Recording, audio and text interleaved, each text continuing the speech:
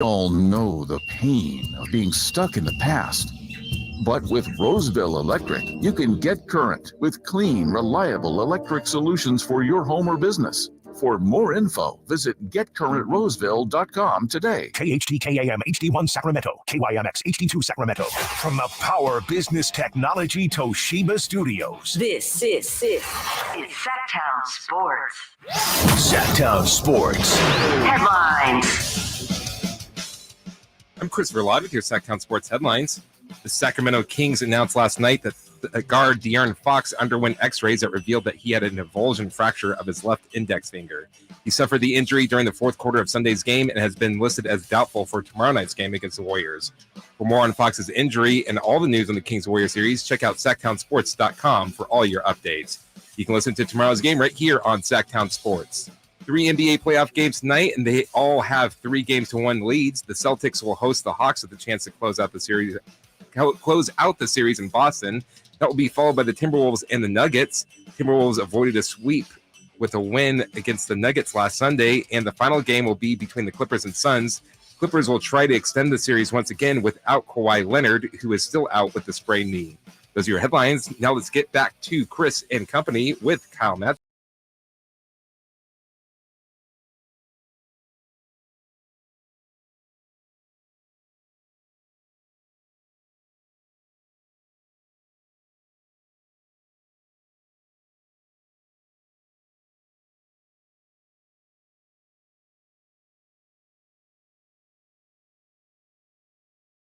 Yesterday. Yep. Check out yesterday's show. It's over. The news of De'Aaron Fox's finger injury came down during our show yesterday, and we threw a lot of stuff at the wall. Yep. As far as what are the Kings going to do? How do they figure this out? Knowing full well that he could still play. He has not been ruled out. They're going to practice today. I'm sure he'll give it a go and see how it goes. Sure, right up to game time Wednesday, be trying to figure it out. Yep. But what I want to do with you today, Chris, is take some of the stuff from yesterday where we said, how are they going to do this? What's the starting lineup look like? Who needs to? We took that. We're going to chart a path to victory today for the Kings. I like that for us. Assuming Fox doesn't play. Yeah. Because that's got to be on the. You really wouldn't give up your fingertip? I really wouldn't. Like, it's, I don't think my specific fingertip would help De'Aaron because I have no touch on the basketball, and I just feel like I would definitely blame You're myself. You're not controlling the fingertip. No, for sure. I just don't, I think it's in my hands. I feel like it's my hands' fault. I have massive hands also. De'Aaron probably has bigger hands, but yeah, it's true. What if it's a conference final game? I just don't think I can help. Like, I just don't. Also, that requires surgery. If De'Aaron's going into surgery, he's missing more time, regardless of whose finger is on. you really thought about this. I'm thinking this through. This is not a joke exercise here, people, okay? It's games 5, okay? We need this guy to play, okay? He's better off with his broken finger than mine, trust me. You do the surgery, and then he's out 8 weeks. He's actually out the entire playoffs now. So, no, I'm not giving up my finger. Yeah, in case you've been living under a rock, De'Aaron Fox officially doubtful with an avulsion fracture in the fingertip on his left hand. That's his shooting hand. So whether he plays or not, we can say, yeah, he will, or no, he won't. We can talk in circles all day. But this gets different for the Kings if we're removing him from the lineup. Because he was there in game 4, he took 31 shots. Right. He's averaging 25 shots a game. He's averaging 30 and a half, 31 and a half. 30 and a half. 30 and a half points a game.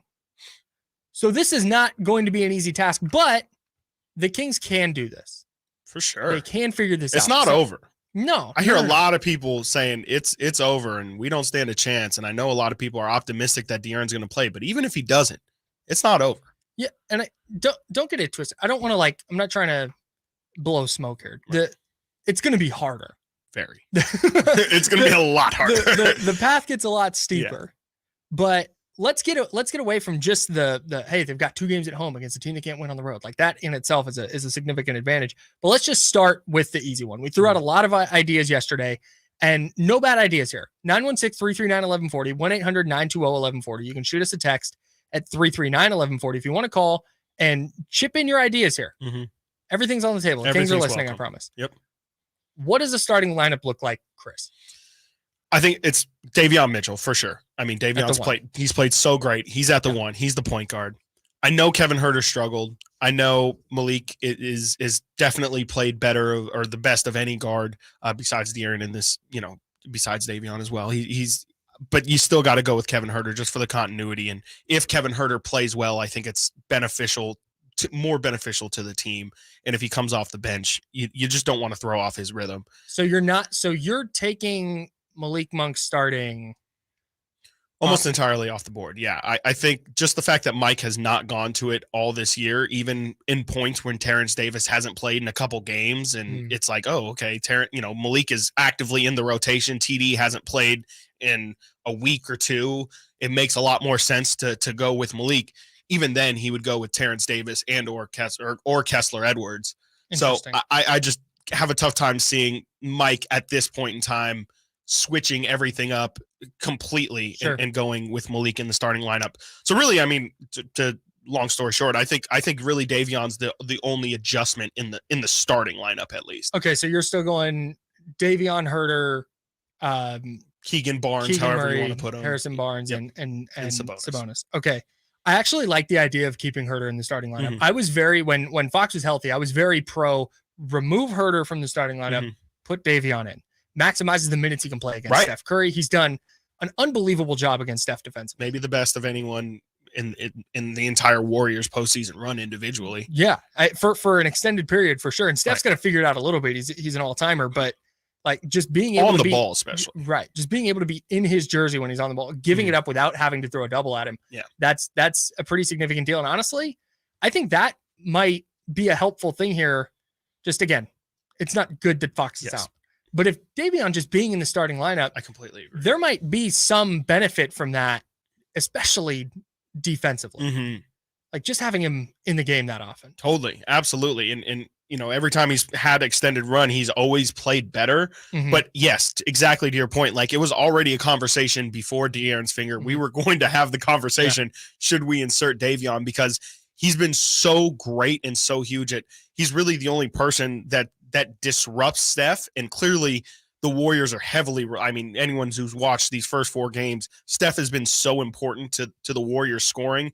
If you can slow him down in any capacity and you can slow him down from the start, to me, that would be a huge advantage. So yes, that is one of the very few positives of De'Aaron's potential absence is, an extended look and run for Davion Mitchell. And just to put a stamp on that Curry point, the Warriors are plus 45 when he's on the court in this series. And when he's off the court, they are minus 38. Whew. So you're saying not good when he's so you're saying it's tough to replace Steph Curry is what I'm hearing. Yeah. I'm going on that limb. Yeah. I'll go out on that limb. Yeah, you can't just put in, Jordan Poole and GP2 and expect to get the same production. And that's where the Kings have eaten into the Warriors lead all postseason. I mean, that's been their goal is those very few, and Steve Kerr has done a good job of limiting how many minutes Steph has been off the floor. He's been playing, it feels like 40 plus minutes for a majority of this series. The Kings they really have to take advantage of those minutes. If they don't, I mean, it's clear that once Steph returns to the floor, it just makes your job so much harder. And especially now with Fox out, that's going to be a huge key for them, is taking advantage of those Steph minutes. And De'Aaron doing a sneaky nice job when having to guard Curry one-on-one. Yeah, for sure. Really Holding his own. ratchet up on that end. I want to stick on Kevin Huerter for just a second here. I almost wonder if Fox being out, and we were trying to go through yesterday and like, you got to distribute 25 shots. Yeah. And it's not like Huerter took 10.5 shots a game during the regular season. He's at 9 in the playoffs. I kind of think just ticking up his volume, like he's a good enough shooter that if you tick up that volume a little bit, like I think that's only going to help him. Yeah. I don't think he's in a place where he's going to shoot and continue shooting worse than 14%. 14% from 3. There's just exactly to your point right there. There's no way it could get worse. Yeah. I mean, knock on wood, I guess. But if I completely agree. To me, Kevin Huerter, I need to see 8 to 10 3-point attempts. I know he's been struggling from the perimeter, and it might sound crazy to some to say a guy who's shooting 14% from 3 over the past 4 games to shoot more, but that's just the position that the Kings are in right now. And that's really the position the entire roster. It's not just Kevin Huerter. Kevin Huerter is probably the most glaring example of this, but they need everybody across the board to step up. And I know there's a lot of guys who have had ups and downs throughout this series. They're going to need everybody to give their A game or at least a effort if they're going to win. And it's not just also if Huerter continues to struggle from three, it's about finding other ways to be productive. I mentioned when De'Aaron's been out, there's been a couple games where Huerter's had 8+ assists. Yeah. Those have been his highest assist games is when De'Aaron doesn't play. Can he contribute help there? Can he get his floater game working? We saw that, in the games he's shooting 14%, but he's still able to get to the rim and get some shots off. Can you still be a threat in other ways? Can he still have a certain sense of gravity to the floor? Everybody's going to have to step up. And Kevin Huerter, to me, is the big one, though. He's the one who really needs to start hitting some shots. And I think Keegan Murray is a perfect example of that. Right. He's figured it out. Is he going to go 5 of 7 from 3 every game moving forward? No. But he got to the mid-range. He got some good looks. He started rebounding. He started hitting some threes. And, okay, hey, welcome to the series, Keegan Murray. Kevin Huerter's been in playoff series before. Yep. This is a matter of, and this isn't getting a guy shooting 14% up to 30%. Like, he's not he's a very, very good shooter. Right. And I think getting him some looks, especially some open looks, really trying to get him going early. We talked a lot about Sabonis yesterday and how he needs to be good, and we'll get to him for sure. But for me, if I'm the Kings early in this game, I'm trying to get Kevin Huerter open. Yes. Because if he sees 1 or 2 go through in the first quarter, you start to feel very good. And now the Warriors, have to defend him differently. Right. Exactly. That's exactly what the biggest thing for Keegan Murray, who went off in game 4. Now, even like you said, even if he doesn't go 5 of 7, which he probably won't again, he now Warriors have to give him a certain level of attention because they've seen what it looks like when Keegan goes off. I mean, really in that game 4, it was De'Aaron and Keegan. And without Keegan going off, that game's really not close. And so they understand that they can't allow Keegan Murray, Kevin Huerter, Harrison Barnes even to go from the Warrior side of things. They understand that those guys have to be contained. And right now, Kevin's, with him missing shots, they don't have to pay as much attention to him. So if he can hit shots, if Keegan can, again, just knock down a couple to be a threat, make sure that they have to lock in on you and give you the proper respect you deserve. That's going to be the key for Kings winning without De'Aaron Fox. Is those other guys have to step up. They don't have to be great, but they have to contribute in some way. You swung me. I came in here ready to argue that Kevin Huerter shouldn't start, but you swung me. You changed my mind. All right, here's what we've got. Here's what we've got coming up. Chris Beerman, Sacramento Bee, covers the Kings, does a great job doing that. He's going to join us at 10:30. You can check that out on YouTube, youtube.com/Sactown Sports 1140. He will be joining us there. Frankie Carticelli will be in studio at 11, again, breaking down what the Kings do without De'Aaron Fox. And then we're going to shift gears to the NFL a little bit later in the show. Danny Kelly from The Ringer, he covers the NFL draft and fantasy football for The Ringer. He's going to join us at 1 o'clock, and we're going to dive into the NFL draft. It's just coming up on Thursday. It's right around the corner, and we've barely gotten into it. So we're going to definitely do that today. John Lynch also spoke yesterday and had some interesting comments. We'll get into those. In 90 seconds, though, who has to be the MVP for the Kings in Game 5 if they're going to win that game? I'm Kyle Madson. He's Chris Watkins. We're going to discuss that next on Sactown Sports 1140. It's Cattles and Rammy. And now we get this De'Aaron Fox news.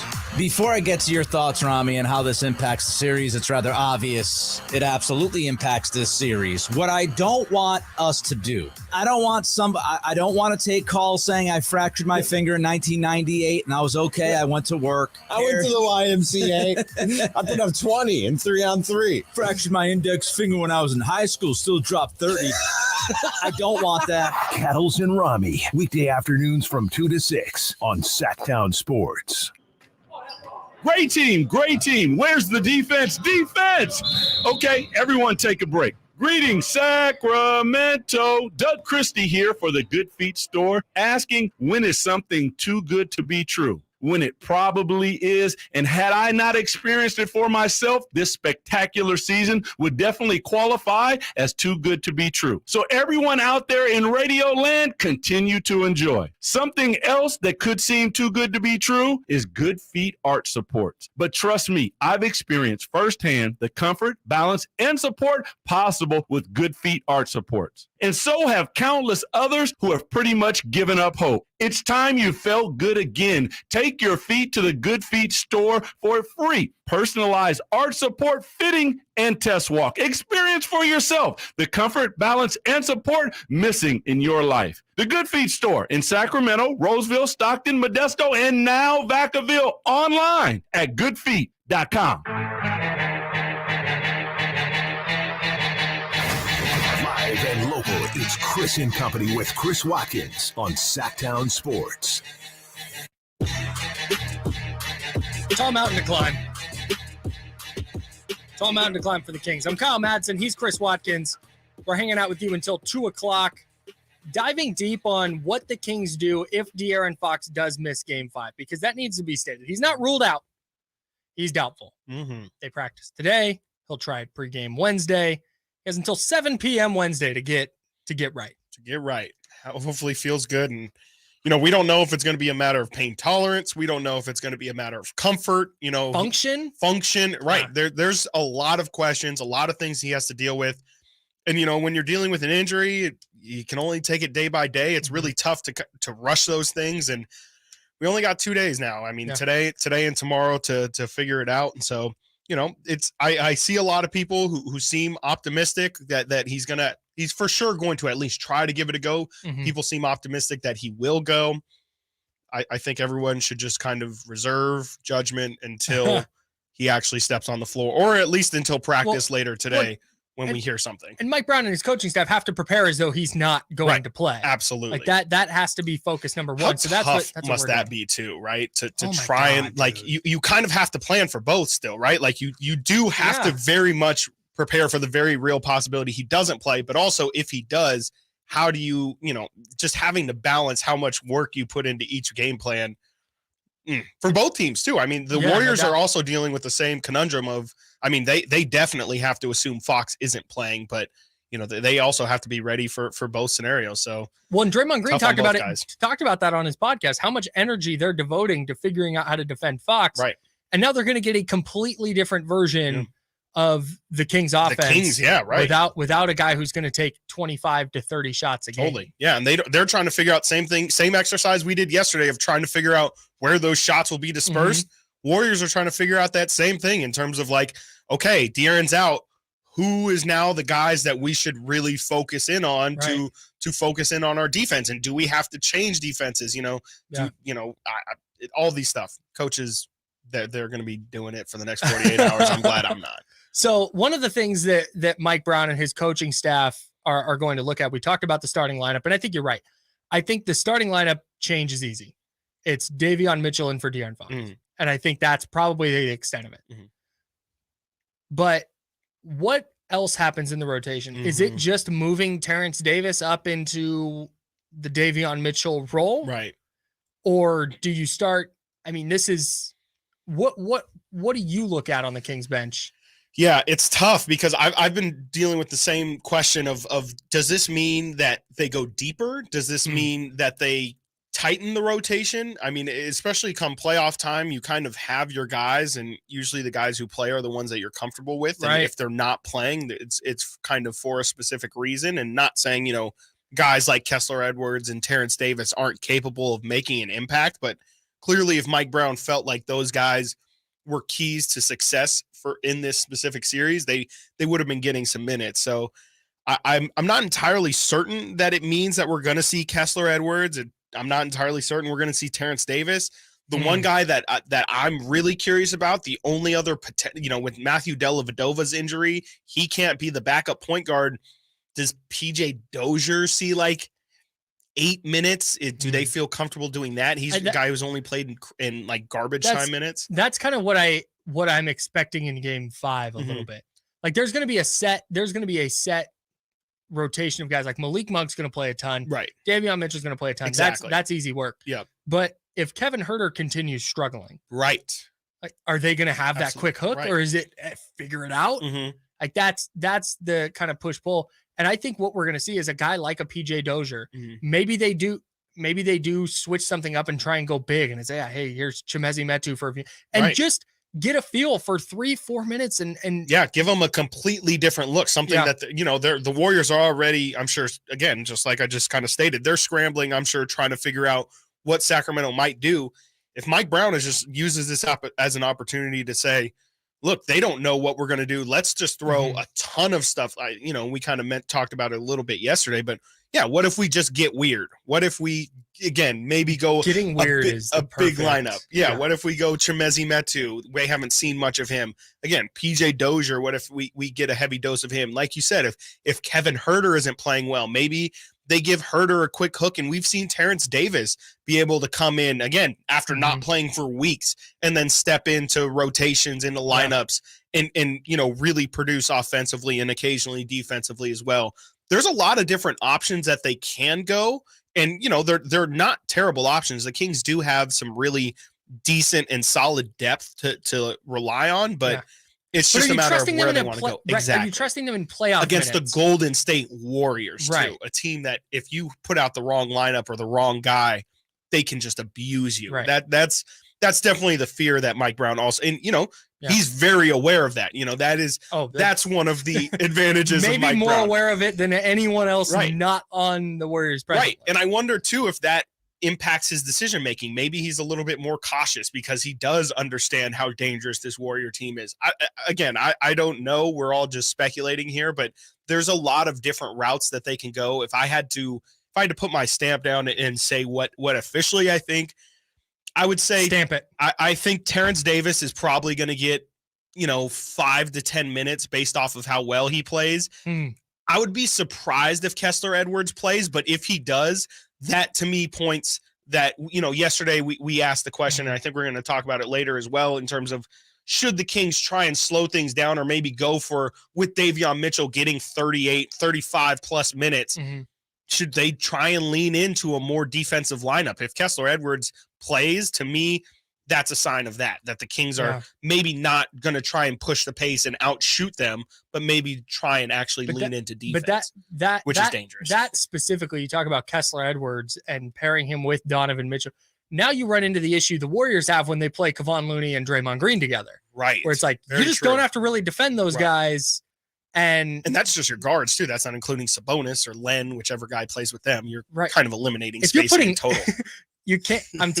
It's not. They're not going to do a Davion, Kessler Edwards, Alex Len lineup. I promise that's not going to happen. There's a 0% chance that happens, because also there's, what too, Sabonis might have to. We had a caller yesterday say, will Sabonis play 48 minutes? He's not going to play 48, but he's going to be on the floor for 42 plus because of that lineup you just threw out there. There's no ball, no ball movement, no playmaking at all. So Sabonis is going to, obviously, and we're going to talk about Sabonis a ton today, but he's going to have a huge role. When we say everything's on the table, within reason. Yeah. So you brought up Sabonis. He has to be the MVP of Game 5 if they're going to win. Yes, absolutely. If the Kings get the victory, it's going to be because Domantas Sabonis had a game like he did, like we saw in the regular season. He might not have the highest point total, right? But it's going to be a 20 plus point, 12 plus rebound, 8 plus assist game for Domas. If the Kings realistically want to even have a chance in this game, in my opinion, I don't see any possible route to victory that doesn't involve Domantas Sabonis being the Kings' most important player. So I have a couple of other names that I want to throw at you. Sure. Because I think I'm with you. Like it's also it's the other all-star on the team. So it's the obvious choice to go. Right. To. Your A players have to be your A players. And big. We talked about that yesterday. But I think there's a path where maybe Sabonis has 15 and 13 and 5, like a really good game. Yeah. But if you get what you got from Malik Monk in Game 1, sure, where he just took over stretches of that game. Hey, need a big shot. Here's Malik Monk. Hey, Warriors on a run, gets to the free throw line, gets a couple of free throws. He went 14 for 14 from the line. Right. He's the other player that I look at, and there's one more, but Malik's a guy, and that's why I brought him up as a starting lineup option. Yes, because for sure. I think when you're distributing Fox's 25 shots, like a bunch of those are going to go to Malik because that's creation, that's shot making. Right. I don't know who else you really trust to do that. I think he's going to have the ball in his hands a lot. He definitely is. He's especially just bringing, Davion can bring the ball down, but he's not, once the ball's in the half court offense, he's not really orchestrating much. Like, it's kind of Malik's most underrated thing, but here in Sacramento, we almost talk about it so much it's no longer underrated. But nationally, I don't think people fully understand that, yeah, Malik's a really good playmaker. And, if you put the ball in his hands, he can find the open man. But there's also just so many times part of having the ball in Malik's hands so often is you get a lot of mistakes. Sometimes he's not, he's pretty sloppy with the ball. He'll make some poor decisions. He'll take my biggest concern about putting the ball in Malik's hands is that he's going to try and do too much, especially in a game where De'Aaron's not here. I could see this being an opportunity where maybe Malik is like, okay, De'Aaron's not here. I'm the team's other big scorer. Yeah. It's me time. And maybe we see a little bit too much Malik. I think the game will have to dictate how much they need Malik Monk, because if it is going to be, a shootout and the Kings are going to try and go up and down, that's going to be big for Malik. But if they're going to try and slow things down and, really drag out possessions, I don't want to see Malik Monk with the ball every single time that they're heading down the court. Who else needs to step up for the Kings, and what's the vibe in that locker room going to be like? Is this something that they can bounce back from? We're going to ask Chris Beerman, covers the Kings for the Sacramento Bee. That's coming up next right here on Chris and Company. I'm Kyle Madson. That's Chris Watkins. This is Sactown Sports 1140. Are you ready to hear this on Sactown Sports? Hand off McCaffrey. Touchdown! San Francisco! Or how about this? Feel super, baby! The five-time Super Bowl champions, and they're looking for number 6. Catch every Niners game during the 2023 season On your home for the 49ers. Sactown Sports. Let's be real. Mopping is a hassle. You have to fill the bucket, pushing a wet, heavy mop around, then cleaning the mop when you're done so it doesn't grow bacteria. A hassle on top of a hassle. Try Swiffer Wet Jet. With Swiffer Wet Jet, you start with a fresh pad and cleaning solution every time. And when you're done, you just toss the pad. Swiffer Wet Jet, the faster, easier, cleaner way to clean your floors. The folks at M&S Auto know that inflation is tough on everybody. If you need an excellent, gently used car or truck, M&S has hundreds of vehicles on the lot on El Camino, just off the Cap City Freeway. M&S customers get great deals and they save thousands. Get a great deal now on super clean 4x4s, including Tacomas, Silverados, and Jeeps, and muscle cars, Challengers, Teslas, Mustangs, and even the occasional McLaren. M&S Auto, msautogroup.com. I'm Ken Korak with your Green and Gold Report, brought to you by Xfinity 10G, the next generation network. Well, the A's are hoping that outfielder Brent Rooker is a classic late bloomer. After a storied career at Mississippi State, the Twins made him a high pick back in 2017. But now the A's are his fourth organization. But at the age of 28, he's making the most of playing every day. Through the games of April 17th, he was batting .324 with 4 homers and 11 RBIs. You can't host movie night on your phone's hotspot. It's time for real home internet on the Xfinity 10G network. The future starts now. New customers can get 200 megabit Xfinity internet for just $25 a month for 2 years during our Xfinity 10G network launch celebration, now through April 23rd. Go to Xfinity.com/10G, call 1-800-XFINITY, or visit a store today. Requires paperless billing and auto pay with stored bank account. Restrictions apply. Taxes and fees extra. After promo, regular rates apply to internet service and devices. Actual speeds vary. Selling your home can be stressful. Scott Marsh here to tell you about Bridgehaven Homes. They are a local home buying company that offers homeowners an easier way to sell their home. Bridgehaven Homes gives you an all-cash offer for your home, no matter what the condition, within 24 hours.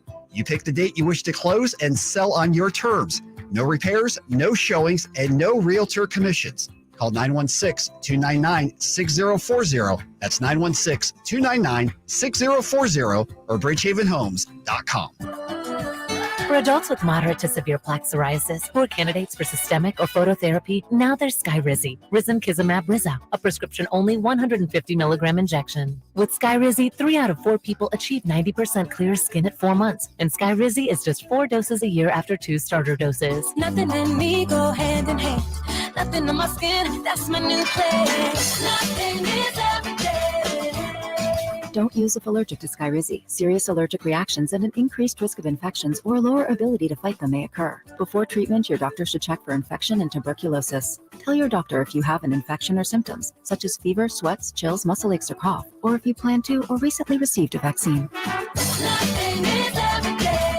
With Skyrizi, you could achieve 90% clearer skin. Ask your doctor about the #1 dermatologist prescribed biologic in psoriasis and visit skyrizi.com or call 1-866-SKYRIZI to learn more. It's a myth to think you don't play golf well enough to get fitted for golf clubs. The professionals at the Hagen Oaks Player Performance Studio would argue that playing the game with golf clubs properly fitted to your body and swing characteristics is the best way to improve your game and have more fun on the golf course. With a professional staff of fitters, all the major brands of equipment, and cutting-edge technology featuring TrackMan, the indoor-outdoor Hagen Oaks Player Performance Studio is worth a look.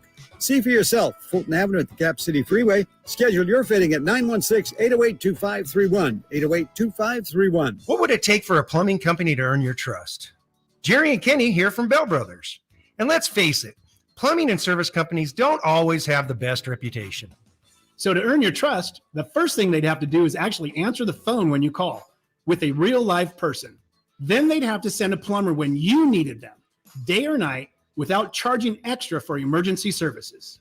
A trustworthy plumber would show up on time, wearing a clean uniform and name badge, and be able to show that they had passed a background check and drug test.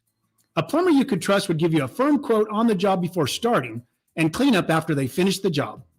That's exactly the plumber you'll get when you call Bell Brothers, a plumber you can trust. Call Bell Brothers right now for all your plumbing needs.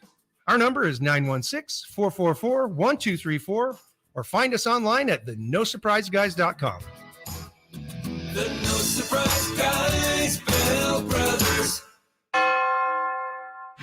Sactown Sports Headlines.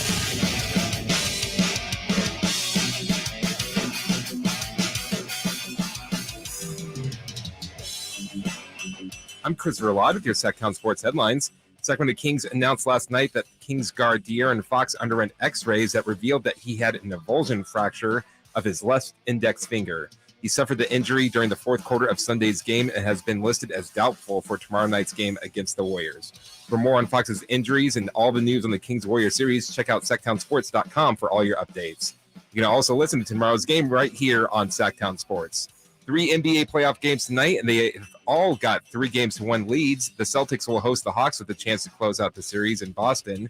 That will be followed by the Timberwolves at the Nuggets. The Timberwolves avoided a sweep with a win last Sunday, and the final game will be the Clippers at the Suns. The Clippers will try and extend the series once again without Kawhi Leonard, who is still out with the sprained knee.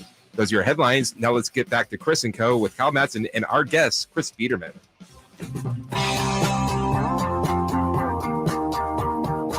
Sitting at your desk, watch Chris and Company now. YouTube.com/Sactown Sports 1140. Moving right along here. Talking a lot about De'Aaron Fox's injury. Officially listed as doubtful with an avulsion fracture in his left index finger. And we're trying to chart a path to a Kings victory sans De'Aaron Fox. And to help us do that, we're going to have Chris Beerman of the Sacramento Bee joining us now. You can check us out now on youtube.com/Sactown Sports 1140. You can watch Chris there. Chris, thanks so much for hopping on, man. How are you? I'm fantastic. How are you guys? Doing terrific. Figuring this out as we go. De'Aaron Fox, doubtful to play. Do you what are the chances in your mind that he actually suits up for Game 5? Yeah, I would say something like 50-50, right? I mean, you remember when Domantas Sabonis suffered an avulsion fracture to his thumb. He missed one game and then was back. So, I think there is an element of maybe gamesmanship when it comes to listing off these injuries. And I think that the Kings, of course, are going to continue testing De'Aaron and see how he is at practice today before making any decisions. But I think, it would be 50-50. It's obviously a huge game. But the Kings do have the benefit of tomorrow's game not necessarily ending their series. Even if the Warriors do come here and win, they still have opportunities to win in Golden State and Game 7 back in Sacramento. Mm-hmm. So it's obviously a very important game, but it's not going to be the defining game of the series potentially. So I think ultimately it's going to be 50-50, and we'll have a better idea today after practice in a couple hours.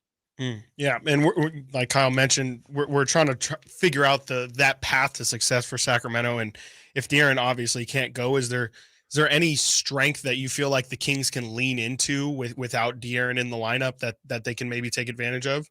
I think it's, without De'Aaron, it's going to be about 3-point shooting. Like, I think it would have to be one of those games where the Kings just shoot 55% from three, and ultimately have that carry them. I think just given how valuable Fox is to the offense when, schematically the Warriors are taking away dribble handoffs or making things difficult on Domantas Sabonis, or taking away the other outside shooters with their ball pressure and defense on the perimeter, then Fox can just kind of do his thing and take somebody off the dribble and go score. When you don't have that, then it becomes dependent, I think, largely on 3-point shooting. Like, if the Kings have gotten a lot of good looks this year or in this series, and they've just not made many of them, with the exception of Game 4 when they finally made 40% of their threes. Right. But if they, I don't think there's a world in which they win Game 5 without a hot shooting game from the perimeter. If Fox isn't out there, and unless maybe Malik Monk has 35, and maybe Davion Mitchell scores 17 points, and maybe you get the random Trey Lyles 18-point game where he hits 4 of 6 threes, right? Like, there are certainly, you go through the Kings season and you could find different games where you get the Trey Lyles game, you get the Malik Monk game, you get a bunch of bench points, you get a bunch of random performances, and then it's like, the Kings are pretty deep, right? And that's been kind of a theme from the season, but it hasn't really been that way for the playoffs, particularly games 3 and 4 in Golden State, where you didn't get a whole lot from those ancillary players on the road. And obviously the adage is, in the playoffs, your role players play better at home. So that's what benefits the Kings here a little bit, the fact that Game 5 is at home, and they might be able to get better scoring performances from some of their ancillary players. Perhaps Keegan Murray has another good game where he scores 20 points. Maybe, Kevin Huerter, he's going to be huge. I think Kevin Huerter is probably the biggest indicator when it comes to how Game 5 is going to go. If he's not hitting threes like he hasn't in the playoffs, he's 3 of 21, I think, something like that from 14%. Yeah, which isn't great. Obviously, a guy who shot over 40% from three during the regular season. So if Kevin isn't hitting threes, then I think the Kings are obviously going to have a hard time. But if he does hit threes, I think that could open things up for everybody else, because the Kings already have gotten a bunch of good looks from three. So that to me is going to be the defining factor of the game. If De'Aaron Fox doesn't play, can the Kings hit enough threes to keep up with the Warriors? Talking with Chris Beerman, covers the Kings for the Sacramento Bee. And Chris, I went into this game before the De'Aaron Fox injury. I was thinking, hey, maybe they make a switch and take Kevin Huerter out of the starting lineup. He only played 21 minutes in Game 4. They had a really quick hook. But now it looks like Davion Mitchell is going to have to go in for De'Aaron Fox. Is that the only change you see to the starting lineup coming? Yeah, probably. I mean, maybe you try Malik Monk, but I don't know. I think you might see the bigger changes would probably come at the back end of the rotation. I know Mike Brown had mentioned that Kessler Edwards was going to get some consideration, and I was a little surprised Edwards hasn't played more meaningful minutes through the first 4 games of this series, just because he gives them a defensive element that they don't really have. I thought, maybe in Game 4, had Keegan Murray not come out and played well offensively, then Mike Brown would have said, well, if Keegan's not hitting shots, I'm going to try to get more on the defensive side by putting Kessler Edwards in his place. But that, obviously Keegan had a really good shooting game and perhaps broke out of his slump. So, but I think at the back end of the rotation, it might be something like Kessler Edwards just getting more time, because he's somebody, when you're playing the Warriors, Kessler Edwards can probably guard 1 through 4 and maybe even 1 through 5 if Draymond's on the floor instead of Kevon Looney. So I think that defensive versatility could be an adjustment that the Kings go for. But in terms of the starting lineup, I don't know that you really tinker too much beyond just inserting Davion Mitchell, because Davion played really well at the starters all year, and that was I think the Kings' second best lineup statistically from a net rating perspective was Davion with the starters, and so that's that's not a foreign lineup at all for those guys. And so I think they feel confident that they can operate at a pretty normal level with the rest of the starters. Yeah, Chris, you mentioned Keegan Murray there and his huge performance in Game 4. How important is it for the Kings now, especially if they don't have De'Aaron Fox, for Keegan to have that confidence and to find consistency in these remaining games? Yeah, I think you can make a case that Keegan Murray is the Kings' best shooter, right? Like, and right. I think that he's showed a little bit more confidence as the season went along. That hey, maybe he can get to his mid range off the dribble. He's probably not a great finisher at the rim yet, but he can get to the mid range, and we saw that, and we obviously know how impactful he can be when him and Domantas Sabonis are working the dribble handoff game as effectively as they have all season. So I think that was really the big takeaway, or one of the big takeaways for the Kings coming out of Game 4 was just, okay, Keegan Murray got going, and like I said, the 3-point shooting is going to be a huge determining factor if De'Aaron Fox can't play. And I would imagine that Keegan Murray is going to lead the Kings in 3-point attempts, right? Or at least be up there, top 2 or 3. So, yeah, it's really important. I mean, the Warriors don't have, if there's an area to attack the Warriors, it's probably on the wings, right? They're a guard-heavy team. They have Andrew Wiggins, but aside from Wiggins, it's not. And I guess Draymond Green, they don't have a ton of like long, athletic perimeter defenders, right? So that's given Keegan is 6'8", 6'9", and can shoot, can put on the floor a little bit. He potentially poses the Warriors a matchup issue that maybe nobody else on the roster really does, unless you get a hot shooting night from Harrison Barnes, which we haven't seen yet this series either. So I think Keegan Murray is along with Kevin Huerter, those guys are probably the two biggest X factors in my mind going into tomorrow. Chris Beerman, Sacramento Bee, covers the Kings, joining us now.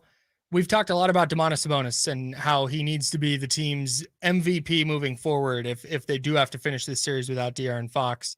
What adjustments does he need to make to be more effective? Just needs to be more aggressive, I think.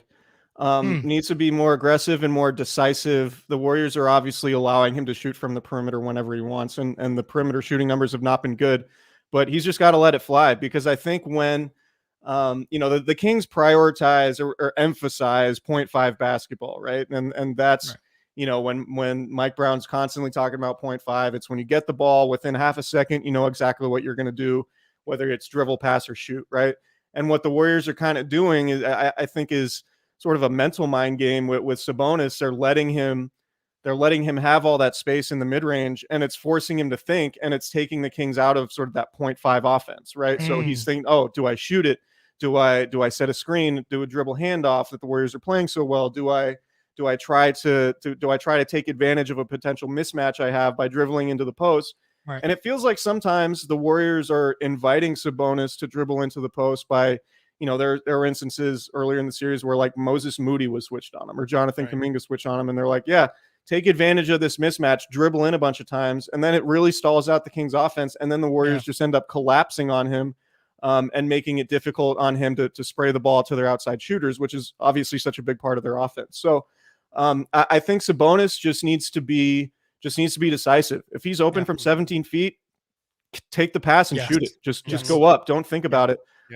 Or if he's not going to shoot it, like go catch the ball and then go do your dribble handoff, set a screen. I think his screening has probably been the best thing he's done this series because he hasn't been scoring as effectively.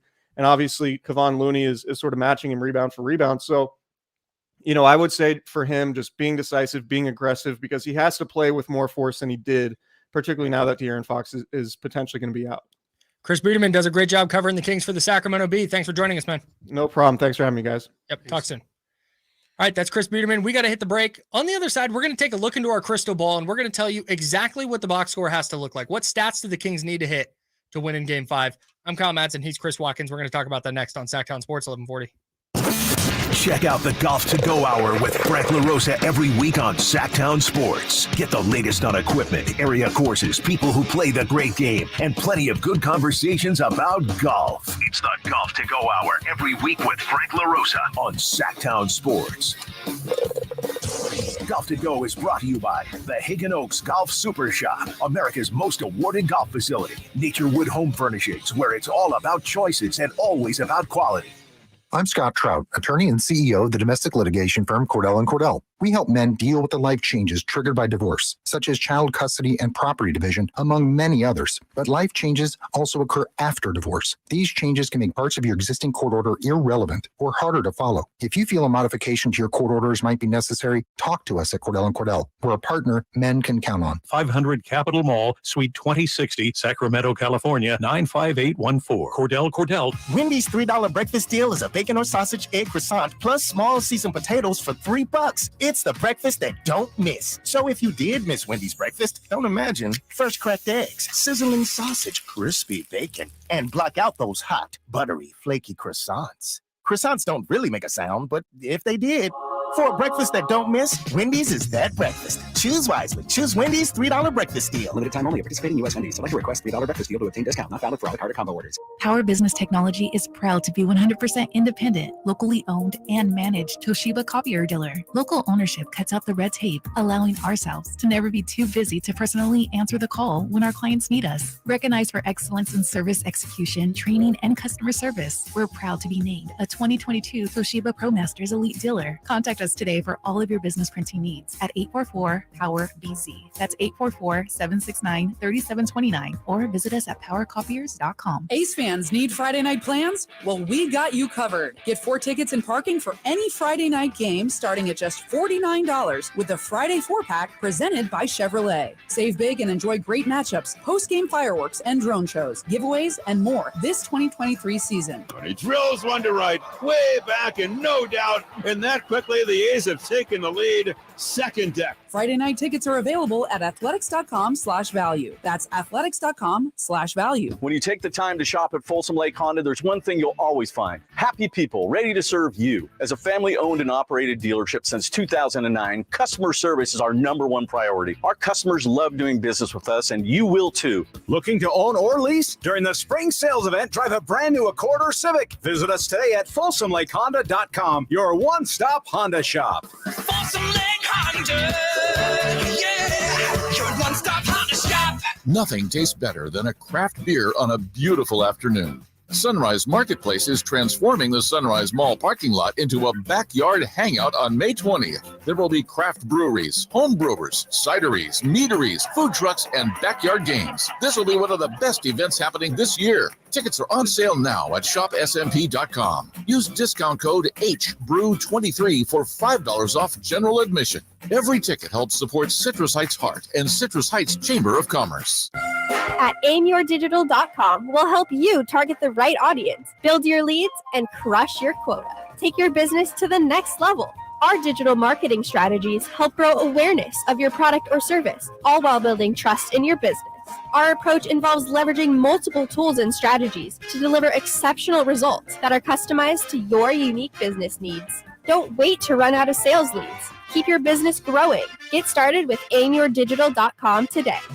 Hey guys, did you know there's a generic form of Viagra that works just the same, but is 95% cheaper, and you can get it online? Just go to 4hims.com/joy. Through Hims, you'll get a free medical consultation, discreet shipping if prescribed, a 100% online process, and trusted generic alternatives to the name brands at up to 95% off. That's right. Get generic for Viagra, the same active ingredient as brand name Viagra, but for 95% less. It's the same medication, still prescribed by a licensed medical provider, but with zero copay, no expensive appointments, and no awkward face-to-face conversations. To start your free online visit, you need to go to this exclusive address, 4hims.com/joy. That's 4hims.com/joy for your free online visit. FORHIMS.com/JOY. Prescriptions require an online consultation with a healthcare provider who will determine if appropriate. Restrictions apply. See website for details and important safety information. Subscription required. Price varies based on product and subscription plan.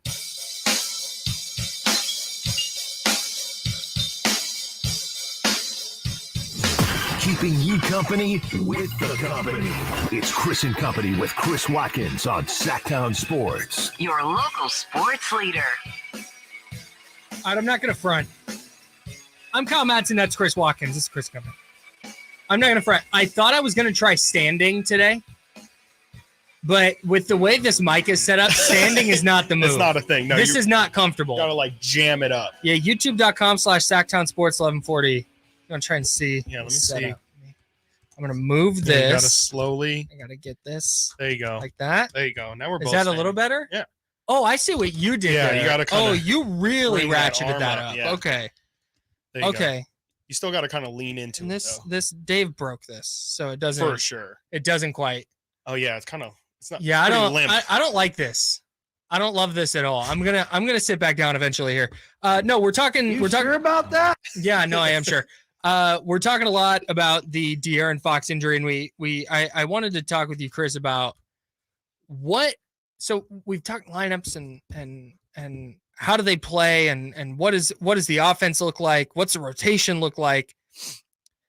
Just the stats. What if there's a box score at the end of the game, or when there's a box score at the end of the game, if a Kings W, they go up 3-2 in the series. Yep. I want to run through some of the stats that they have to hit. Like they got to get to this number in this area. And the first one is something that we talked about with Chris Beerman, is they have to shoot 40% or better from three. Yeah. That's step one for me. They can't have one of those 33% on, especially if they're shooting a ton of them. Right. They have to go 40% or better again. Yeah. Like they did in game 4. Yeah. I'll say, absolutely. They need to hit their threes for sure. 40% is more a benchmark, but like they have to shoot the ball at an average or above average rate, right? Like they have to be able to knock down their triples just for the mere fact of keeping up with the Golden State offense as well. Like the amount of threes just by volume that Golden State takes and can potentially make, you're more than likely going to have to hit some triples yourself if you want to just keep pace with them, especially, again, if this is without the scoring of De'Aaron Fox, you're going to have to play the math game a little bit in order to keep up with them. So threes are going to be massive, and Chris did a great job of laying out exactly how and why they're so important. That just answered another question I had about this game. And frankly, the rest of the series, as long as De'Aaron Fox is out, I was kind of wondering, like, do the Kings maybe try and just grind this out? Yeah. And just slow it down?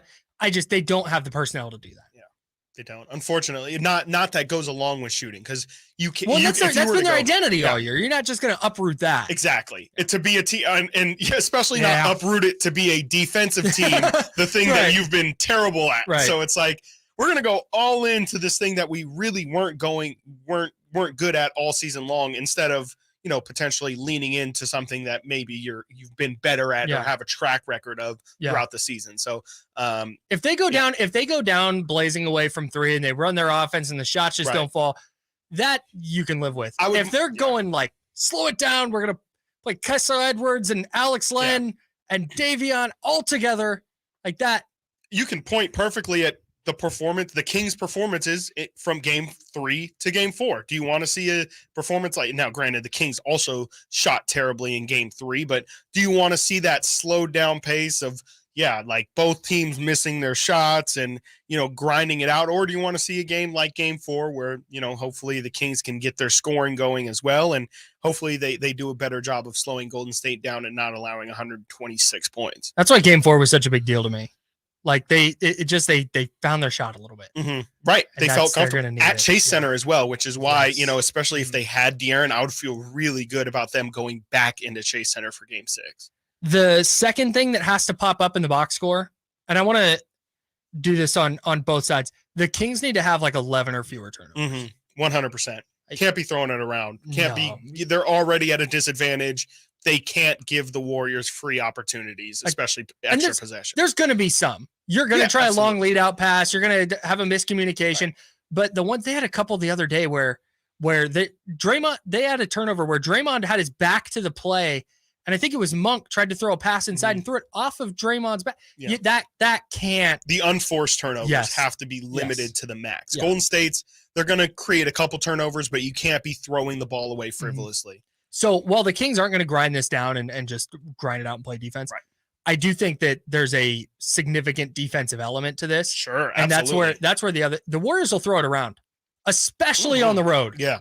Especially on the road. If you can force Golden State into 20, 21, 22 turnovers, and then you're getting out and getting 18, 20 points off turnovers, and you're getting 15, 16, 17 fast break points off of that. That's where you start to, okay, now you don't need necessarily to get into the offense and figure out how you're going to do it without Fox. Right. You're just creating offense via defense. Right. Absolutely. And that defensive intensity was there the first 2 games at Golden One Center. They're going to have to bring it, and hopefully they can. Also, a big part of that is the whistle. They're going to have to, they're going to have to establish set the tone of physicality from the jump. It's a great reason why Davion Mitchell is starting, or great. It's good that Davion's starting for that reason, because he can really set the tone for how he wants to defend Steph Curry, and the refs will have to adjust, or Davion will have to adjust accordingly. Honestly, like the crowd can impact that too. Absolutely. Like that, JJ Redick said that on ESPN. He was like, the refs are being influenced by the crowd. Great. Fine. Then go influence. If you're a Kings fan and you're in the building at Golden One Center, go influence the refs then. Yes. Be loud. Like that's we talked about the crowd's going to matter as much as anything. Absolutely. I think a big part of that too is Kings. This isn't necessarily a stat to me. Paramount that they get off to a good start. It's huge that they if they can get an 8-point lead in the first quarter, that's massive. But most importantly, don't go down by 8 to 10 points in that first quarter. You want to get that crowd into it and keep them involved in the game as long as possible. The Kings' chances of winning is directly proportional to the loudness of the cowbells. I see no lies. I see no lies at all. Those things stick together. You can get started out at Golden One Center, by the way, with Cattles and Rammy. They're going to be broadcasting live from Doko right outside of Golden One Center. That's 2 to 5:30 tomorrow for Game 5 between the Kings and Dubs. They'll lead you right up to game night. Scott Marsh and Henry Turner will also be out there. So come on by, see the guys, get ramped up, and then head into the game and get super loud and help the Kings get off to the fast start that they need. Let's put a pin in this box score stuff because I want to run it by our guy, Frankie Carticelli. He's going to be in studio with us on the other side. I'm Kyle Madson. He's Chris Watkins. What does a Kings win look like? We'll tell you next on Sactown Sports 1140.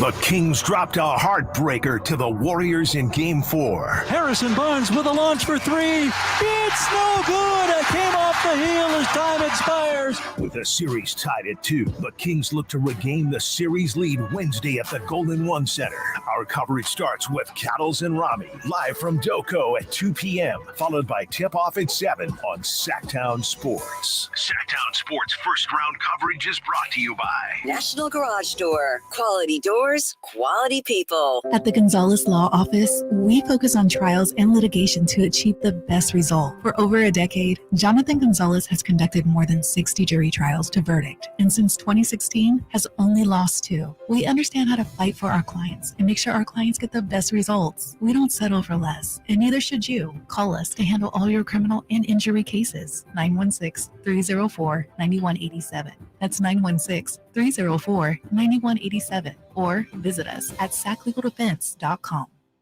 Bonneville International Radio Station contests are open to participants at least 18 years of age and older that are residents of California and who reside in one of the 6 counties that make up the Sacramento metro area, unless otherwise specified. Employees or agents of the station, Bonneville International Corporation, other area radio stations, or any entity associated with the contest are not eligible to win, unless the station otherwise specifies in its own discretion. Persons who have won in the last 30 days from a station contest or event may not be eligible. For a copy of the general contest rules, visit khtk.com.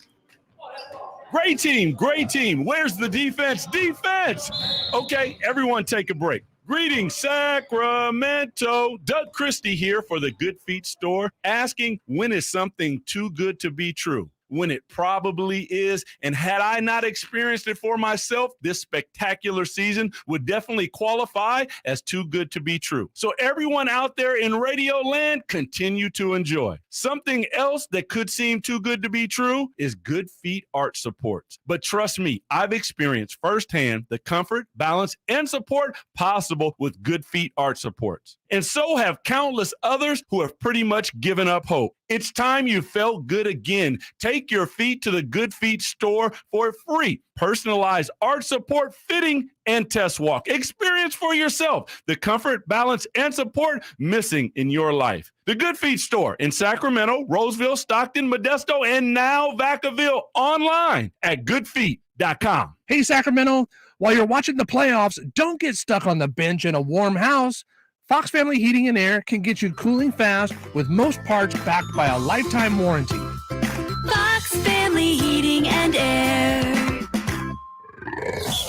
KHTK AM HD1 Sacramento, KYMX HD2 Sacramento. From the Power Business Technology Toshiba Studios, Your home for the Sacramento Kings. It's Sactown Sports. Sactown Sports. Headlines.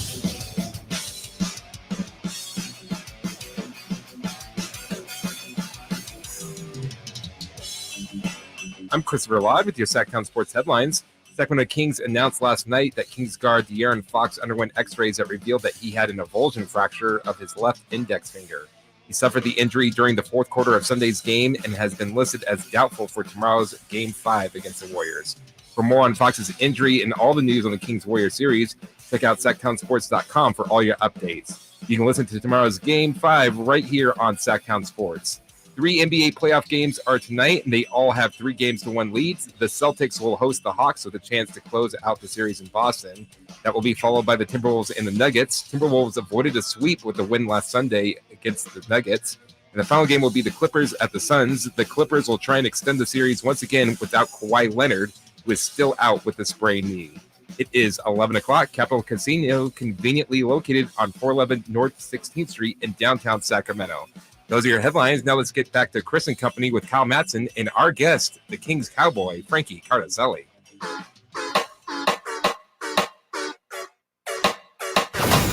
Live and local, it's Chris and Company with Chris Watkins on Sactown Sports. The Kings Cowboy?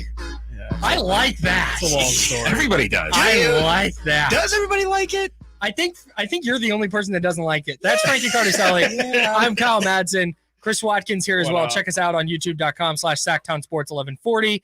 Frankie, I want thanks for coming in. You're on your way to practice. Yeah. Sactown Sports Kings beat writer. I want to loop you in on this conversation we've been having all morning. We're trying to kind of chart a path to victory for the Kings if De'Aaron Fox doesn't play, because there's still a chance that he can. And I want to go through some of the statistical musts for the Kings with you that we've been rolling through. The first one we had was they had to go 40% or better from 3. Your thoughts? Yeah. I mean, great. Especially if Fox is out. Off to a good start. Absolutely. Yeah, I'm right there with you. We talked a little bit yesterday about maybe they try and just go defense heavy and try and slow the game down, but I think that's too far of a departure from their identity. If Fox is unable to play, the shooting has to be. I don't want to say immaculate, but I mean, you're going to need Harrison Barnes, Kevin Huerter, Keegan Murray, Trey Lyles needs to wake up. You need a lot of shooting. Yeah.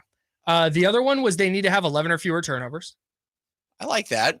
That's a good goal. Is it realistic? I don't know, but is it a good goal? No, definitely. But I think if you fast forward to the end of the game and you're given a box score and the only thing you see is turnovers and it's Kings 18, right? Like that to me, that's going to make it really tough to win, right? Especially when the Warriors, again, the Warriors are a team that averages the most turnovers of anybody in the league. It goes both ways too. It's like the Kings need to not turn the ball over, and on the same side, they need to make sure to force Golden State to get to that 18, 19, 20 turnovers like what we saw in game 1. It feels to me like, especially on the road, like when you can get Golden State to compound their mistakes, that's when they tend to kind of let things slip, and that's why they finished 11-30 on the road this year, right? Yeah, and that's what kind of benefited the Kings in games 1 and 2. I think they capitalized on Golden State's turnovers, especially I believe in game 2 they capitalized. And the Kings, I mean, 52 turnovers over 4 games? Math, what is that? 11, 13? I think so. Yeah. So yeah, I mean, 52 divided by 4 is 13. Boom. Math whiz. I believe you. I trust you. What camera? I like it. That one right there. That one? Okay, great. Yeah, I'm killing it. So let's introduce the next one. I think they have to have 15 or more offensive boards. Yes. Like creating second chance points when you don't have De'Aaron Fox and his 25 shots creating. Like that's where I think a lot of the offensive creation is going to come from. And it's going to come down to Domantas Sabonis. I mean, I think that adds a little more pressure to him and what he's bringing if De'Aaron Fox is able to go. Right. Especially because he's going to be setting the table more times than not on the offensive end. I mean, Davion Mitchell has played very well this series. He hasn't really been a distributor or much of a scorer to that end. So I'm not going to sit here and expect Davion Mitchell to score 20 points, which I think he's capable of. I think we've seen it before when, again, there were games at the end of a season last year and when the Kings were out of the playoff race, but he played very well in a starting role. Yeah. But I'm not going to expect that from him. I'm going to expect Domantas Sabonis to move the ball around. I'm going to expect him to be aggressive on the glass, go against Kevon Looney, go against Draymond Green. Right. a lot of weight's going to go on his shoulders if De'Aaron Fox isn't able to go. Yeah, to me, sorry to cut that offensive rebounding number is going to be massive because if they, I think that they're going to have to go with a lot of Sabonis in tomorrow's game. Obviously, Sabonis is an incredible offensive rebounder. Alex Len has also made an impact in the offensive glass as well. You see him tipping balls out when he's on the floor out there. Kings also, I looked this up. Kings averaged 12.3 offensive rebounds versus Golden State this season during the regular season. That's the most of any team that they faced all season long. Gosh. So this is if they are going to dominate the glass, Golden State does leave that opportunity open, and that's something that I would look for the Kings to really try and exploit. And maybe, me and Kyle talked about, or mainly me, I won't put this on Kyle's shoulders. I mainly threw out just the Kings getting weird, and maybe we can see any lineup being thrown out there. But, maybe the Kings go with a bigger lineup. I said, Sabonis and Len, maybe not that, but maybe we see, Chemezi and Alex Len, or Chemezi and Trey Lyles go out there, just maybe getting weird. Or are you expecting maybe some wild rotations, or some guys that we don't expect to see? Yeah, I'm definitely intrigued to see. I mean, first and foremost, I just a hunch. I don't know yet. We haven't gone to practice yet. I feel like De'Aaron Fox will try to give it a go. That's just my gut feeling. He's going to try it. Well, no. Sure. I mean, an hour and a half, we're going to be at practice, and as soon as we walk through those doors, if he's out there shooting a basketball, you feel pretty good about him. I can't wait for the 7 people I follow that are all going to tweet the same video. Thing. De'Aaron Fox is on the practice floor. He's on the practice floor. That's really how it is. It's appearance. He's out here playing. He's practicing. You got to get the words out first. The video, that takes a little bit too much longer. I need a full report. Here's what I need from you, Frankie. The video, fine. But putting up jumpers in practice is not what I care about. I need to know his gait. Okay. I need to know his demeanor. Okay. How is he clapping his hands? Is he high-fiving anybody? Yep. At the little end, things. People were analyzing. I mean, these are details. Sean Cunningham had a great video. I don't know if you saw it, but it was on Fox the whole time after that, after he supposedly broke his finger. And he was, again, there's adrenaline. People are pointing to adrenaline, and I think some sports doctors on Twitter, which I don't know if you guys have dove into that. Yeah, I don't know how much you can trust sports doctors on Twitter and YouTube. There's a lot of videos where it's like De'Aaron Fox's index finger. Why he might be able to? I'm just like, if you're a doctor, you can say typically here's how this injury goes. Right. It's here's the normal. You can say but if you're trying to say something definitive, and you've not evaluated the person, put your hand on the finger, you don't know for sure. Right. You can have an educated guess on what, but if you don't. Absolutely. And there's so many people out there who I've seen who are like, De'Aaron Fox 100% go. Here's example X of player who did this. And, here's, when I was in high school, I did this. And, it's like, guys, again, every individual injury is its own unique entity. We don't know how they're going to bandage it. Something I am interested in, actually, I do say, you can't compare player X to player Y, but I saw that you also brought up yesterday the Kobe injury, the fact that Kobe went through something kind of similar. Can you just talk about what you learned about Kobe and how he had to deal with that right index finger as well? Yeah, apparently, again, like we just talked about, I don't know if the doctor that saw Kobe's finger is going to see De'Aaron's finger, but in writing, they're very similar injuries. Right. The same finger, dominant shooting hand, the tip of the finger. Apparently, it really hurts. It affects. I would imagine broken finger. It's a pain tolerance thing. But check out SactownSports.com for more. Of course, but as we know, and this is Kobe Bean Bryant we're talking about here. He went on to win Finals MVP and took the Lakers on that run. Right. The wrap he had and the brace he had on his finger, he had to relearn how to shoot the basketball. He had to learn how to balance and shift his weight to the middle finger and use his index finger as kind of a guide. So completely reteach himself how to shoot a basketball, pretty much. So De'Aaron has 48 hours to do that. Yeah, and is it possible? Sure, maybe again the pain tolerance thing. We don't know how he's feeling. We're gonna see. It's kind of the same thing we were going through during that limbo with the Sabonis injury, where we thought the sky was falling. I think it was Christmas Eve. We all thought, I don't know, that update has ruined my Christmas, but how they're saying his hand, he wouldn't be able to hold a can. I think James Ham had a good. He described it as, well, Sabonis can't hold a can. De'Aaron Fox have trouble opening a can. That's like the discrepancy between the injuries because they're both avulsion fractures. Right. So I think that if he wraps that finger and he does wear padding, it's not going to be the same at all. He's going to have to relearn how to shoot the basketball and balance that, like how Kobe did, and dribble the basketball too. It's a whole other issue. And that's the question for me is like, okay, let's put De'Aaron, wrap up that finger. Let's pat it. Let's say he figures it out.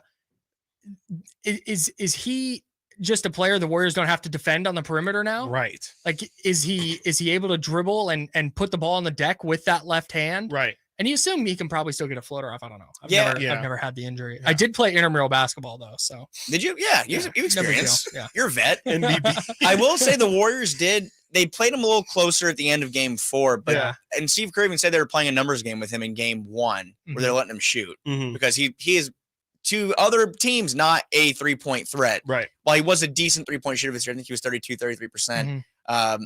In last game, he kind of showed again he's able to knock him down. I think game 2 or game 3. He's hit every big three in this series. Yeah. It's been unbelievable. Yeah. So maybe in those cases, they'll play up on him. But yeah, maybe if he does play, they do sag off. And that's where you see more doubles happen. And maybe they force him to penetrate the key. I don't know. But it might change his approach, both of the team's approaches. Want to remind you that first round playoff coverage on Sactown Sports. We're keeping the vibes good today, guys. Yes. Doom and gloom was yesterday. Vibes are strong today. I feel good. I feel fine. This is part of the reason the vibes are strong. It's because of National Garage Door. First round playoff coverage on Sactown Sports is brought to you by National Garage Door. National Garage Door. Quality doors, quality people. You heard it here. More stats. We talked about the offensive boards. I think that has to lead to 20+ second chance points.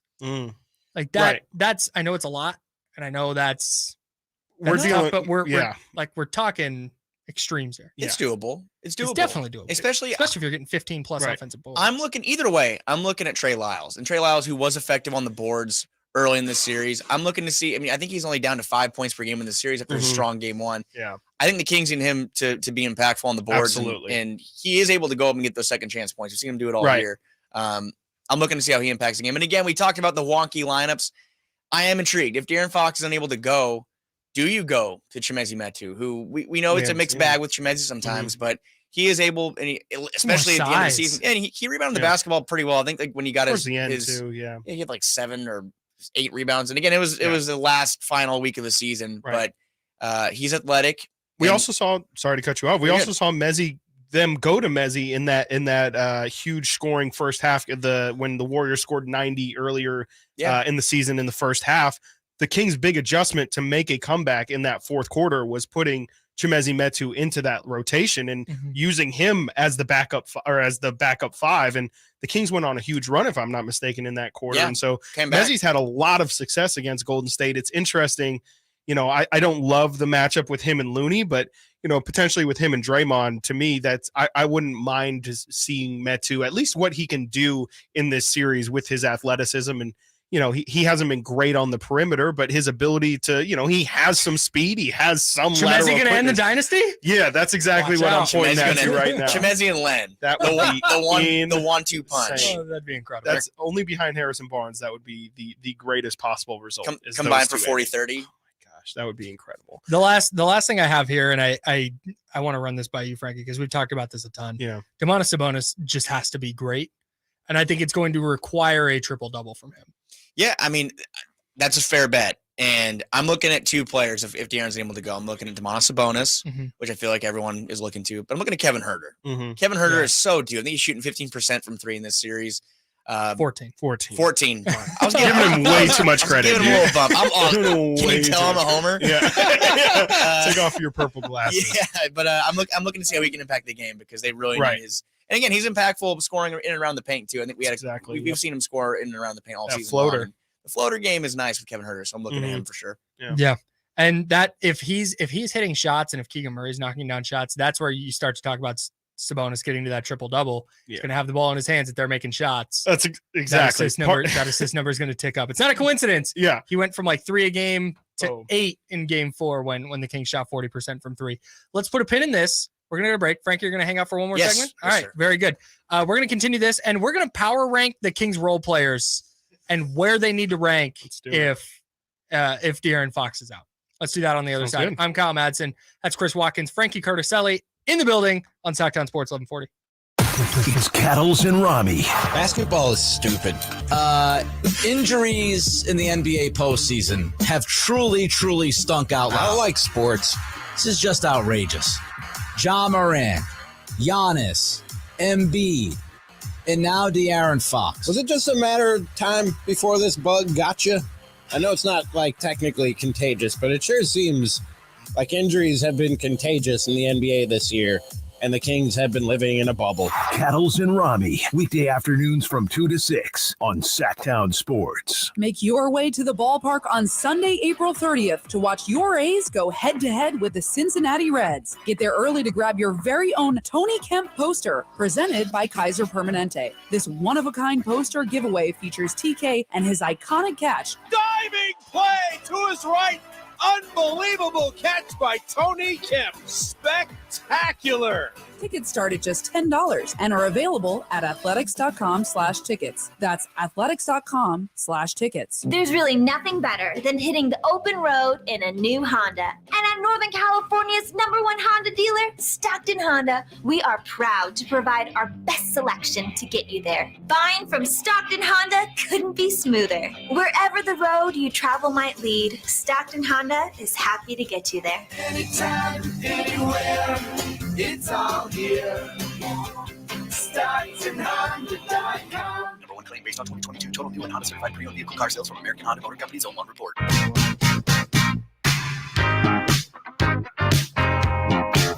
Sitting at your desk, watch Chris and Company now. YouTube.com/Sactown Sports 1140. Let's do some power rankings. Let's not do it. Chris and Company, Kyle Madson, Chris Watkins, Whitey Gleason back tomorrow. Frankie Carticelli back right now before he heads out to Kings practice, where we will find out the extent of what De'Aaron Fox is doing and maybe getting an update on his availability. Right now, the Kings have announced he is officially doubtful. But if we're going to power rank the Kings that need to play well, like at the end of Game 5, these are the players that played well. Number 1 is obviously Domantas Sabonis. 100%. They just we're all putting him at the top of the list. Yes, he's at the top. Number Absolutely. 1, numero uno. Number 2 is where this gets more difficult for me. Yeah.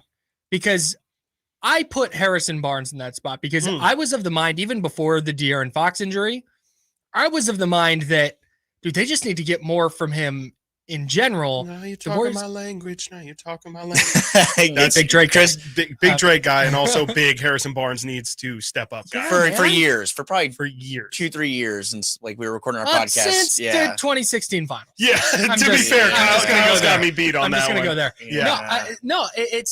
I don't think they have a great answer for, and I mean this is a little bit different with Fox not on the floor. But I just don't think they have a great answer for Barnes' size and his versatility. I think he can go in and draw fouls. They've been throwing Curry on him. Like, that's a matchup the Kings should exploit every single time. Something I've been thinking about recently, though, with De'Aaron's injury is the Golden State has been using Andrew Wiggins to guard De'Aaron Fox. And now that opens up, I very much doubt that they will use Andrew Wiggins on Davion Mitchell. I wonder if that means that Wiggins is now on – I almost called him Durant. Oh my gosh! Whoa! This guy's a homer. Sorry. Well, last time Harrison turned into Durant, so I'm just forecasting what's going to happen. They're I lost my train of thought there, but Andrew Wiggins guarding Harrison. Wiggins guarding Harrison Barnes. Thank you for listening. So I wonder if now Andrew Wiggins is going to be put on Harrison Barnes, and what that, Harrison Barnes has already been quiet. I have a tough time seeing him score on Andrew Wiggins. So if Wiggins is now on HB, does that change? Where do they put him? Do they feel like after Keegan's big performance, okay, maybe now we put Wiggins on Keegan? I don't love that matchup for Keegan. So that you said Andrew Wiggins.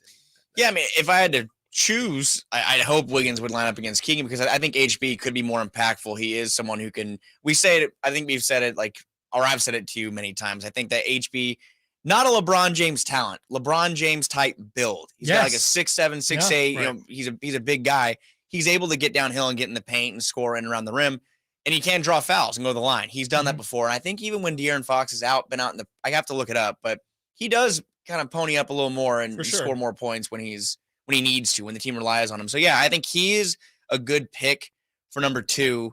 I think my second one is going to be Malik Monk. Oh, okay. That's a good pick.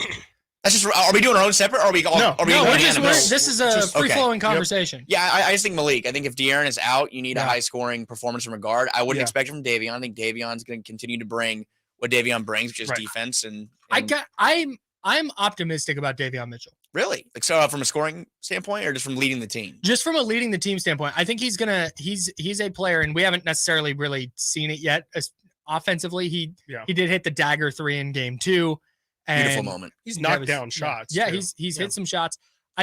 He is a player that I believe knows the game very well and is always in control, really on both ends of the floor. And I just think he's going to continually make the right play.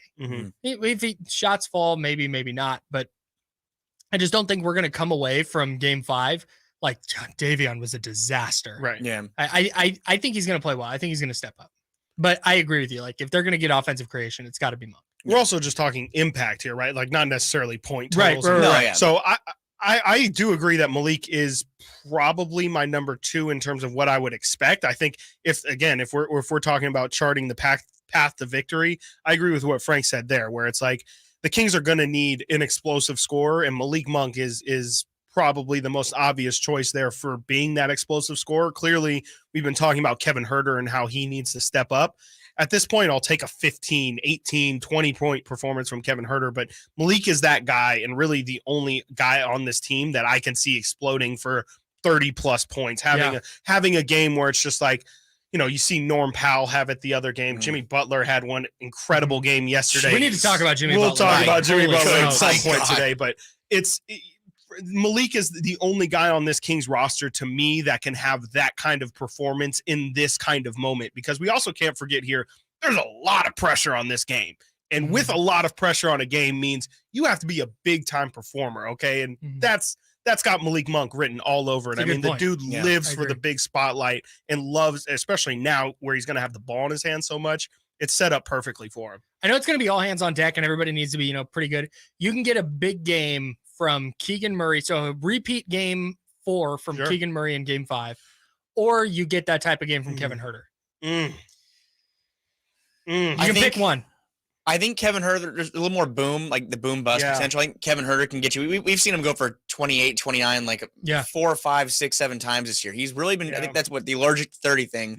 People say he's like, it's like a joke. I think Dave and Jason always talk to him about it, but I think he can be more impactful. I think Keegan, that was him in his rookie form at his best last game. That was peak Keegan. A Keegan Murray masterclass last game. I don't think I've seen Keegan look that good all season long. Off the dribble, coming off dribble handoffs, off of screens, he was knocking everything down, and it was a great performance from him. I think it'd be greedy to expect the same thing in game 5. I'm going to hope for it. Sure. But I think Kevin Huerter is the one. I feel like he's due. I have a feeling that he's really due. But it feels like I would pick Huerter in this situation to go like 5 of 7 from 3. Yeah. Because that just makes the Warriors defense scramble. Because now you have to chase him around screens. You're switching the way you're defending Sabonis. Like, there's just all these different things. And if he has one game where he goes 5 of 7 from 3, it feels like, okay, game 6, you're getting another good Kevin Huerter game. Like, it's just going to kind of get the ball rolling. To me, it's where that's kind of where I fall, just in terms of even Golden State's attention to him. I think they view Keegan Murray's good game, and I might be, viewing too much into Draymond's response on his podcast where he said about Keegan, he's like, Keegan Murray had a good performance. I'm sure they're really happy about that one over there. That kind of tells me that they're not really concerned in terms of Keegan Murray doing that again. To me, like you're kind of pointing there, if Kevin Huerter can have a game like that, I just think that there's a lot more respect for Kevin, and I feel like that moving forward would fuel Golden State to kind of, even regardless of Kevin making his shots or not, I just think gravity would kind of, no one has gravity. He's and been there knows before. Gravity more like Golden State. He's been there before. He's a guy who's made big playoff performances. That game 7 is notorious. And, he's a guy who you have to, if he has a big game, you're just going to have to guard him, even if he's hitting shots or not. And I'm not sure that the Warriors necessarily feel that same way about Keegan Murray.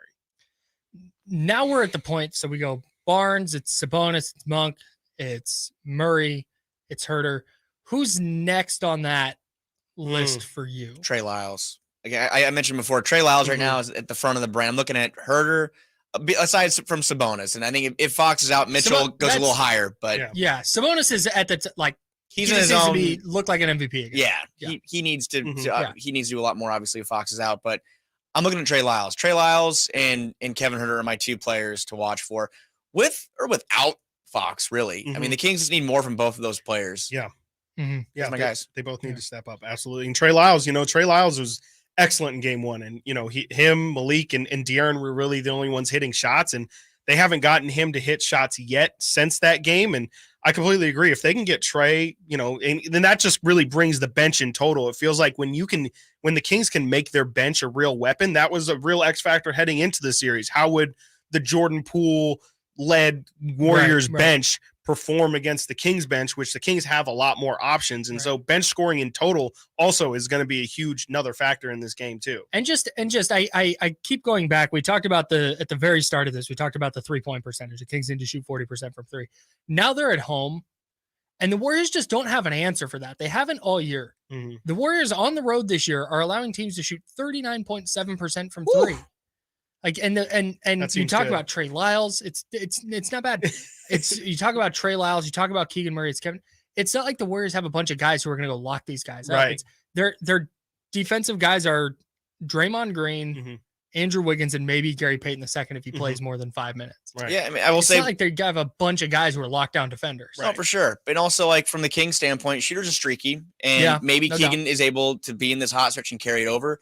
Maybe Kevin can get going and carry it into Game 6, but you have to take advantage of that. You have to take advantage of the fact that you have 2 home games, and the Kings, they know the Warriors struggle on the road, and the Warriors believe they have that at the top of their minds as well. So you have to feel good that the Kings have 2 of the potential final 3 are at home, but it's just that Fox question is really that's just the elephant in the room right now. All right, that's the one. That's this entire conversation is underneath. Does Fox play or not? Things will be a lot clearer.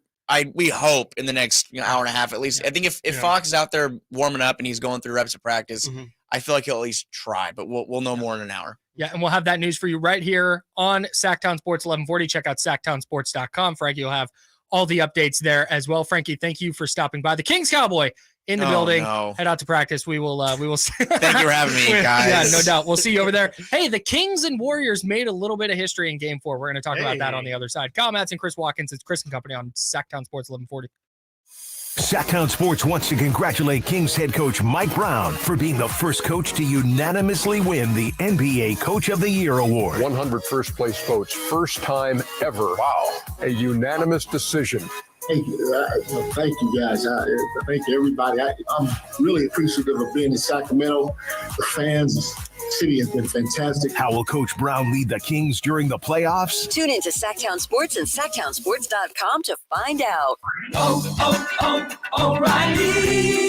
Protect your vehicle's engine with Syntec and O'Reilly Auto Parts. Syntec Premium Full Synthetic Motor Oil is formulated for today's engines to dissipate heat and friction and reduce wear. Get 5 quarts of Syntec Full Synthetic and a MicroGuard Select filter for just $33.99. Limit supply. See store for details. Get Syntec only at O'Reilly Auto Parts. O'Reilly Auto Parts. Get to Acura of Stockton, where precision-crafted performance is at your fingertips. Elevate your driving experience with a vehicle that's built to impress. Acura of Stockton has a great selection of new Acuras and customer service that will exceed your expectations. And right now, lease a new Acura TLX, MDX, or Integra with low lease rates available. Take luxury to a whole new level in a new Acura from Acura of Stockton and AcuraofStockton.com. Kevin Lewis of National Garage Door. Whether you need to repair a broken spring, install a new opener, or buy a quality Rainer door, National Garage Door is here for you. Call us today to see how we can transform your house with a new garage door.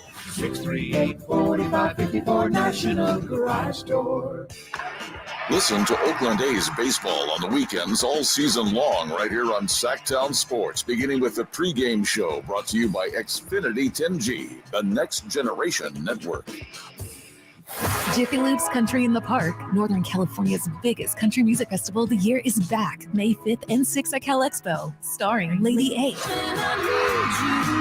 Chris Young, Robert Aldridge. I want to be that song. And so many more. Plus, at Boots Boot and Line Dance Saloon, interactive lounges, and Sacramento's best food trucks. Weekend passes start at just $80. Tickets are on sale now at SactownSports.com. Country in the Park, brought to you by Cache Creek Casino Resort, Hanley's Western Wear, and Quick Hack Car Wash. Guys, did you know your testosterone affects everything in your system, including how you feel and perform every day? Right now, Revive Men's Health Sacramento will check your testosterone for free. Knowing your T levels is the first step in understanding if you have low T. Your testosterone level impacts your energy, libido, sleep, weight, hair loss, mood, and even ED. Maintaining an appropriate T level can change your whole life. Most men start to see changes in their hormone levels in their 30s. Experience and results matter. So what are you waiting for? Get your T levels checked today by local, experienced, and trusted men's health experts. They've helped thousands of men since 2011. They're so confident they can help you, they even guarantee it. Call Revive today and schedule your free testosterone test, free exam, and free consultation. Call Revive Men's Health at 916-277-8599. That's 916-277-8599. Or visit ReviveMen'sHealth.com. Hey, you want to be around people having a great time? You need to come check out Capital Casino, offering the most varieties of table games in the region in the friendliest environment. Come for the food, which is awesome, of course, and stay and play. Conveniently located in downtown Sacramento at 411 North 16th Street, right there in downtown Sacramento for over 20 years. Cap Casino, best food, best games, and of course, the best action. And please gamble responsibly. 1-800-GAMBLER. Depression, anxiety, and trauma can happen to anyone. You aren't alone. 1 in 5 of us will have a mental health issue in our lifetime. And just like other illnesses, people who get support and treatment find healing and hope. Check in with someone you're worried about. And if you're feeling pain, ask for help. There's no shame in taking care of yourself or the people you care about. Be there for someone who's hurting, even if that someone is you. Learn more at StopStigmaSacramento.org. When you take the time to shop at Folsom Lake Honda, there's one thing you'll always find. Happy people ready to serve you. As a family-owned and operated dealership since 2009, customer service is our #1 priority. Our customers love doing business with us, and you will too. Looking to own or lease? During the spring sales event, drive a brand new Accord or Civic. Visit us today at FolsomLakeHonda.com, your one-stop Honda shop. Folsom Lake Honda, yeah, your one-stop Honda shop. Sactown Sports Headlines.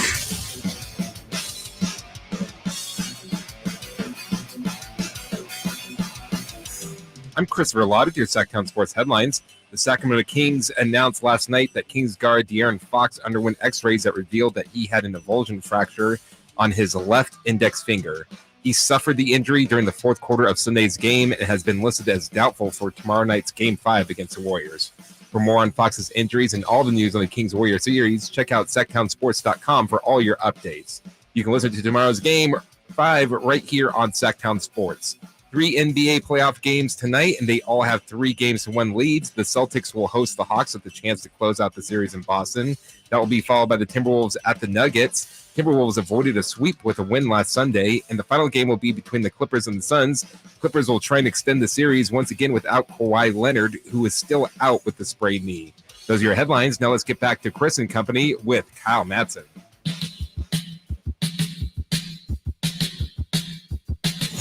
Keeping you company with the company. It's Chris and Company with Chris Watkins on Sactown Sports. Your local sports leader. Kyle Madson in, Whitey Gleason back tomorrow. Looking ahead a little bit to what the Kings look like without De'Aaron Fox. This, of course, is with the caveat that Fox could still play. Yes. That's very much on the table. It is. But in the event that he's not, we're trying to have the conversations the Kings coaching staff is having. What does this lineup look like? What do the rotations look like? Right. But I want to put a pin in that for a bit and get to this number that ESPN's Ben Cafardo tweeted out. Game 4 of Warriors Kings on ABC was the most watched NBA playoff first round game on any network. So not just ABC, that's TNT, ESPN, in 21 years. This is actually a fact. It is, Draymond. Thank you. Since 2002, that was the Kobe and Shaq led Lakers against the Blazers. that was the last time ESPN saw numbers like this in a first round game. The average audience, 7.5 million viewers, peaking at 10.4 million viewers at 6 p.m. Eastern. And this, to me, speaks to not only the Kings moving the needle a little bit because they're very fun, but this dawned on me last night. This is the first time the Kings or the Warriors have had a first round matchup where it's like, oh, they might lose. Right. Like, oh, there's a real chance they could lose this series. Yeah. It's the first time in quite a while. And that is why people are tuning in. I think so. There is a nation of Kings fans. Right. Tuning in to see them knock off the Warriors. It's definitely the Warriors are starting to, no one really cares when you're humming through things. And, sure, the Warriors, when they, the Durant LeBron finals was hugely viewed, but yeah, I mean, people love to tune in for the demise, right? They love to see the story come to an end, and people will watch you. People say it about LeBron all the time. There's half the people will come because they love you and want to see you win, and half the people are rooting for you to see you lose. And they all, all their money is green, and all their eyes, all their eyeballs count the same. So to me, it's just a matter of that this is, like you said, it's the first time the Warriors have been on the ropes. Real drama in a first round series. And, you just don't get that kind of drama with such a high profile team like what Golden State has been. And they've had a really unique season. And, I definitely think the Kings have their own part in this, but this is clearly, to me, more about Golden State, but the Kings absolutely have their role in this as well. Yeah. And I think the Kings are taking a little bit of a role in it. I think initially it was, this team the Warriors are on the rope. 6 seed. The opponent didn't matter at first. It was just, the Warriors are down 2-0. But then as this series has gone on and we're 4 games in, it's like, the Kings are a lot of fun. Turns out the Kings are actually good. Turns out that 3 seed, pretty decent. Who'd have thunk? Is De'Aaron Fox, and this is when you talk about the Kings moving the needle, De'Aaron Fox is at the top of that list. Absolutely. You can make an argument. I don't want to get into the debate about Sabonis or Fox and who's more important and all that. It doesn't frankly matter here. De'Aaron Fox, when it comes to being a superstar, is the Kings' biggest star. At least he's their big draw. Ascending in that direction. And I think about this at the same time I'm thinking about Jimmy Butler, who had 53 points for the Heat last night in a comeback win to go up 3-1 over the Bucks in Miami. Nails. And I have the same question about Jimmy Butler as I do De'Aaron Fox. Are they superstars? Yeah. Is Jimmy Butler there, first of all? That's a tough question. And I think it's kind of, everyone almost has their own definition of what a superstar is. Some people. What's yours? I think Give me 3 criteria. Superstar for sure has to be incredibly marketable. That's also kind of vague though, right? Like you gotta, when I say your name, it has to elicit some form, and I guess this is all kind of subjective, but like it has to elicit some sort of excitement and I want to watch this game specifically to watch this guy play. Ja Morant obviously fits in that category. LeBron, Steph clearly fit in that category. Giannis fits in that category. Sure. You and I were having discussions pre-show. Is Jokic in that category? As a talent for sure, but that's also where the superstar label kind of comes into effect, where it's like, I don't know, how many games of this Timberwolves Nuggets series have I watched? 1.5? I've tuned in because of Anthony Edwards. Right. Yeah. Absolutely. So that is perfect. Anthony Edwards, he's a superstar. Right. And at the least, you can say superstar in the making. Jokic, clearly, also caveat, 2-time MVP. Jokic is incredible talent, generational talent. But I think typically when we talk superstar, I think the first thing that comes to mind is good players, the best 5 players or whatever, pick a number. The best X number of players are the superstars in this league. Yeah. But you brought up Ja Morant, and I think Ja Morant's a fascinating person to plug in here because I would agree with you. He's in that superstar realm, all-star caliber player. He has his own shoe. Right. He's high flying dunks. People know Kyrie Irving, same thing. But on that same token, if I'm taking a guard for the next 5 years, I'm taking De'Aaron Fox. Right. And I don't think he's in the superstar caliber with Ja Morant. So I'm having to change my definition of superstar on the fly here. Right. And maybe that's all just media driven. Right. Maybe it's because we see Ja Morant, but Ja Morant's been to the playoffs multiple times. I think De'Aaron Fox is trending that direction. Mm-hmm. Is he there now or not? Like, if you're in Sacramento, you definitely think he is, and that's fine. Live by your definition. Right. But I think on a national stage, De'Aaron Fox may not be there now. Mm-hmm. And especially if the Kings go on to lose this series and he doesn't come back and he has a finger, like, it's just going to be tough.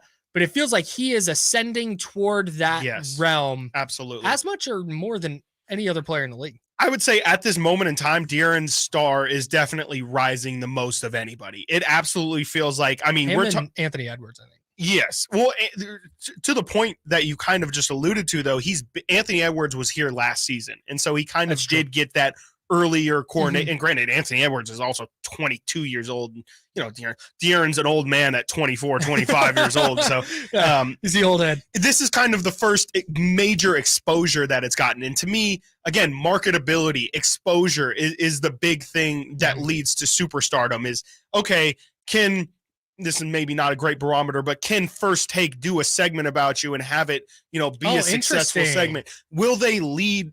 Can a national show have a conversation about you and have them feel like, okay, this is worthwhile or this is going to hold our viewership? Right. Because, you know, Ja Morant holds that.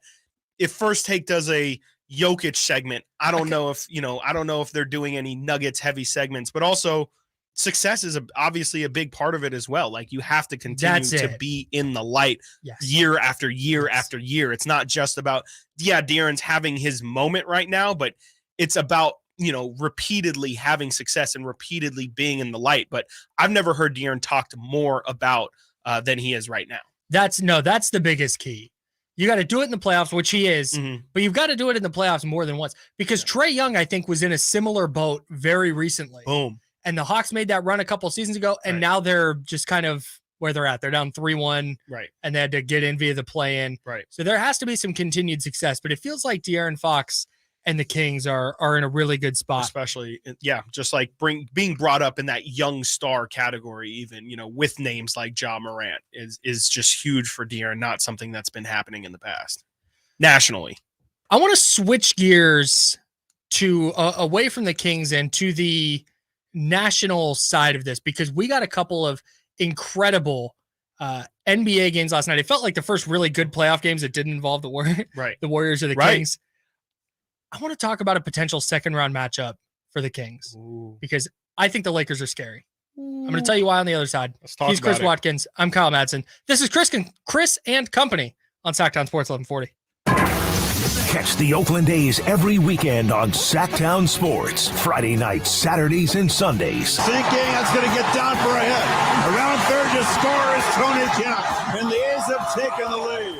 Edge of the track makes the catch. And the Athletics get a great win.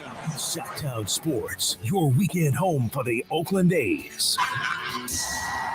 Sactown Sports coverage of the Oakland A's is brought to you by Xfinity 10G, the next generation network. Hey guys, did you know there's a generic form of Viagra that works just the same, but is 95% cheaper, and you can get it online? Just go to 4hims.com/joy. Through Hims, you'll get a free medical consultation, discreet shipping if prescribed, a 100% online process, and trusted generic alternatives to the name brands at up to 95% off. That's right. Get generic for Viagra, the same active ingredient as brand name Viagra, but for 95% less. It's the same medication, still prescribed by a licensed medical provider, but with zero copay, no expensive appointments, and no awkward face-to-face conversations.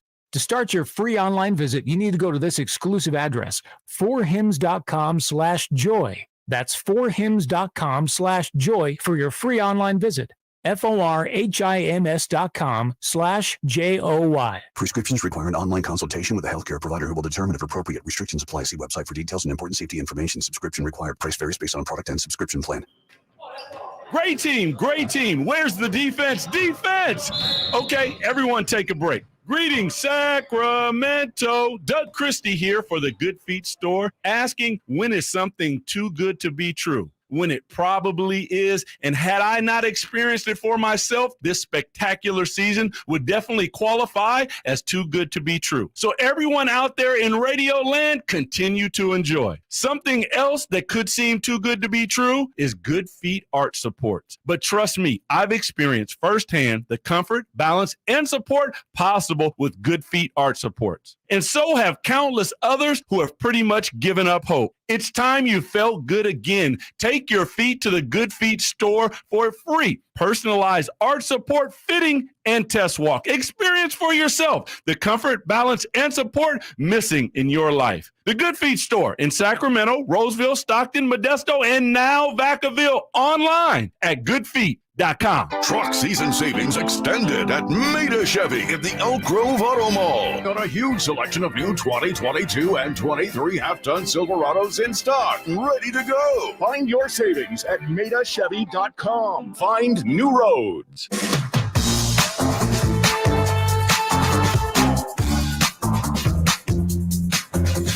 Keeping you company with the company. It's Chris and Company with Chris Watkins on Sactown Sports. Your local sports leader.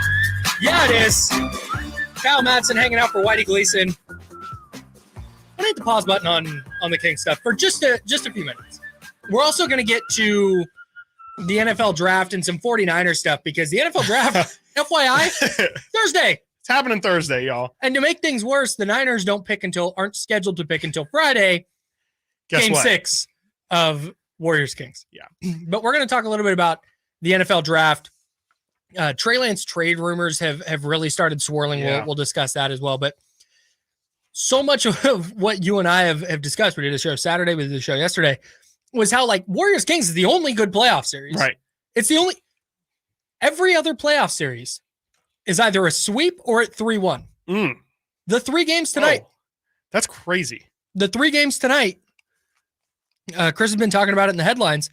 Chris Verlad, Celtics, Nuggets, and Suns all up 3-1, all looking to close out at home. And then you've got Warriors Kings 2-2. Best, and like it's even just, you know, on the floor competitive. Every single game for this Kings Warriors series has been must watch. It's been must watch. Best series by far. We're spoiled. It's unfortunate for, you know, these teams that, you know, in a first round matchup, if you're going to win, you ideally would like it to be an easy one because, you know, it's only the first round, but I'm sure, you know, we're none of us are complaining. And, you know, at the very least, I'm sure for these two teams, whichever team does end up advancing. And I said this yesterday, this is a great primer for what's to come because I really am not sure that either of these two teams are going to face a tougher test than what they are right now. It just feels like these two teams right now, they're giving it their 100%, and every single night is a battle. They know each other so well. Yeah. That's why the De'Aaron news sucks so bad. It sucks so bad because this could not have been a more even series. And they still very much have a shot without him, but absolutely. Let's Did you watch any of the Heat Bucks game last night? I did. I watched almost all of it. So I tuned in with like 3 minutes left. Oh, but at the 6 minute, at the 6 minute mark, it's 6:09. Brooke Lopez catches an alley-oop, throws it down. That puts Milwaukee up 12 with 6 minutes to go. Giannis is back. They're rolling. All but over. They're the ones, right? This series is done. Or not done, but it's going to be tied 2-2 going back to Milwaukee. And then Jimmy Butler just took over. And Miami goes on like a 25-7 run or whatever it was. Yeah. And they pull away. They win by 5. They're up now 3-1 in that series. And that's where the Jimmy Butler superstar thing came in for me. Right. Because I never think about Jimmy Butler. No. Ever. No. There's not really a reason to. But then every year there's a stretch in the playoffs where it's like, oh, hey, Jimmy Butler's the best player on the floor right now. Yeah. I mean, he's been incredible. He's been incredible all postseason long. Also, I mean, he's what he's able to do. You're right. Like, you don't think of him in that superstar light, even when you think, all right, best small forwards in the league. Jimmy Butler's coming up definitely after top 5. You know, you're going with your Giannis, your Durant, your honestly, your Kawhi. Honestly, Jimmy Butler for me is a player that like doesn't even get brought up, and then somebody else in the room goes, Jimmy Butler, and like, oh yeah, yes, of course, right. Like, but I'm taking him on my team, right.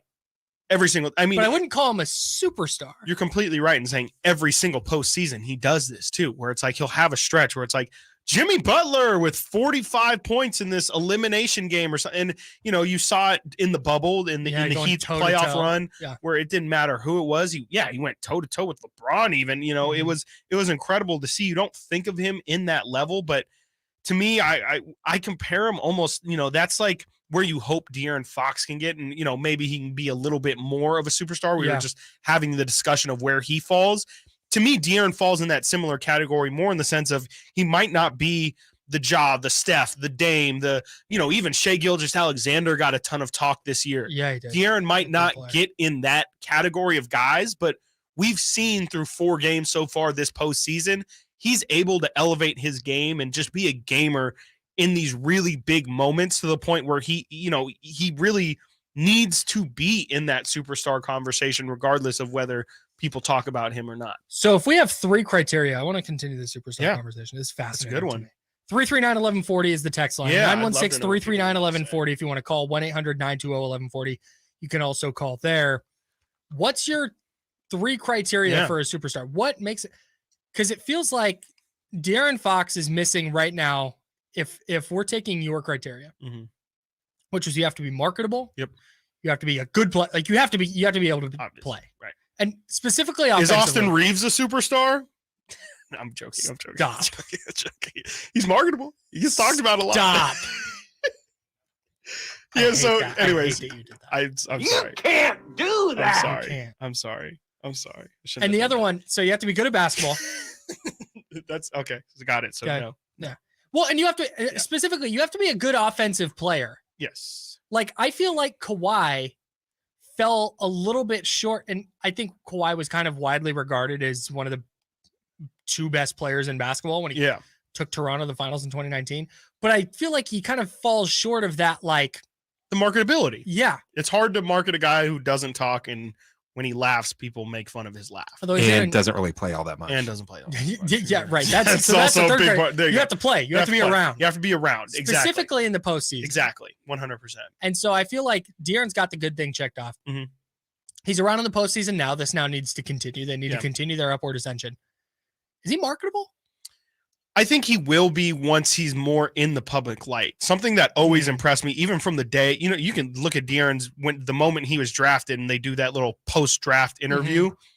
The dude has so much charisma. Yes. He's like, this is almost like blasphemous to say, but like, I remember thinking when he was doing that interview, like, this kid seems like Magic Johnson almost, just with like he just jumps off the page. Well, and he really has that.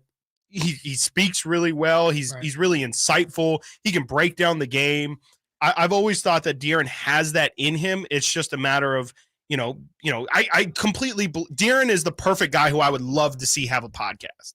That's how I view it. It's like, I think he really has some deep thoughts, and really the way he thinks about the game every time he talks about it, I think he's always spot on. I think he has the potential to be more marketable. It's just about being the other stuff, right? You have to be in the light. You have to be in the big games. And, De'Aaron had a signature shoe when he was first in the league, but I think the Sacramento-ness of his career kind of stunted all of the marketability that he had.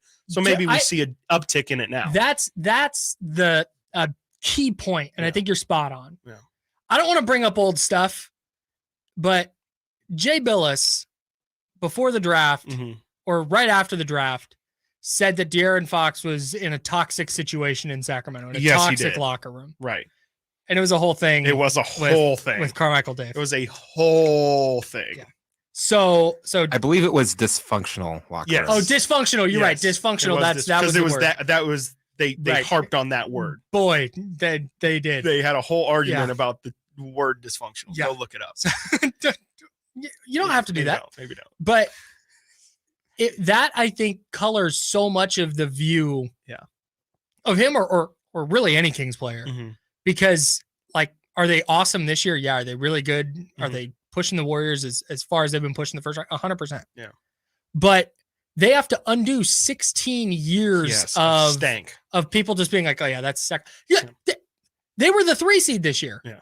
And they were plus 265 to win their first round playoff series. Yeah. So that's another thing with Fox specifically. Yeah. Where the Kings have a significant hole to dig out of nationally. And that's what superstardom is. It's like, do you move the needle nationally? And that number that we read last segment where the Kings and Warriors were the most watched NBA first round playoff game in 21 years on any network. I think that's partially due and partially shows to Fox specifically and the star power he carries, because again, Kentucky guy. Kentucky basketball fans follow their guys. Yes, big time. I know people in Kentucky who will go to war over DeMarcus Cousins still to this day. Like, that's our dude. Yeah. So I think that's definitely part of it, but it's also like, they're just good. They're fun. Right. And the Warriors obviously move the needle more than Sacramento does nationally, but there's a reason that this number on television and people are tuning in to see this in ways they weren't tuning in to see the Warriors playing the Dame Lillard Blazers, right, or the Jokic Nuggets, or even the Kawhi Spurs they played in the first round. It just doesn't move the needle in that way, and I think it just speaks to how far Sacramento has come in one season. Right, and it's just the storylines too. I mean, Sacramento actually brings their own narrative to this series. You know, traditionally, like you're saying, with a Warriors Blazers series, well, what's really the story there besides Dame versus Steph? Well, you have that same storyline here with Kings Warriors. You have Steph versus Fox, but you also have Mike Brown versus Steve Kerr. You also have two Northern California teams facing each other. There's just so many other things that, you know, Vivek is a huge part, used to be a part of the Warriors ownership group, and the Warriors are now this big old thing, and Vivek's trying to always emulate Golden State with bringing in Luke Walton and Mike Brown and Mike Malone and all these guys. I think we can also just reduce this to the base element of like, it's just fun basketball. That's almost the cherry on top of it. There's not a lot of ISO. It's Right. motion. It's Right. been good defense. It's been big shots. It's been back and forth games. Like, strip away the names and the teams and the faces. True. Right. Just good old fashioned good basketball. You've got people looking for good basketball after a long regular season that everybody says doesn't matter. Right. You get a sweep in one playoff series. There's injuries. You got a bunch of teams up 3-1. Right. And you've got this series. So it's been great. It's been phenomenal, actually. Hey, two play-in teams are on the brink of moving to the second round. Is that actually? That doesn't make sense. I don't know if that's good or bad for the NBA, because like that. So here's my thought on it. If play-in teams are moving on, that just adds to the intrigue of the play-in tournament. Because if it was the 7 and 8 seed are getting wiped out in the first round every year for a decade, and one play-in team, like, okay, now all of a sudden that intensity of trying to get that last playoff spot doesn't matter as much. Yeah. But if you get two teams moving on, well, now all of a sudden, like, oh man, hey, you saw the Heat beat the Bucks last year and the Lakers moved on past the Grizzlies. I ultimately think it's good for the NBA, even if it means, hey, you're not going to have Giannis in the second round. Right. Can I cast a blanket round. over that I'm curious how you feel about this potential narrative coming out of this. So those 7-8 seeds, the 1 and 2 seeds don't really know who they're playing. They can't game plan for who they're playing, specifically more the 1-8 matchup, until Friday before they play, which is, I think, game. So the last playing game to determine who the 8 spot was happened on a Friday. I believe their game 1 was either Sunday or Monday.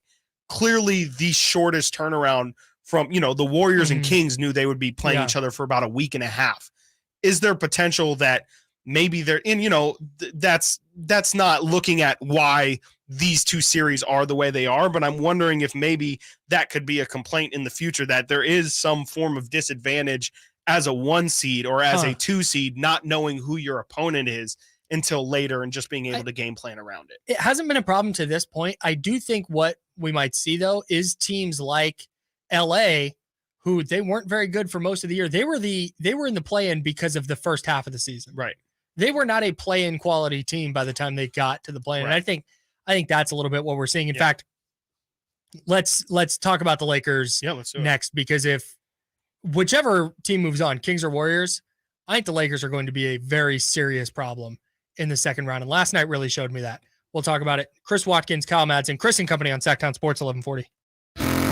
Sactown Sports is Sacramento's new home for the San Francisco 49ers. It feels awesome. We deserve this. Let's go, Niners! Purdy. Purdy going to throw, and it is Kittle in the back of the end zone. Samuel. Debo 10.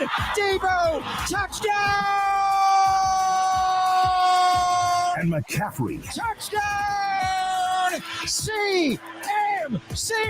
They all live here on Sactown Sports. Your official home for 49ers football. I'm Scott Trout, attorney and CEO of the domestic litigation firm Cordell & Cordell. We help men deal with the life changes triggered by divorce, such as child custody and property division, among many others. But life changes also occur after divorce. These changes can make parts of your existing court order irrelevant or harder to follow. If you feel a modification to your court orders might be necessary, talk to us at Cordell & Cordell. We're a partner men can count on. 500 Capitol Mall, Suite 2060, Sacramento, California, 95814. Cordell. When you take the time to shop at Folsom Lake Honda, there's one thing you'll always find. Happy people ready to serve you. As a family-owned and operated dealership since 2009, customer service is our #1 priority. Our customers love doing business with us, and you will too. Looking to own or lease? During the spring sales event, drive a brand new Accord or Civic. Visit us today at FolsomLakeHonda.com, your one-stop Honda shop. Folsom Lake Honda, yeah, your one-stop Honda shop. The summer's heating up with some of your favorite country stars at Lake Tahoe Outdoor Arena at Harvey's. Featuring country's biggest stars. Dirk Bentley's Gravel and Gold Tour, Friday, August 4th. Sam Hunt's Summer on the Outskirts Tour, Sunday, August 13th. Darius Rucker's Starting Fires Tour, Saturday, August 19th. Gene Brown's Drunker Dreaming Tour, Thursday, August 31st. And Friday, September 1st. Don't miss these country all-stars plus more. Tickets are on sale now at Ticketmaster.com and ApeConcerts.com. Eric was way behind on his taxes. I owed a lot of money to the IRS, almost $15,000. I tried to make payments. The IRS wasn't satisfied with Eric's efforts, so they came after him full force. They're coming to put a lien and a hold on all my income, my home, my car. I was just overwhelmed at what to do. Then Eric called Optima Tax Relief. When Optima Tax got involved, the calls would stop, the threats would stop. It was easy like 1, 2, 3. Optima Tax Relief is A+ rated by the Better Business Bureau, and their team of expert tax professionals took care of Eric's problem. I owe $15,000, and now my debt is clean. I don't owe anything. Take Eric's advice. If you have a tax problem, you need to call Optima Tax now. Call Optima Tax Relief for a free consultation. Call 800-343-6460. 800-343-6460. 800-343-6460. Optima Tax Relief. Some restrictions apply. For complete details, please visit OptimaTaxRelief.com. Hey, Scott, you look great. Yeah, I'm feeling good and have a new job. No, there's something different about the way you look. To be honest, a few months ago, I had an amazing robotic hair transplant procedure at XL Medicine. It's called the artist procedure. No way. Your hair looks completely natural, and you don't even have a scar. How did they do that? Dude, the artist system is amazing. I have this fantastic hairline, and I'm happy with my results. XL Medicine could probably help you too, buddy.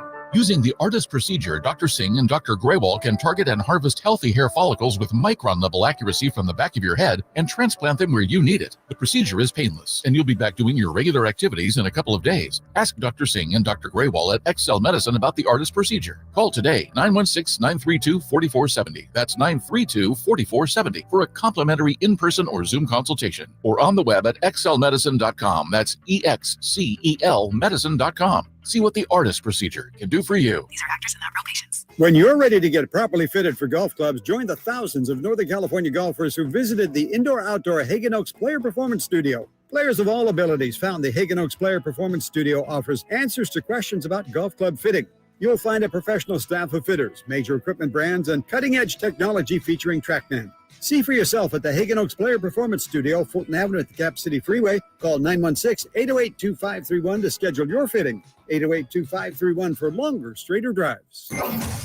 From the Power Business Technology Toshiba Studios. KHTKAM HD1 Sacramento, KYMX HD2 Sacramento. Your home for the biggest matchups in the NFL. Sactown Sports. Sactown Sports. Headlines. I'm Chris Beerman with your Sactown Sports headlines.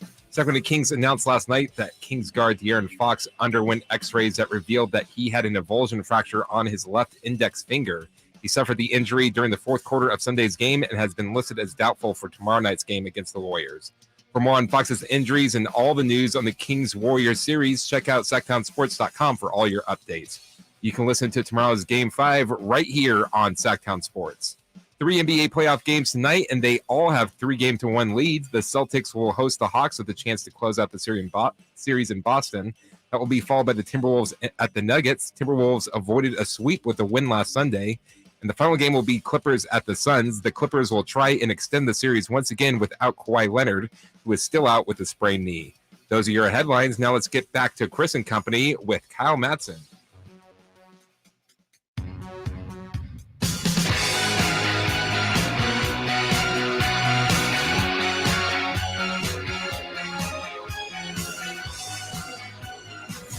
Keeping you company with the company.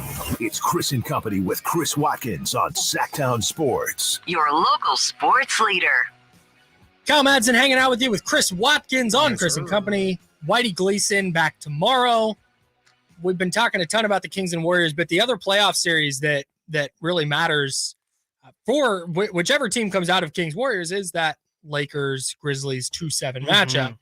The Lakers, a 7 seed, came in via the play-in. They are now up 3-1 after an overtime victory last night. Crazy. And there's an element from each team that I think connects to the Kings and their series. But the first thing, and I hesitate to say anything nice about the Lakers because I dislike the Los Angeles Lakers as much as I dislike any team in any sport. Right there with you. Of course, I would hope so. Yeah. Tread lightly. That'd be kind of wild if you were like, oh, I'm a big Laker guy. I'm not a big Laker guy. I will say I have been very supportive of this current Laker squad on this very station. On this, You're not supportive. I would not say supportive, but I have been. You give them their respect. I have. Yes. Yes. Proper respect. I would even say. You know, I do not degrade. So the that's Lakers kind of because what they are the Lakers. Right. That's kind of what I want to do now. Mm-hmm. I think the Lakers are a problem. Yes, they looked very much really good last night. And part of me wonders if it's the Lakers being good. If they're really hitting their stride, which they kind of did, especially after the trade deadline. They started playing really well. They've mostly dominated this series. Absolutely. But then part of me is like, maybe Memphis just isn't that good. I think that sometimes as well. I have very, very similar concerns. I'm concerned that maybe the loss of Steven Adams is really big for, just getting offensive rebounds and, rebounds in general. Jaren Jackson isn't a terrific rebounder by any stretch. Mm-hmm. I think they have real holes as a team. And, obviously Memphis also has some real strengths to them as well, but very, very flawed, especially for a 2 seed. Because you said last Saturday, you were like, I want all the smoke with the Lakers. I do. And I was with you. I was like, yeah, if you're the Kings, you definitely want the Lakers. But based on how these two teams are playing right now, I think you'd way rather see Memphis claw back in this series.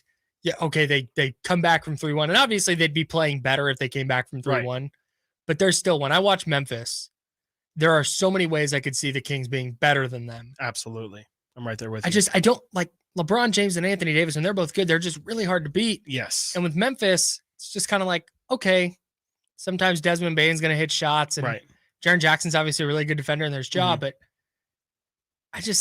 the top end seems a lot less scary for Memphis. Yeah. Especially with Ja with his hand injury as well. Does that give you any pause with De'Aaron Fox? Because Ja has the injury on his shooting hand as well, though his is a broken hand. Yeah, his is like his actual hand itself. Yeah, it's not really his finger, or any. But it's digits. clearly affecting him. It's his shot. He had to come out of the game last night after he fell trying to dunk over LeBron, which is nuts. Leap over him. Which he's wild. He's a wild boy, especially with that injury to not understand. Like, bro, you understand. You got to go up there, but you have to come down. Also, like you got to land on the floor. And it took him out for a couple minutes. So, it somehow, and I feel like I'm a master at sitting on the fence, but he's out of bed. Yeah, great. It's terrible quality to have, honestly, but I get to see both sides of things. So, okay, for sure, it's positive to see Ja playing because obviously De'Aaron's trying to do a similar thing where it's pain management. You see that, broken hand sounds like something you can't play with, but you can play through it. On the same token, Ja Morant was 8 of 24 last night. Yeah. He showed some spurts of, okay, that looked like Ja. He was able to hit a couple runners. He had a nice left-handed dunk, had to use his left hand. but there's also the fall. Okay, that's something where it's like you don't think, okay, yeah, De'Aaron maybe he can dribble, maybe he can shoot a little bit, not obviously to his full potential, but it's the small stuff. He takes a jump shot, somebody tries to block it, it hits his finger. How does that affect him? How does him driving to the lane? Will he attack the rim the same way Ja Morant is, recklessly flying throughout the air? And, can De'Aaron catch himself when he falls? Can he dunk the basketball with his left hand? There's so many things that are like, once you're sure, you can suit up. Sure, you can say it feels good enough to play. But once you're actually in the action, is it beneficial for you to be out there if you're not your 100% and there might be somebody behind you who can provide what what you're not giving with your injury? It's a real dilemma. And I don't know how they're going to determine if he's good enough to play, if he's okay enough, but it's positive to at least see Ja out there, because Ja does have his own gravity. He has his own energy that he brings to that team. And clearly if De'Aaron Fox is just out there on the floor, vibes wise, it's going to make you feel a lot better, obviously. So if he plays, it's going to get so loud during intros. Oh my gosh. He comes out and does anything. But to your point, Ja's dealing with a whole hand and obviously he's limited in some ways. But if Fox just doesn't have functional use of his finger, that's what we get into here. Right. Now all of a sudden the Warriors don't have to guard him on the perimeter. Now he's having to dribble right where he's not as strong. Yeah. And that's the give and take. That's something I'm sure that'll go in. Maybe De'Aaron thinks okay, yeah, if I need to go, I can. Yeah. But Mike Brown and his coaching staff are looking at all the things we looked at earlier in the show. Right. And they're going, hey, you know what? We actually think we can put together a really good game plan. Right. Not better than, hey, De'Aaron Fox in the lineup and playing well. Right. But better than, hey, limited De'Aaron Fox or fully healthy Davion Mitchell. Try and get Kevin Huerter going. Try and get Harrison Barnes going. That's the push and pull for the Kings. I don't think it's necessarily, can De'Aaron Fox dribble a basketball or not? It's, can De'Aaron Fox be De'Aaron Fox? Right. Or 90% of De'Aaron Fox? Or whatever percentage he needs to be, right, the Kings feel comfortable. I think they're going to need to go right up to game time. I agree. I think that this is going to be as close to a game time decision as possible, because you have to give him all the potential possibility to rest that finger. You don't want him further injuring it by, trying too hard to make it work. But also B, you just need that time to figure it out. He's going to need all the time that he can possibly get to make sure that he's, properly, prepared to play that game. And you're right. What is that percentile of, okay, is 80% De'Aaron Fox good enough? Who ends up making that decision? Is it a De'Aaron Fox call? Is it a Mike Brown call? Is it an injury, a medical team call? Yeah, he's got to get cleared first. The doctor's got to say he can play first. Right. That's step one. That's step one, is you have to get the medical clearance. Who knows how they're going to try and rig his finger? Lots of things need to go into it. So it's medical staff one. I don't think it's a De'Aaron Fox decision at all, because if he's going to want to play, medical staff gives him a thumbs up, De'Aaron's going, I'm playing. Yes. They're going to have to see how it works in practice. Kings practice starts here in about 19 minutes. Yeah. We will keep you updated on any news that comes out of that practice.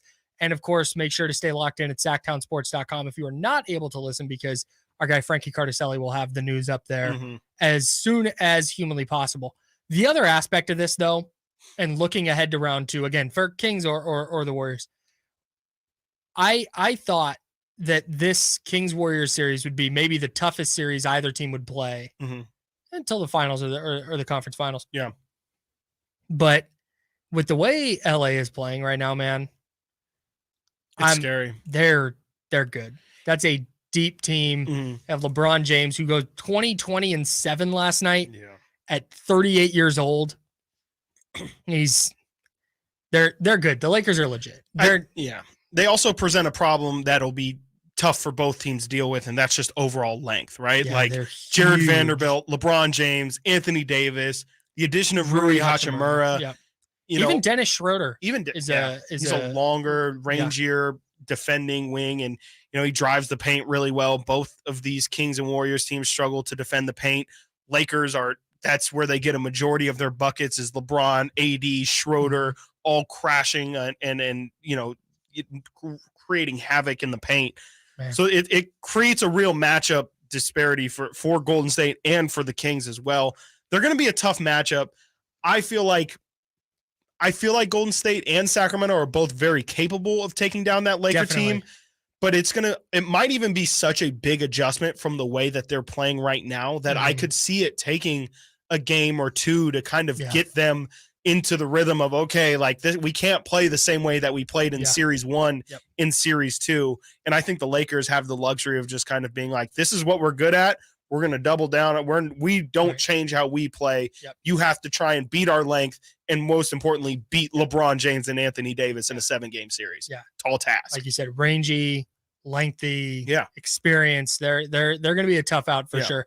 Let's shift gears and talk some football on the other side, because there are some Trey Lance trade rumors going around, and I cannot imagine that the 49ers trade Trey Lance. We'll talk about why on the other side. That's Chris Watkins. I'm Kyle Madson. This is Chris and Company on Sactown Sports 1140. It's the Carmichael Dave Show with Jason Ross. Whether it be between the third and the fourth, or at some point, we got to embrace basketball, man. Now that we're a good team, that's a whole different meaning. And again, not trying to sell merchandise for the Kings, but there's lots of hell merchandise out there. It would sell. Hell would sell. Hell sells. Who's buying? Yes. I think everybody's in. The Carmichael Dave Show with Jason Ross. Weekday mornings from 6 to 10 on Sactown Sports. Get to Acura of Stockton, where precision-crafted performance is at your fingertips. Elevate your driving experience with a vehicle that's built to impress. Acura of Stockton has a great selection of new Acuras and customer service that will exceed your expectations. And right now, lease a new Acura TLX, MDX, or Integra with low lease rates available. Take luxury to a whole new level in a new Acura from Acura of Stockton and AcuraofStockton.com. Hey, you want to be around people having a great time? You need to come check out Capital Casino, offering the most varieties of table games in the region in the friendliest environment. Come for the food, which is awesome, of course, and stay and play. Conveniently located in downtown Sacramento at 411 North 16th Street, right there in downtown Sacramento for over 20 years. Cap Casino, best food, best games, and of course, the best action. And please gamble responsibly. 1-800-GAMBLER.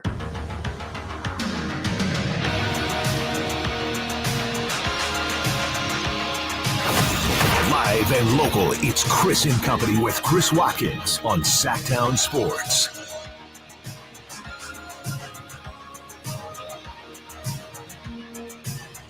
We're going to try something different. How different? Is that okay? Pretty starkly different. Okay. Kyle Madson. You can't do that. No, I can. I actually can do this. He's going to do it. Kyle Madson, Chris Watkins. What up? Is that a pink bag in the chair? Kyle Madson, Chris Watkins. We've been talking a lot of basketball the last couple of days, and understandably so. Right. The Kings in the playoffs. But the NFL draft is coming up on Thursday, day after tomorrow. The NFL draft begins. That is nuts. In case you hadn't heard, which I understand if you didn't. And it's the NFL draft is not going to draw the intrigue of the NBA playoffs, especially in Sacramento. Yes. Especially when the Kings are in the playoffs. Right. But B, if you were to go out on the streets right now and ask people, when do you think the NFL draft is? Oh, I think people would say a month from now. I think you'd get told to go to heck more often than somebody's like, oh, it starts Thursday. Yeah, I'm really excited to see the Panthers take number 1. Yeah, you would definitely just get who cares? I don't care. I mean, not who cares. There are definitely more people who can name the Kings' entire roster than can tell you when the 49ers pick in this year's draft. Oh, yes, 100%. Chris Verlaud, do you know when the 49ers have a pick in this year's draft? It's the same day as Game 6. No, but what number? I know its number is on the same day as Game 6. That's a good point. Yeah, no, really good point. You're spot on. Number 99. So that's the other problem. They don't even pick till late in the third round. At least Right. they're not scheduled to. We'll talk about the draft a little bit later on. Danny Kelly, who covers the NFL draft all over it for the Ringer and the Ringer Podcast Network, he does a great job. He also is a fantasy football analyst, so we'll mix that. Yeah, we'll mix that into. He's a ton of fun to talk to. One of my favorite people that I've come across doing sports media stuff. He's going to join us at 1:00 to dive into the draft. But there's some 49er stuff that really matters here. And John Lynch talked yesterday, and we'll hear from him coming up in a bit. But the big question right now is, what do the 49ers do with Trey Lance? It's a tough question. It's a really tough question. You know, are you asking me? Do they trade him? Do they keep him around? Do they start it? What? I think John Lynch calls you and says, what do I do Chris, with Trey Lance? I'm really at odds here. I love Trey, the prospect, love him, the guy, but what do we do? I think it's, and Lynch kind of pointed at it the other day in his press conference. It depends on the offer, right? Because you can't just move on from a guy that in my opinion, this is in my opinion, I don't think you can move on from a guy that you already invested so much draft capital in. You can't just ship him off just because, you don't want the distraction of him there. Clearly, the 49ers also have had a history of playing multiple quarterbacks throughout the season. Brock Purdy also has a question mark for when he will officially return. Yes. To me, that's the big thing for the reason why you keep Trey Lance. You don't know. You hope Brock Purdy will be ready, getting ready, towards the preseason, and hopefully by week 1 he can get going. But that's being hopeful. You don't know if there'll be setbacks. Right. The Brock Purdy thing is the whole fulcrum of this argument. Because there are 49er fans who are like, why would you trade Trey Lance? And like, okay, fine. But it's very clear. The thing that has become the most clear to me out of anything in this offseason is the 49ers love Brock Purdy. Love Brock Purdy. They are, whether you 49er fan are in or not, is up to you. Yep. Live your life. John Lynch and Kyle Shanahan are all in on Brock Purdy. They made it very clear. Yeah. Very clear. Being their franchise guy. So what does that mean for Trey Lance? So if they're going with Brock Purdy as QB1, that means Trey Lance is at best QB2. Right. And I'm putting him ahead of Sam Darnold right now. You would hope so. I'm just going to go ahead and do that. And I feel pretty good about it. The problem is you said it there, Brock Purdy's injury. The Niners are only, if Brock Purdy had not gotten hurt in the NFC Championship game last year, and let's say they still lose to the Eagles. If he hadn't gotten hurt, if he just kind of played and was okay and they lose, they're still in the same boat. I'm guessing they would have moved Lance already, or the talks would have really heated up to this point. Yeah, for sure. But they haven't, because the Niners don't want, they can't afford to trade him right now. Especially for you said you were talking about the compensation they're going to get back. Right. They're not going to get what they traded for him. They're not going to get ever. No. That ship has sailed. It's gone. They're not going to get a first for him.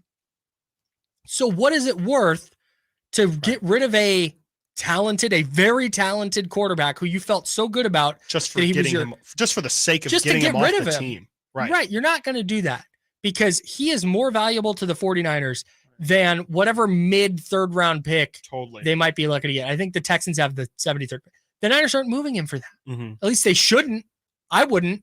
No, they shouldn't. And that's why I land on, when this whole Trey Lance trade stuff comes in, I just land on like, he's not going anywhere. They can't, because they don't know with Purdy. Right.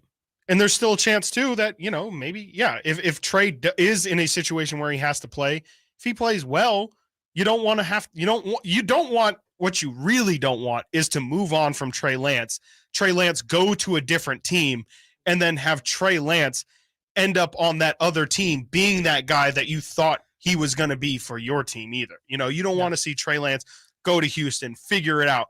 And then maybe Brock Purdy ends up being more Jimmy Garoppolo than the guy that maybe you thought he would be a higher level guy than that. You don't want to move on from him yet. I just think clearly there's still a lot, and again, the Niners have been through multiple quarterbacks in a year. There's a good chance Trey Lance is going to get some playing time. You still got to see what you have, I think. Yeah, I think the Niners are doing it wrong if they go into if they go into this offseason with two quarterbacks, or if they go into the season with two quarterbacks and then a rookie, whoever that is. John Lynch was asked about the calls because there was a report from Ian Rappaport that the Niners had received calls about Trey Lance. John Lynch was asked about the nature of those calls and Rappaport's report. I think there's a lot of smoke, really. It hasn't been extremely active, and it's not like we've put it out there that, hey, we're taking offers for Trey, call 1-800, that's not been the process. People's job in this is to ask questions. Has that happened on a couple occasions? Sure. But hasn't been that substantive. And like I said, we're focused, as is Trey, on his ability to compete and play an integral role on this team. Last year, we needed 5. And so we value every single one of those guys, and we're excited about our group. We really are. And that says it to me. The Niners, I think teams know that Lance is on the table because he has 2 years left on his rookie deal. The Niners aren't picking up his 5th-year contract. So they have 2 years left on his rookie deal. And that additional year is going to be really valuable for teams. The Niners are running out of time to deal him. If he gets to free agency, he walks for nothing. Yeah, don't want that. And teams are just kind of looking at writing on the wall. But I think what John Lynch said there was really illuminating. They haven't put it out there, hey, give us a call. We're looking to move this guy. It's just, hey, if a team's going to give him an offer that knocks their socks off, if the Texans call and say, here's the 33rd overall pick, the very early second round pick, and a 3rd round pick, I think then the Niners are kind of listening, because then you can really add some value to your roster. Right. But right now, moving him for peanuts is not something the Niners are that interested in, because they might need him. Right. They definitely might need, and to me, it all comes back to how does moving Lance end up helping the Niners this season? And that's what matters. Until that question is answered, I just don't see what the incentive is, because it's a benefit, as we've seen, for the 49ers to have multiple quarterbacks on their roster. It's not a bad thing to have a viable backup. And I know just because Lance has value doesn't necessarily mean you have to cash out on it right now. To me, it does not make sense for the 49ers to move Trey Lance unless someone makes it make sense for them. And at the moment, until maybe it could be a draft day thing. Maybe, like you're saying, if the Texans give them a high 2nd round pick, if for whatever reason, maybe the quarterback, the draft goes really heavy on quarterbacks in the 1st round, maybe a team is like, oh, we were expecting to pick one up, didn't get one. Maybe now we view, I don't know. But to me right now, it just doesn't make sense for the Niners to move on for Lance for what's being offered. That wasn't all John Lynch talked about yesterday. There were other trade calls that he was asked about, and there was one player on the roster that he said they are not taking calls on. We'll tell you who next. Chris Watkins, Kyle Madson. This is Chris and Co. on Sactown Sports 1140. Are you ready to hear this on Sactown Sports? Handoff McCaffrey. Touchdown! Cisco! Or how about this? Feel super, baby! The 5-time Super Bowl champions, and they're looking for number 6. Catch every Niners game during the 2023 season on your home for the 49ers. Sactown Sports. Power Business Technology is proud to be 100% independent, locally owned and managed Toshiba copier dealer. Local ownership cuts out the red tape, allowing ourselves to never be too busy to personally answer the call when our clients need us. Recognized for excellence in service execution, training, and customer service, we're proud to be named a 2022 Toshiba ProMasters Elite Dealer. Contact us today for all of your business printing needs at 844-POWER-BZ. That's 844-769-3729, or visit us at powercopiers.com. Guys, did you know your testosterone level impacts your energy, libido, sleep, weight, hair loss, mood, and even ED?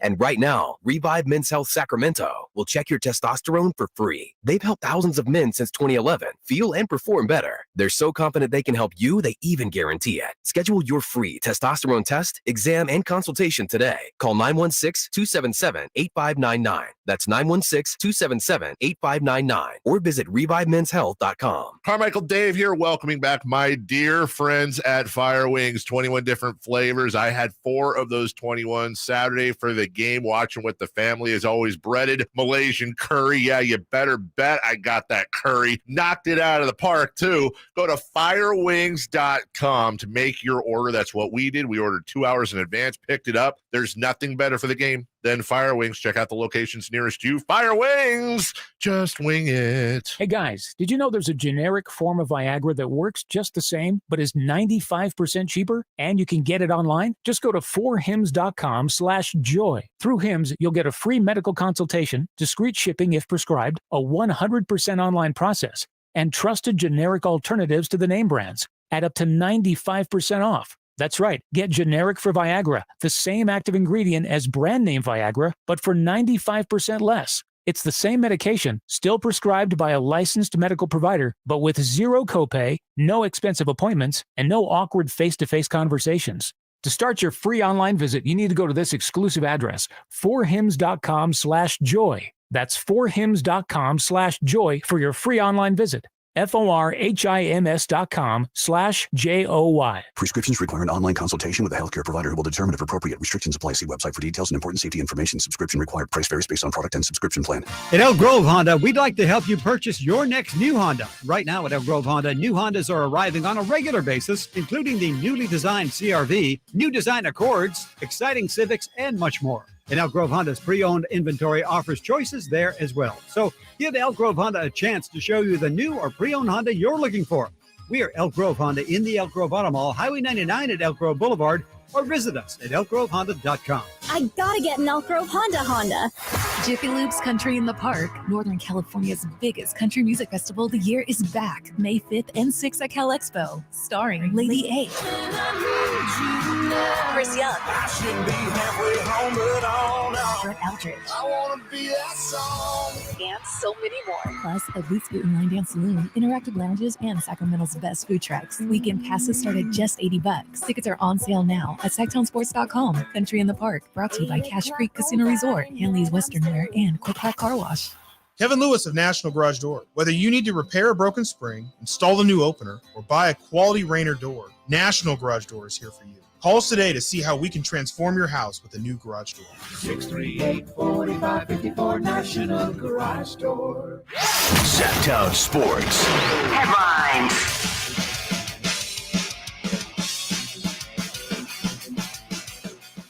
I'm Chris Verlot with your Sactown Sports headlines. The Sacramento Kings announced last night that guard De'Aaron Fox underwent x-rays that revealed that he had an avulsion fracture on his left index finger.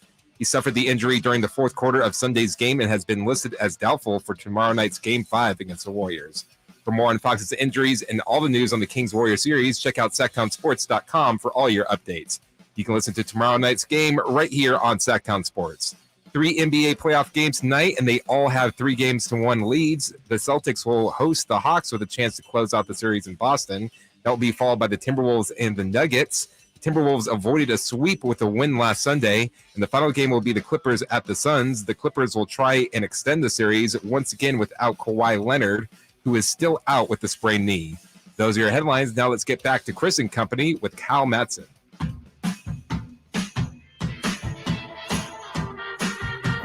Sitting at your desk, watch Chris and Company now. YouTube.com/Sactown Sports 1140. Kyle Madson in. I'm the co today. That's Chris Watkins. He's the Chris. Good co. Yeah, thanks. Good co today. Whitey Gleason, he'll be back tomorrow. Also, we are awaiting news on De'Aaron Fox or any updates from practice. Kings practice just started about a minute ago, so stay locked in right here on Sactown Sports 1140. You can also watch on YouTube at youtube.com/Sactown Sports 1140. And in the meantime, while we await any update on De'Aaron Fox, who's currently listed as doubtful with an avulsion fracture in his left index finger, we're talking a little bit of football. with the NFL draft coming up Thursday. But as soon as any De'Aaron Fox news comes across our desk, you'll be the first to hear it. Changing gears. We will shift gears quickly. And want to remind you that round 1 playoff coverage, when we do get back to De'Aaron Fox, that's on Sactown Sports, is brought to you by National Garage Door. National Garage Door, quality doors, quality people. So De'Aaron Fox news, we'll have that for you straight away. John Lynch talked yesterday in his league-mandated pre-draft press conference. And we heard a little bit from him earlier on Trey Lance, but he had another interesting answer when asked about a player for trade. He was asked about Brandon Aiyuk. Okay. 49ers wide receiver. Yeah, 49ers. There was some noise at NFL owners meetings that John Lynch had been asked about Aiyuk because teams, again, are looking at the Niners roster and going, oh, they're paying Deebo Samuel. They're going to be able to pay him. Yeah. So we heard earlier what he said about Trey Lance. Oh, yeah, we've taken some calls. Yep. We're not putting it out there. But then he got asked if they've received calls about Brandon Aiyuk, and here's what he said. I'm not going to get into specifics on people. We love Brandon Aiyuk and, excited about Brandon being a part of this team. So I'll just leave it at that. What? Whoa.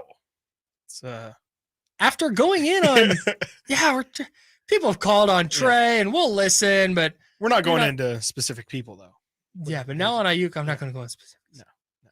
What? That's a little strange. I hated it. A little strange. Because definitely. I'm of the mind that because I don't think they're going to be able to pay Deebo Samuel and Brandon Aiyuk to keep them both on the roster. Be very tough. And Aiyuk is still pretty cheap this year and then next year. Mm-hmm. He's they can afford to keep both. Mm-hmm. But beyond that, I don't know if they're going to be able to do it. Right. And I don't know where you land. I'm taking Brandon Aiyuk over the next 5 years over Deebo. It's interesting. I think if you would have asked me that question yesterday, I probably would have said Deebo, but you actually brought something up that I think is really interesting in the fact that I feel like you did already probably get the best out of Deebo Samuel that you're going to get. Yes. I have a tough time believing that Deebo is going to have a better year than what he did 2 seasons ago. With just the amount of miles that they put on him, using him as a running back, it's tough to think that Deebo's best years are going to be in front of him. Yeah. And if you're going to be a smart organization, football, basketball, any sport, it's not about what you've done, especially from a GM perspective. You're paying guys for what they're going to do in the contract that you're paying them for. Mm-hmm. And so to me, yes, I think Brandon Aiyuk, I'm signing up for the next 3 to 5 years of Brandon Aiyuk over what could potentially be, a different Deebo Samuel the next 3 to 5. It just feels like you're never going to get 1,400 receiving yards and 400 rushing yards and 14 touchdowns from Deebo Samuel ever again. Right.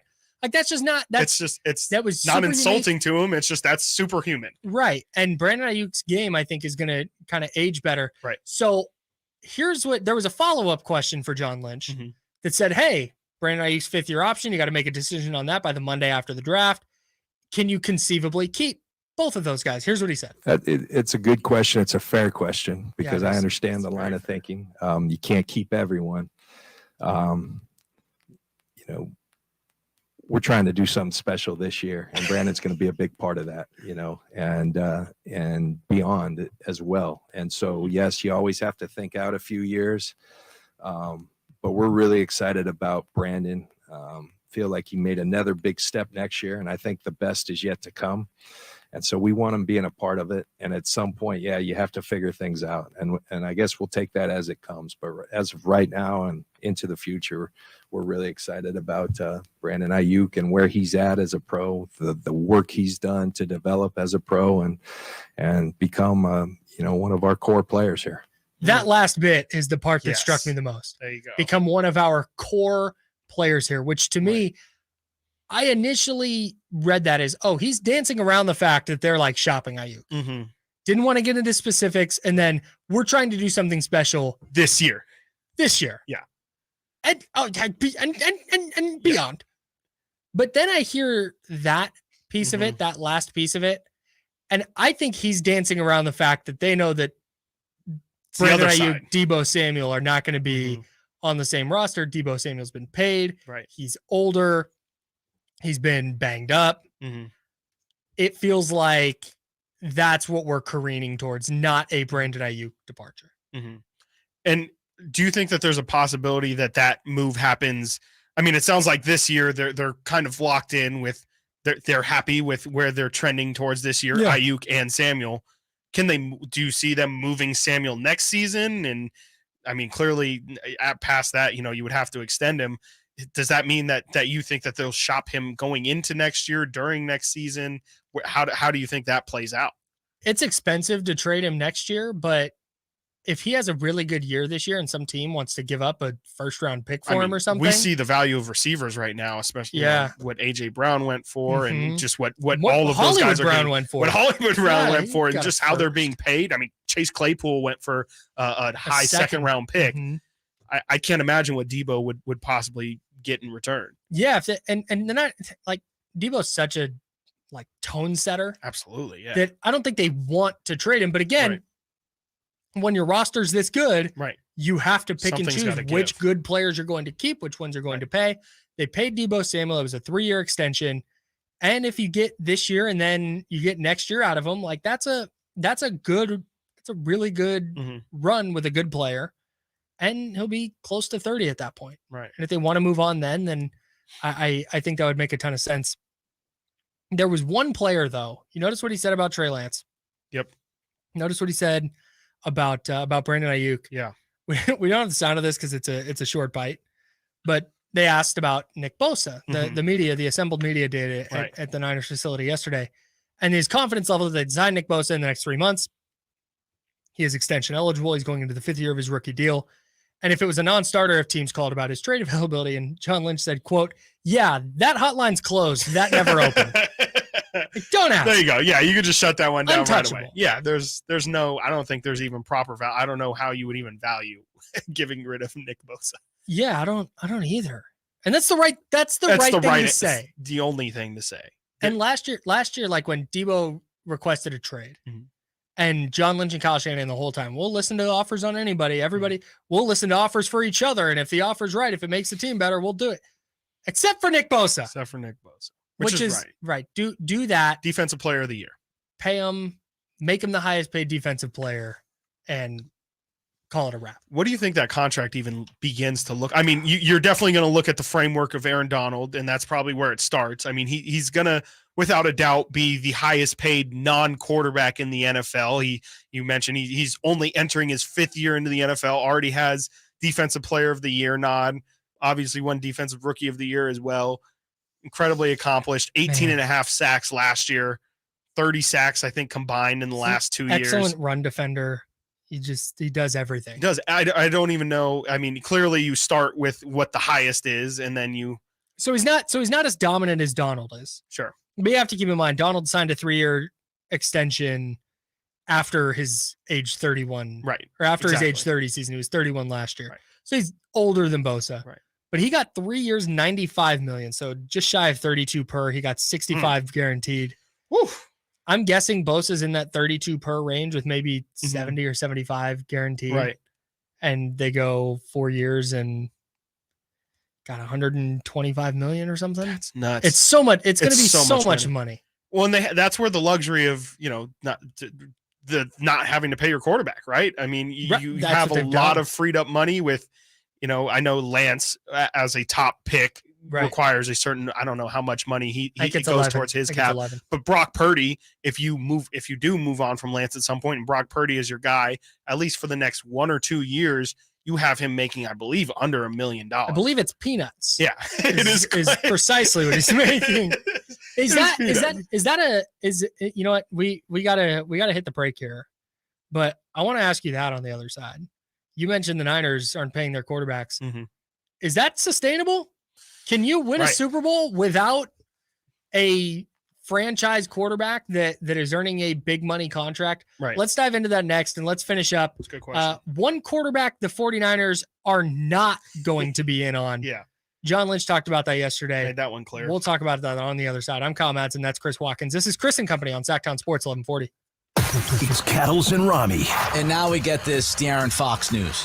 Before I get to your thoughts, Rammy, and how this impacts the series, it's rather obvious it absolutely impacts this series. What I don't want us to do, I don't want to take calls saying I fractured my finger in 1998 and I was okay. I went to work. I went to the YMCA. I put up 20 in 3-on-3. Fractured my index finger when I was in high school, still dropped 30.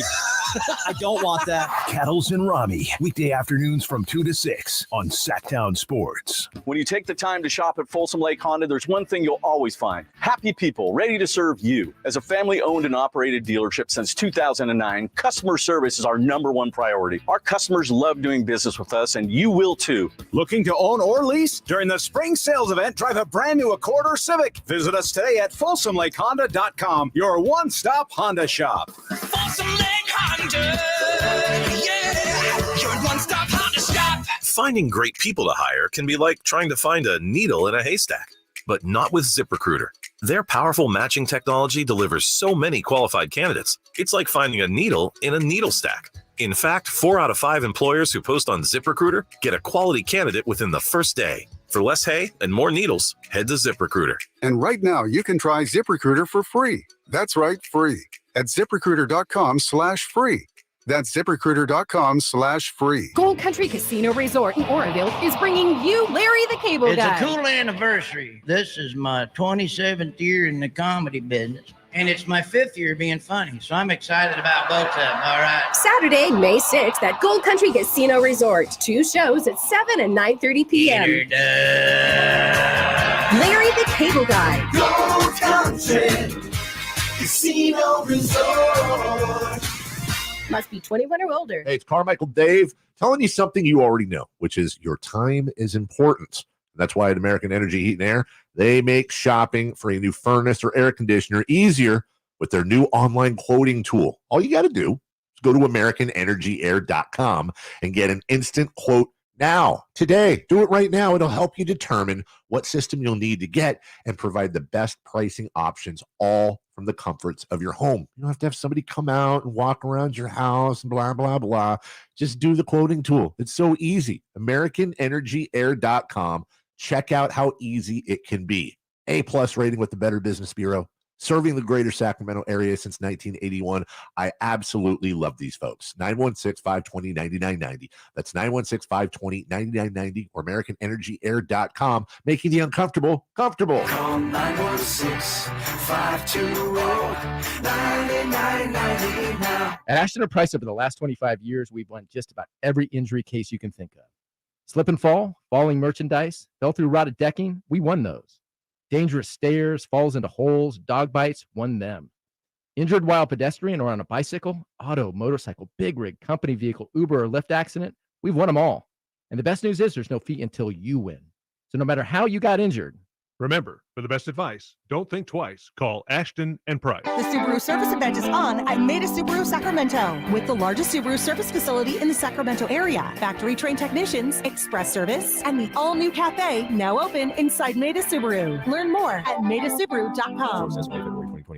The summer's heating up with some of your favorite country stars at Lake Tahoe Outdoor Arena at Harvey's. Featuring country's biggest stars. Derek Bentley's Gravel and Gold Tour, Friday, August 4th. Sam Hunt's Summer on the Outskirts Tour, Sunday, August 13th. Darius Rucker's Starting Fires Tour, Saturday, August 19th. Kane Brown's Drunker Dreaming Tour, Thursday, August 31st. And Friday, September 1st. Don't miss these country all-stars plus more. Tickets are on sale now at Ticketmaster.com and ApeConcerts.com. Hey, Sacramento, while you're watching the playoffs, don't get stuck on the bench in a warm house. Fox Family Heating and Air can get you cooling fast with most parts backed by a lifetime warranty. Fox Family Heating and Air.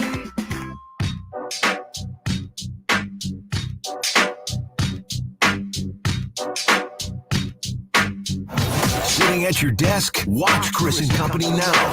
YouTube.com/Sactown Sports 1140. Kyle Madson in the company on Chris and Company. He's Chris Watkins. What up? Whitey Gleason will be back in tomorrow, which means I won't get to walk down the hall to our sister station at KNCI and bug Tom Maley miss you. No, I know. I was bugging Tom Maley yesterday, and I did it again today, trying to get some free tickets to KNCI's Jiffy Lube Country in the Park. It's like, Tom, hook it up. It's a tough ticket to get. And he said no, and so I walked away, and I was like, okay, fine, Tom, my radio dad. But then I was bopping around. Dad or granddad? Dad. Okay. Pat's the granddad. No, he. Well, if Pat's the granddad, then that would make Tom the grandma, right? Yes, Okay. that's what it is. We got it. Okay. Especially with those glasses. Yo, Send us at SactownSports.com. And Chris is over here saying, I don't want any part of this. Yeah, he wants none. That's okay. Pat and That's Tom okay. are wonderful gentlemen. Cody as well. Wonderful woman. Yeah, no, they're a delight. And they're going to be out there at Country in the Park, which is part of the reason I want to go. I want to go hang out with them. So Tom said no. So I went to SactownSports.com, and it turns out you can buy your tickets there. Yeah, at the event page. So you can go to SactownSports.com, do that right this moment. You can buy tickets to KNCI's Jiffy Lube Country in the Park. That takes place May 5th and May 6th at the Cal Expo Grandstands. Chris Young is going to perform, Lady A, Justin Moore, Brett Eldridge, Joe Nichols, and Matty Tay. Tickets start at just $45. You can get an entire weekend pass for just $80, and those are available right now on the SactownSports.com event page. We're going to get back into the De'Aaron Fox injury news and what the Kings do here in Game 5. As soon as any updates come out of Kings practice, we will have those for you. Our guy, Frankie Carticelli, is down there at the Kings facility right now observing practice. And once we have any kind of word on De'Aaron Fox, how he moved, what he did in practice today, was there any update on his status? Is he upgraded to questionable from doubtful? We'll have that for you right here on Sacktown Sports 1140. In the meantime, we are talking a little football, a little 49ers football with the NFL draft coming up Thursday. John Lynch spoke in his pre-draft presser yesterday and addressed Trey Lance trade rumors and all this. It looks like the 49ers are really content right now building a roster that's just kind of quarterback proof and having, instead of paying a quarterback $40 or $50 million and eating up that percentage of their cap, like, yeah, we're just going to have 3 guys who can all start and they're going to cost $15 million total. And that's what it's going to be. I don't know if I buy that you can do that and win a Super Bowl. It's definitely a very a very Kyle Shanahan strategy, right? Like Kyle is kind of the guy who believes that you give me a guy who can place the ball somewhere where I want it to go, and that the offense that I build around it will do the rest. Give me the weapons. You just give me a guy who can put the ball where I need it to go. It's a bold strategy, Cotton, and we're gonna have to see if it pays off. But it's a lot of gambling on a 7th round pick who was Mr. Irrelevant, who did look really good last year. He did. You're hoping that he is not just you're hoping he's not a Jimmy G, who is a solid he's a perfectly okay quarterback. Yes. But you clearly saw what an okay quarterback will get you. It's not good enough. It can get you to the Super Bowl, but clearly if you're going to go head to head against Patrick Mahomes, Joe Burrow, Josh Allen, the beasts of the AFC in the Super Bowl, in order to win that, it seems like you're going to need a guy who is to that level or at least capable of reaching those levels. And just a guy who's going to go make a play. Got to go make a play at some point. And maybe Brock Purdy is that guy. He can be. It was pretty clear. Early, it was pretty clear Jimmy Garoppolo wasn't. And that's part of why the 49ers unloaded all the draft capital they did to go get Trey Lance. They didn't draft Trey Lance to get him through his rookie deal and have him cheap. Right. And then punting. Like they were hoping that he would be that guy, right? Become one of those guys that gets, $50 million a year or whatever. Right. It's a great problem to have. Right. Really good problem to have. But it hasn't panned out because the timing isn't right. Right. But that's what I don't understand about the whole Trey Lance thing from the 49ers perspective. I'm of the mind that you needed to take that swing. I love the process. Yeah.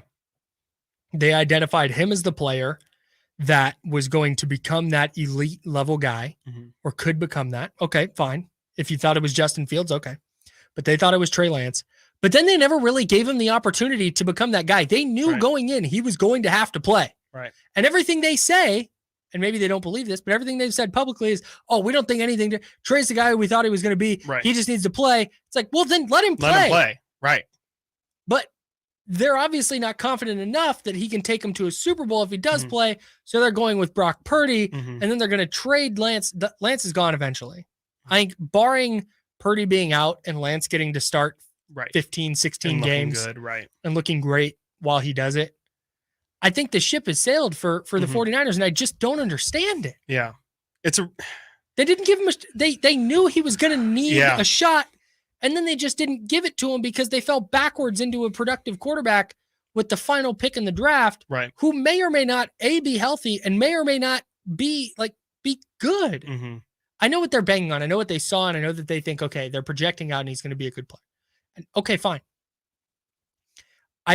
I feel like they're punting too early on Trey Lance. I agree with you. And I think I know they really love Brock Purdy and they love him. They love him. And they have said since almost the moment he was injured, I think maybe even before that if Brock is our guy, like this is no longer this is not a competition. This will not be a competition. If Brock is healthy, it's his job. Right.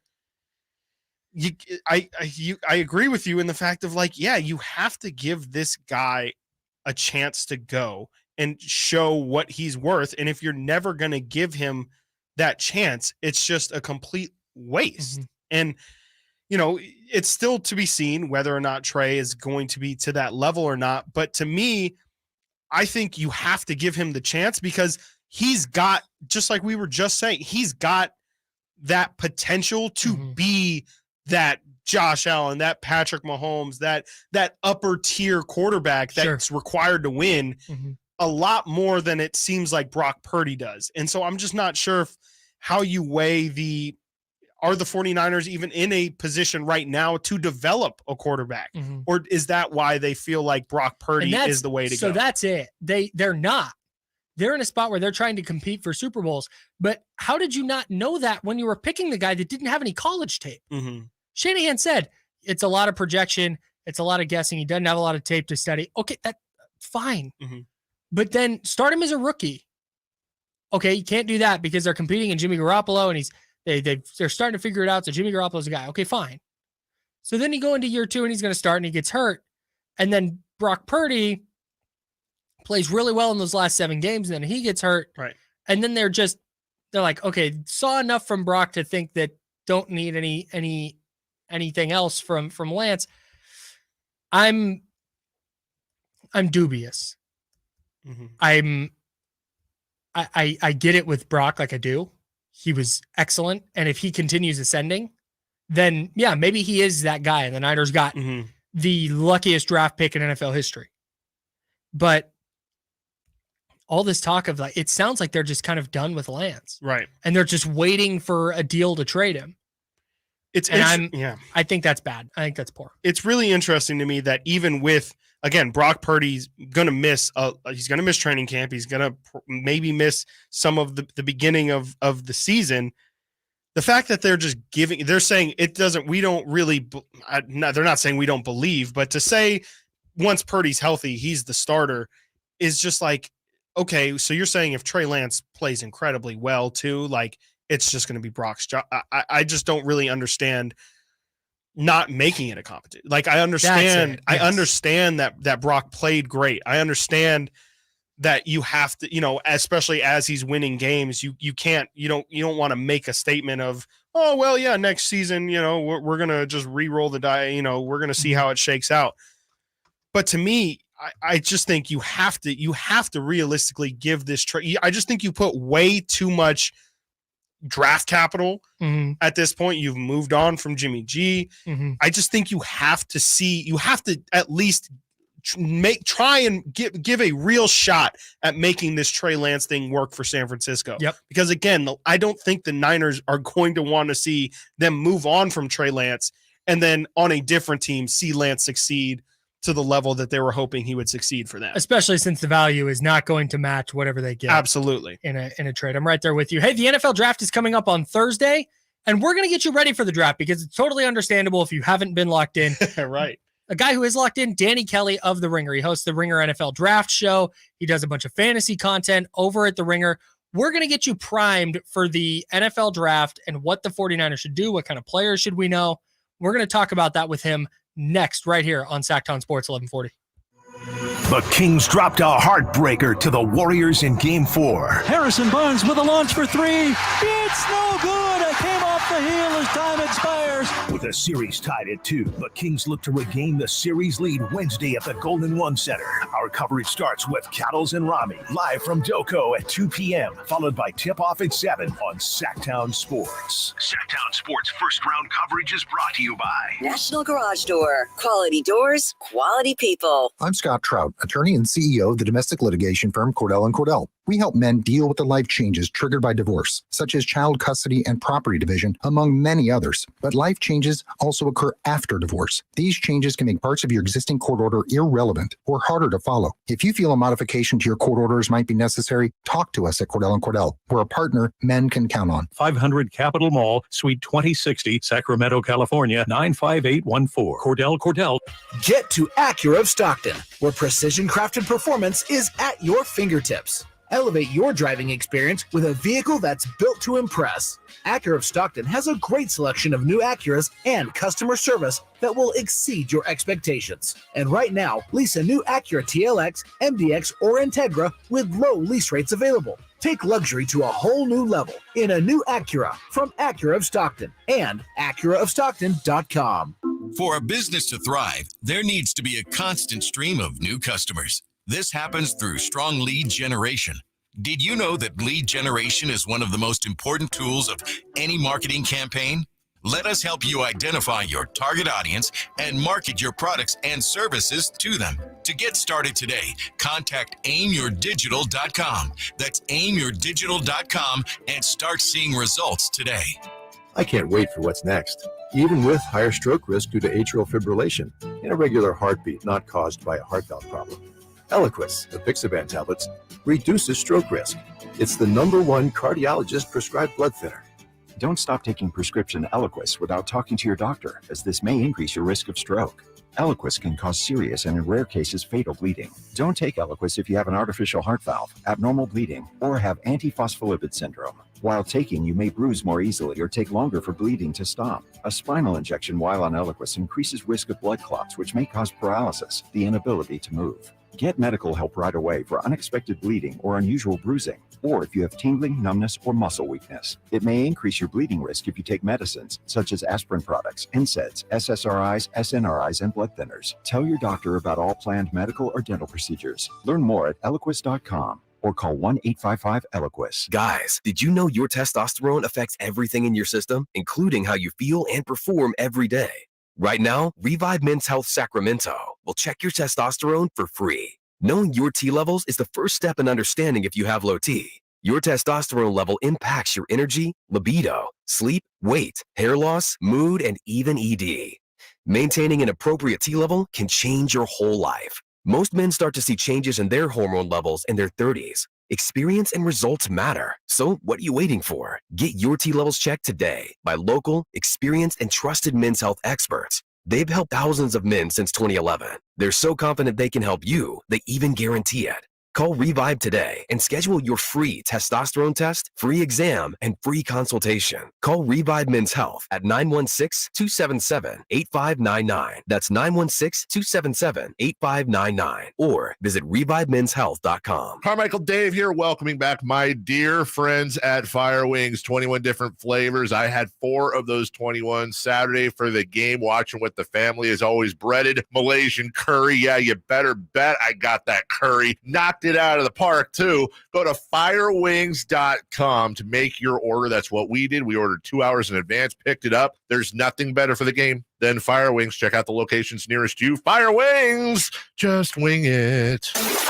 KHTK AM HD1 Sacramento, KYMX HD2 Sacramento. From the Power Business Technology Toshiba Studios, your local sports leader in the 916. This is Sactown Sports. Sactown Sports. Headlines. I'm Christopher Lott with your Sactown Sports headlines. The Sacramento Kings announced last night that Kings guard De'Aaron Fox underwent x-rays that revealed that he had an avulsion fracture on his left index finger. He suffered the injury during the fourth quarter of Sunday's game and has been listed as doubtful for tomorrow night's Game 5 against the Warriors. For more on Fox's injury and all the news on the Kings-Warriors series, check out SactownSports.com for all your updates. You can listen to tomorrow's Game 5 right here on Sactown Sports. 3 NBA playoff games tonight, and they all have 3 games in 1 leads. Celtics will host the Hawks with the chance to close the series out in Boston. That will be followed by the Timberwolves at the Nuggets. The Timberwolves avoided a sweep with a win last Sunday. And the final game will be the Clippers at the Suns. The Clippers will try and extend the series once again without Kawhi Leonard, who is still out with a sprained knee. Those are your headlines. Now let's get back to Chris and company with Kyle Madson and our guest, Danny Kelly.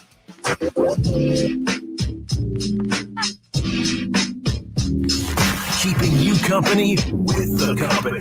It's Chris and Company with Chris Watkins on Sactown Sports. Your local sports leader. I'm Kyle Madson, hanging out with Chris Watkins today. Whitey Gleason will be back tomorrow. A quick update on De'Aaron Fox. We will crack this open after we chat with Danny Kelly. But De'Aaron Fox, according to Chris Beerman, who was on with us earlier, covers the Kings for the Sacramento Bee, De'Aaron Fox participated in Kings practice today. It was a non-contact practice, and then Fox is still considered doubtful for Wednesday's game. So we will talk about that here in a bit. But first, we got to dive into the NFL draft. That's coming up on Thursday, and we're going to do so with our guy Danny Kelly, host of the Ringer NFL Draft Show on the Ringer Podcast Network. He's also a big fantasy analyst, and we'll talk about that a little bit as well. Danny, how's Los Angeles treating you? It's great. I just flew in this morning, so Are your arms tired? Nice and warm. I almost said that, but then I held back. I got it in there for you. You're welcome. Before we get to specific kind of prospects in the draft itself, John Lynch yesterday said that the Niners would need a substantial offer to move on from Trey Lance. Are you of the mind that A, they should be trading him, and B, what do you think a good offer even is for him? No, I don't think they should trade him, probably. I mean, with the uncertainty around Purdy's elbow, and, obviously Sam Darnold still somewhat unproven. I don't know if you necessarily want to go into the season banking that he's going to be perfectly healthy and playing well. So to me, especially with some of the bad luck the 49ers have had with injuries at the position, you got to hang on to Trey Lance. This is a team and roster that's ready to compete and contend for a Super Bowl. So to me, it doesn't make a lot of sense to trade him unless you get a crazy offer like a first rounder. In that case, maybe you do move on. But for now, it probably makes more sense for them to try and boost his stock and, in theory, ideally, let him be the starter. Yeah. Now, moving on to the draft, Danny, is there a player you feel like San Francisco should be targeting to maybe trade up in the draft to try and get? Obviously, they have their first pick is number 99. Yeah.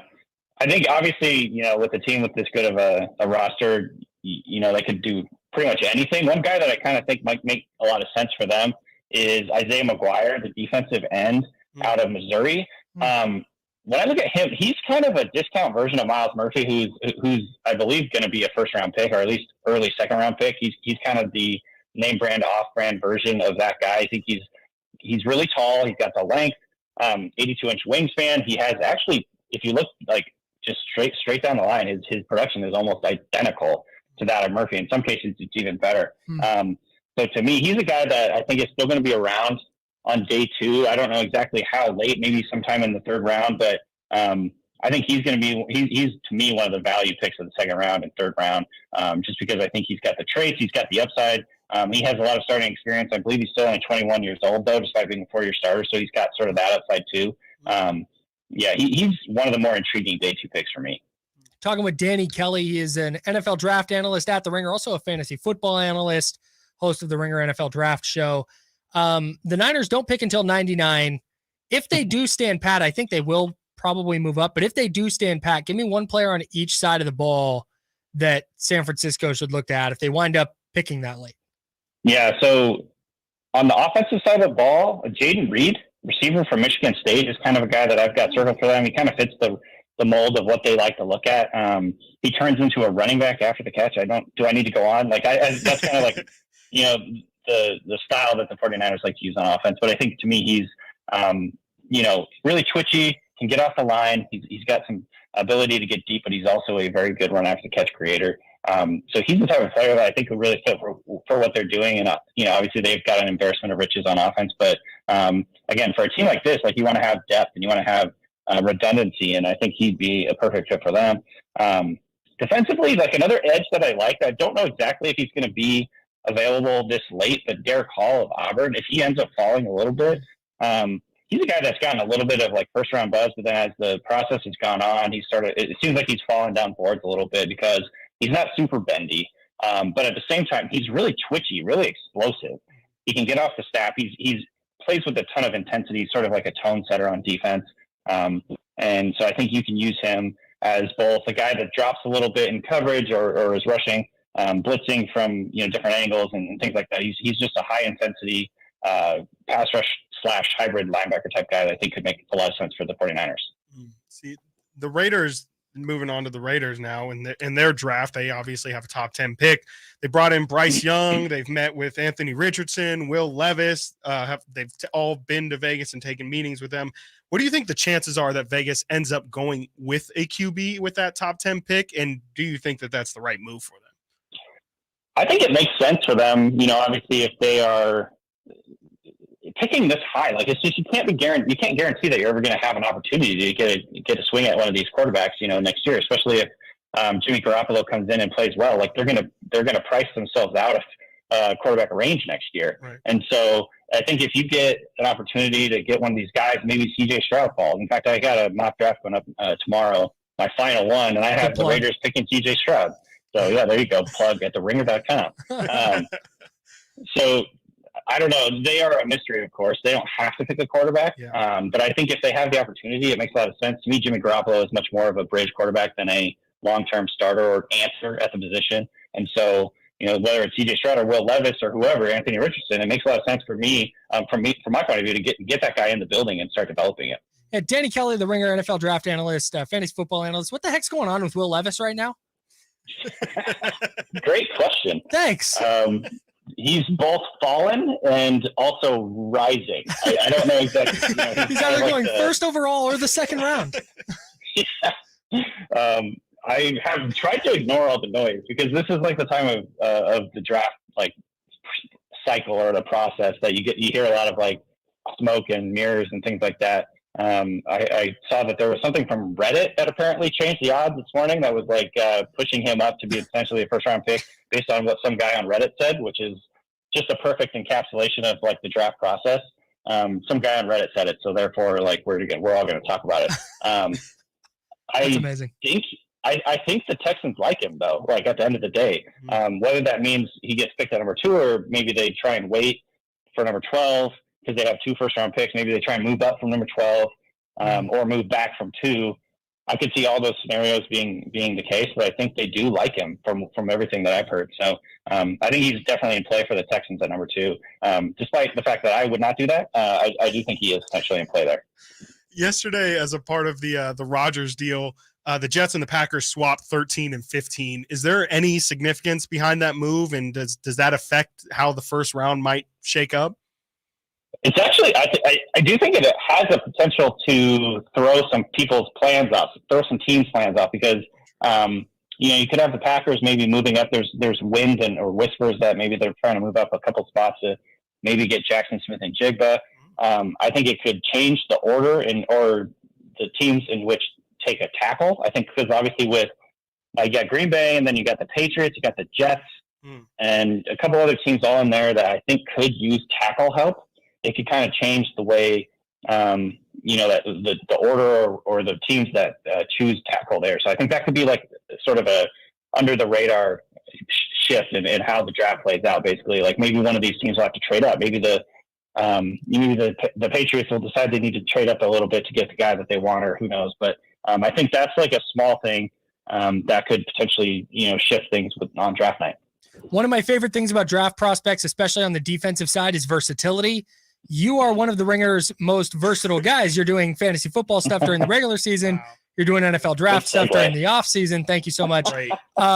What prospects should fans who are just fantasy football fans or fantasy football players, are there any prospects that they should really be keeping an eye out for on draft night? Just versatile guys we talking? No, just guys who are going to be a factor in fantasy in year one. Yeah, I mean, obviously Bijan Robinson is going to be. I honestly he might be a first round pick. People that are doing drafts now. Oh, fantasy. He could be right. I think the way that the landscape looks at the running back position across the NFL. There's just not very many guys that are quote unquote bell cow back that are getting a ton of volume. If I was doing a draft right now, honestly, I might consider taking Bijan Robinson in the first round. I think that Jahmyr Gibbs is another guy that is really exciting because number one, he's getting a lot of buzz right now. He might actually be a first round NFL draft pick. There's a lot of smoke right now that that's the case. And I think just the way that he's utilized, especially in PPR leagues, like he's just going to be a big pass catcher for whatever team picks him. If they're convicted enough to take him in the first round, I think, generally speaking, if you look at history, like it almost always leads to a lot of volume. Yep. And so, for Bijan and Jahmyr Gibbs in particular, those two guys, I think, have a chance to be, really big factors in fantasy this year. And so, I think that's like something right now. If I'm making my ranks, those guys are both going to be ranked pretty highly, depending, and irregardless of where I just said regardless of where they land. Thank you for allowing me to say that. So, I know you just said it doesn't matter where they land, but where would be the spot for Bijan Robinson that would excite you most from a fantasy perspective? I mean, the Eagles. If he lands with the Eagles, that would be broken. Exciting. I hate that. It would be bad for my good buddy Rashad Penny, who I think could be like a sleeper this year. But but yeah, obviously the Eagles would be a good one. I'm trying to think of other teams that actually might take him. I heard that he visited with the Buccaneers, which I don't think I'd be quite as excited about that one. And really any of the teams in the back half, like the Bengals, come to mind. Mm-hmm. They are a team that it seems as if they're going to move on from Joe Mixon at some point. Like they've been very tepid with what they've said about him during the offseason. So if they move on from Joe Mixon and insert Bijan Robinson there or Jahmyr Gibbs, like that is super exciting just because it's going to be a good offense, score a lot of points. They do a lot of things. I think they will do a lot of things with him in the passing game. So, those two teams in particular are really exciting if either Bijan or Gibbs lands with those two teams. Danny Kelly, all over the NFL draft for The Ringer. He's a fantasy football analyst for The Ringer. Check him out at theringer.com. Danny, thanks so much for making time for us, man. Absolutely. Appreciate it, Danny.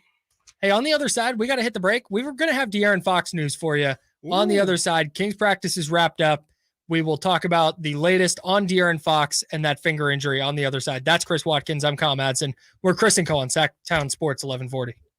It's the Carmichael Dave Show with Jason Ross. Whether it be between the third and the fourth or at some point, we got to embrace basketball hell, man. Now that we're a good team, that's a whole different meaning. And again, not trying to sell merchandise for the Kings, but there's lots of hell merchandise out there.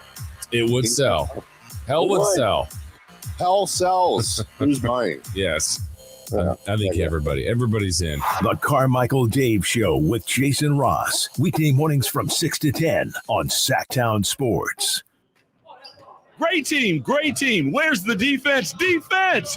Okay, everyone take a break. Greetings, Sacramento. Doug Christie here for the Good Feet store, asking, when is something too good to be true? When it probably is. And had I not experienced it for myself, this spectacular season would definitely qualify as too good to be true. So everyone out there in radio land, continue to enjoy. Something else that could seem too good to be true is Good Feet Art Support. But trust me, I've experienced firsthand the comfort, balance, and support possible with Good Feet Art Supports. And so have countless others who have pretty much given up hope. It's time you felt good again. Take your feet to the Good Feet store for a free personalized art support, fitting, and test walk. Experience for yourself the comfort, balance, and support missing in your life. The Good Feet store in Sacramento, Roseville, Stockton, Modesto, and now Vacaville, online at goodfeet.com.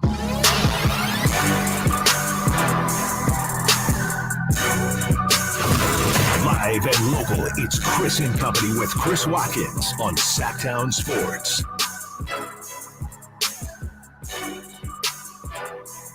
All right, De'Aaron Fox updates.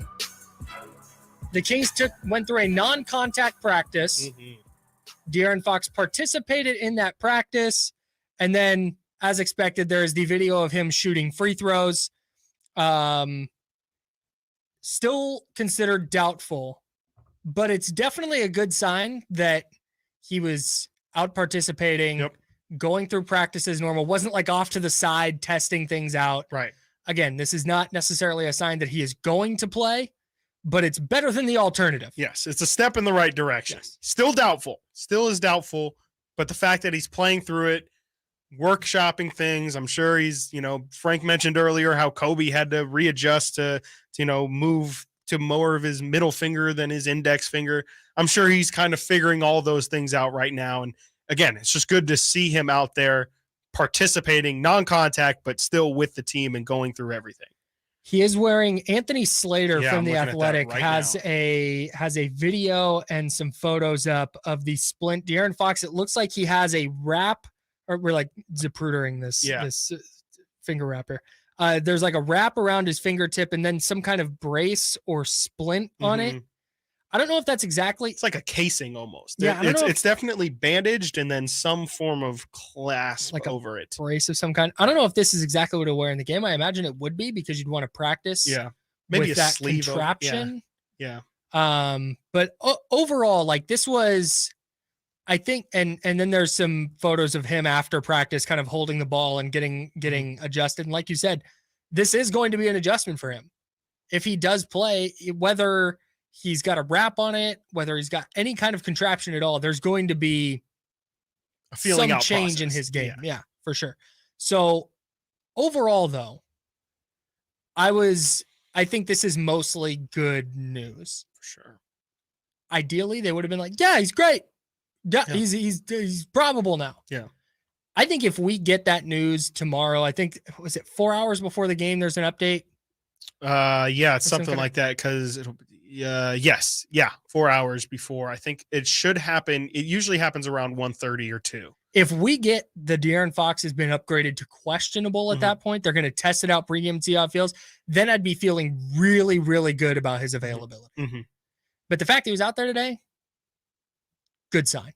I think the best thing you could ask for realistically. Absolutely. I mean, We're not doing doom and gloom today. And even this isn't like, hey, let's find this is just good. You practiced. It's a good sign.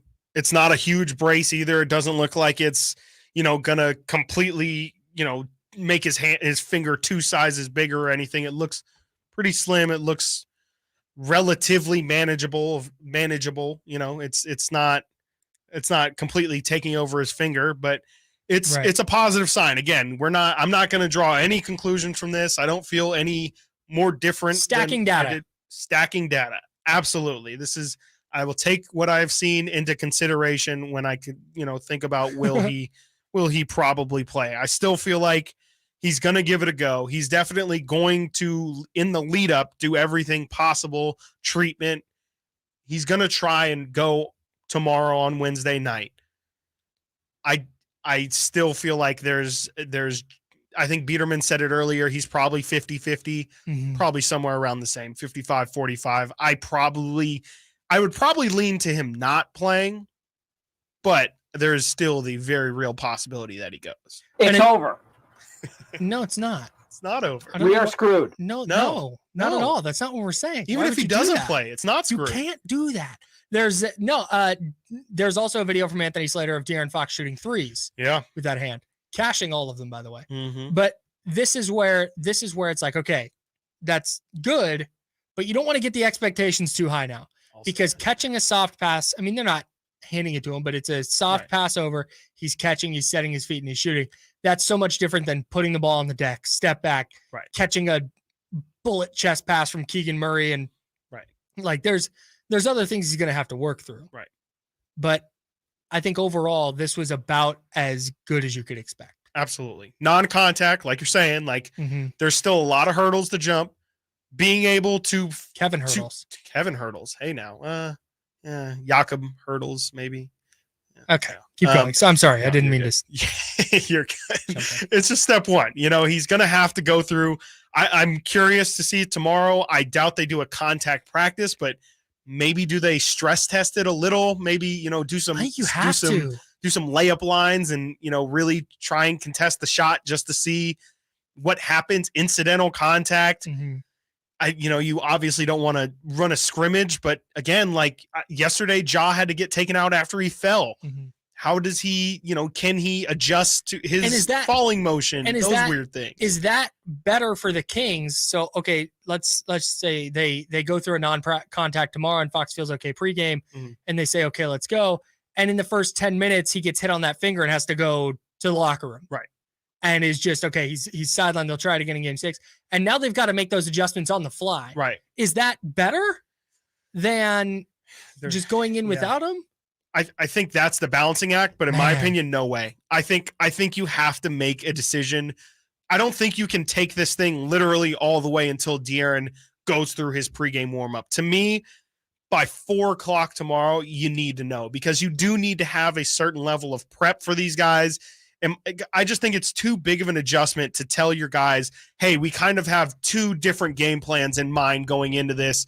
We might completely not even go to one because De'Aaron is fine and plays the whole game. That's what I'm saying. I just don't think you want to have to, in the middle of a playoff game.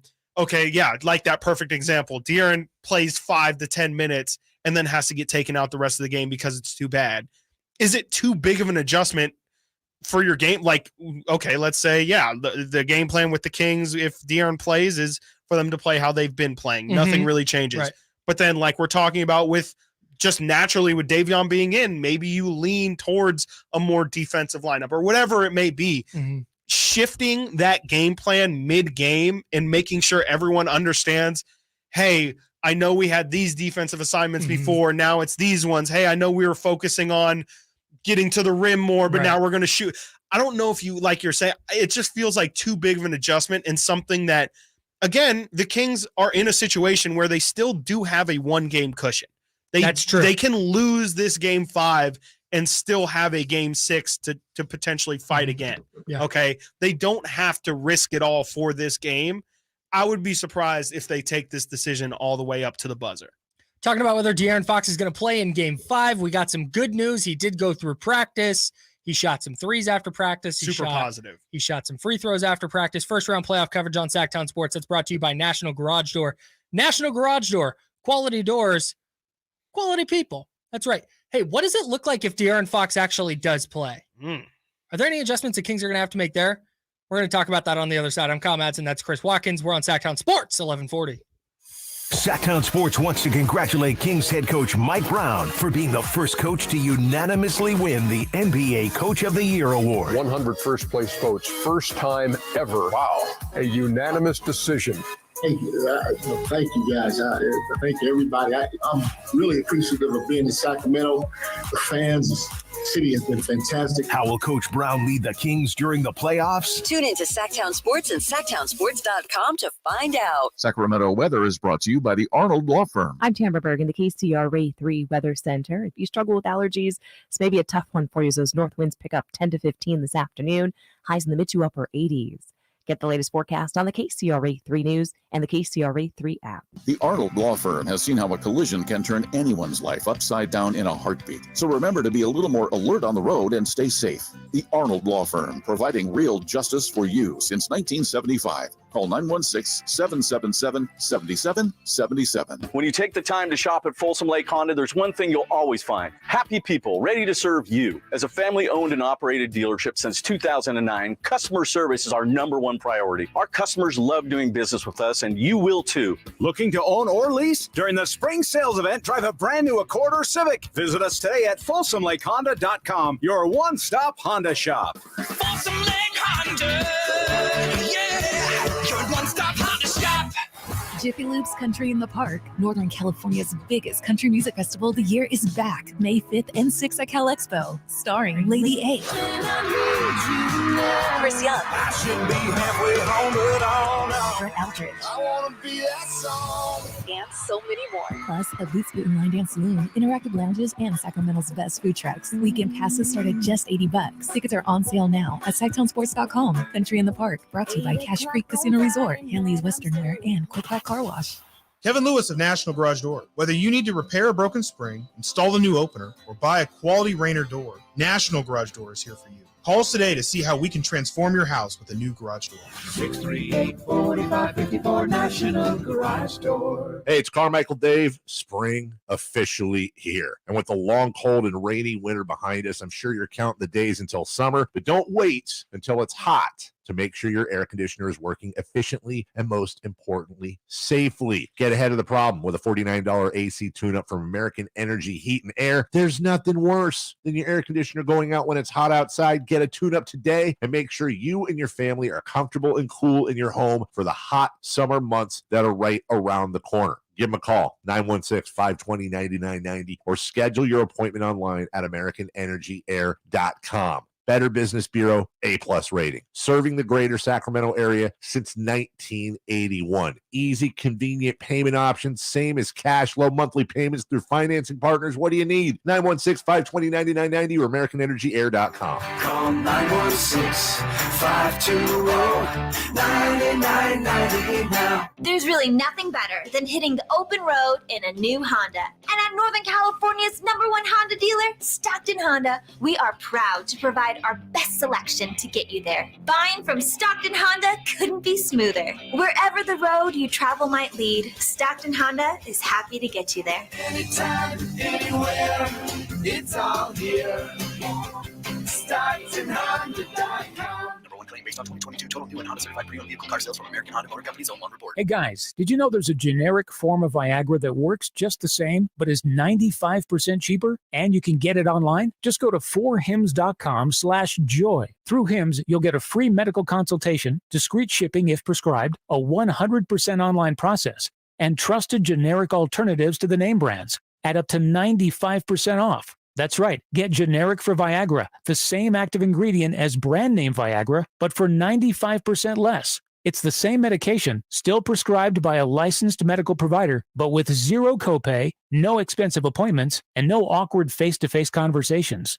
To start your free online visit, you need to go to this exclusive address, 4hims.com/joy. That's 4hims.com/joy for your free online visit. FORHIMS.com/JOY. Prescriptions require an online consultation with a healthcare provider who will determine if appropriate. Restrictions apply. See website for details and important safety information. Subscription required. Price varies based on product and subscription plan. Sactown Sports. Headlines.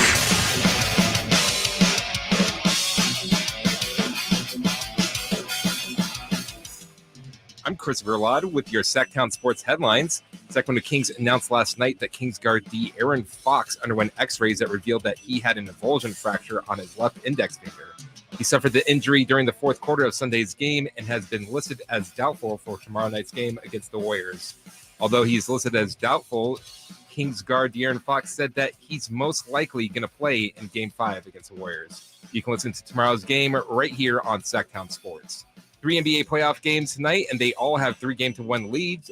The Celtics will host the Hawks with a chance to close the series out in Boston. That will be followed by the Timberwolves at the Nuggets. The Timberwolves avoided a sweep with a win on Sunday. And the final game will be the Clippers at the Suns. The Clippers will try and extend the series once again without Kawhi Leonard, who is still out with a sprained knee. Those are your headlines. Now let's get back to Chris and company with Kyle Madson.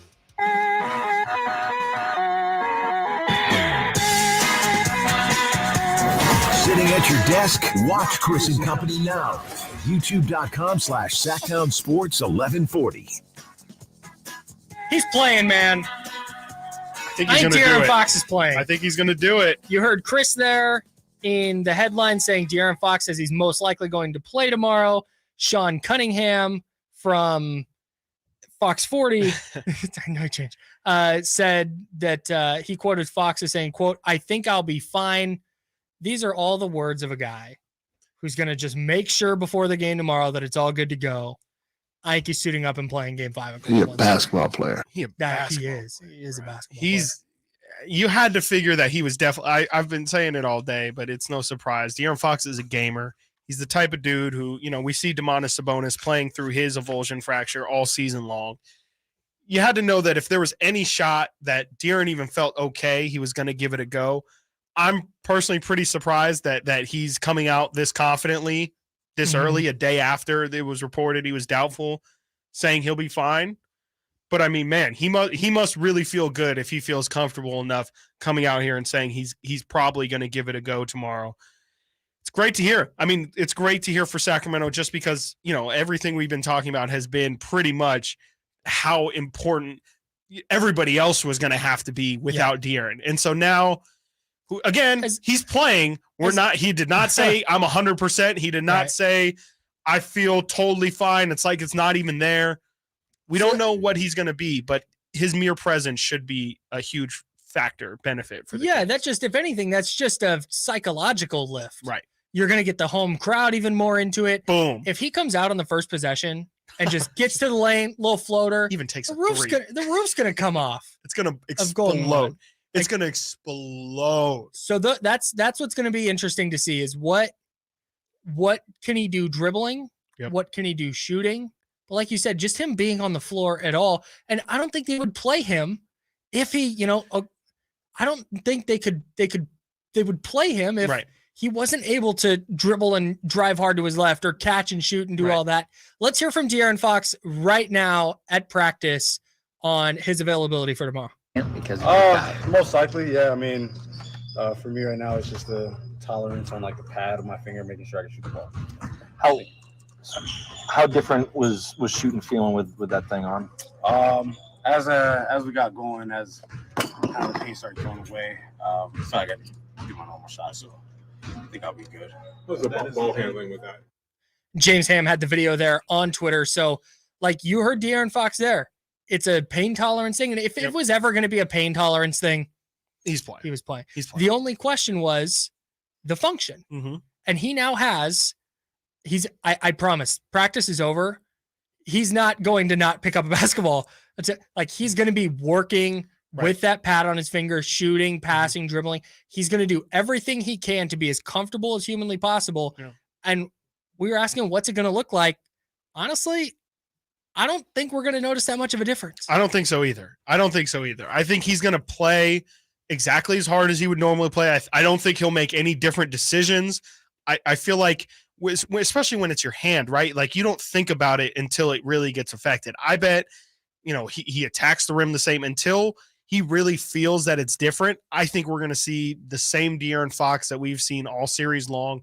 Yeah, maybe his shots don't fall down at the same clip, but I definitely expect him to attack the rim the exact same that he has. And that's all he has to do. Mm-hmm. He can impact the Warriors defense without shooting. I mean, he's shooting 34% from three. He's hit some big ones, but it's not like, what's he going to do if he can't shoot? There are so many things he can do to affect the Kings defense. Or the Warriors defense. I will say though, this still falls on when the news first came down. We talked about it yesterday and we talked about it a lot this morning. A lot of this is going to fall on Domantas Sabonis to pick up the slack. Still does. That's still the case. Yeah. I still think that the Kings' path forward with De'Aaron Fox hampered even a little bit. Right. Now the Kings don't have to disperse 100% of that slack, but let's say he's 90%. Mm-hmm. It's on Sabonis to pick up 9 of that 10%. Right. And then maybe Monk does a little bit extra. A little bit of ball handling. Maybe, we see now this kind of plays back into the conversation we wanted to have yesterday where, now maybe Davion Mitchell does play a little bit more because he has to, as someone who's bringing the ball down the floor. So are you now even more comfortable? Because I was already at the point where it's like, man, if Kevin Huerter is going to shoot it the way he's been shooting it, 14.3%, he had the quick hook in game 4. It took him out after 21 minutes. Mm-hmm. Why not just insert Davion into the starting lineup? To me, that now makes even more sense. It does. It just takes a little bit of the onus off De'Aaron Fox to do everything. Yeah. And he's still going to have to do plenty. Yeah. But I think that's the adjustment for the Kings. Yeah. Is just insert Davion into the starting lineup, bring Kevin Huerter off the bench. Mm-hmm. That's the move, I think. I completely agree with you. And I think it's really is more just from, obviously Davion's defense is the reason why what sprung the conversation in the first place. But with De'Aaron now having that injured finger, and if he's going to play through it again, just kind of, you don't need De'Aaron to bring the ball down every time. You don't need unnecessary attempts at people trying to swipe at the ball, maybe hitting his hand. Have Davion bring down the floor from the start. Maybe this potentially, if not Davion, I'm a lot more willing now to understand why Malik Monk might be inserted into the starting lineup for that same reason. Interesting. I think it makes sense. I still think it makes sense to, if you're going to move Huerter to the bench, just having one of Davion or Malik on the floor at all times with De'Aaron on, because again, just those guys can take the pressure off him. He doesn't have to have the ball in his hand the entire game. And then on top of that, like you're mentioning, Sabonis as well. Like they're going to have to get something out of that dribble handoff game to take the pressure off of De'Aaron having the ball in his hand. And go ahead. And here's the thing, like being at home, the Warriors, I don't think are going to blow Sacramento out. Right. So you really need effective De'Aaron Fox. Can you keep it close and then you get fourth quarter Fox? Right. Can he still do that? That's all I need from him. That was my question next is, fourth quarter might be a problem for Sacramento because that's been the quarter where it's give De'Aaron Fox the ball. Everyone get the hell out of the way. Mm-hmm. You can help him if you want, but just stay out of his way. But if you're executing your offense early, execute it in the fourth quarter. Right.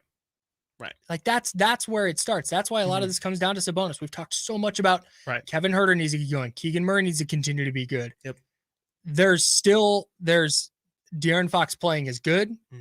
The Kings cannot be in a position now where they're looking at it going, great, cool. Right. Like, we're at home, we're going to win. Right. And they can't look at De'Aaron playing as, okay, cool, we have our guy. We have our answer.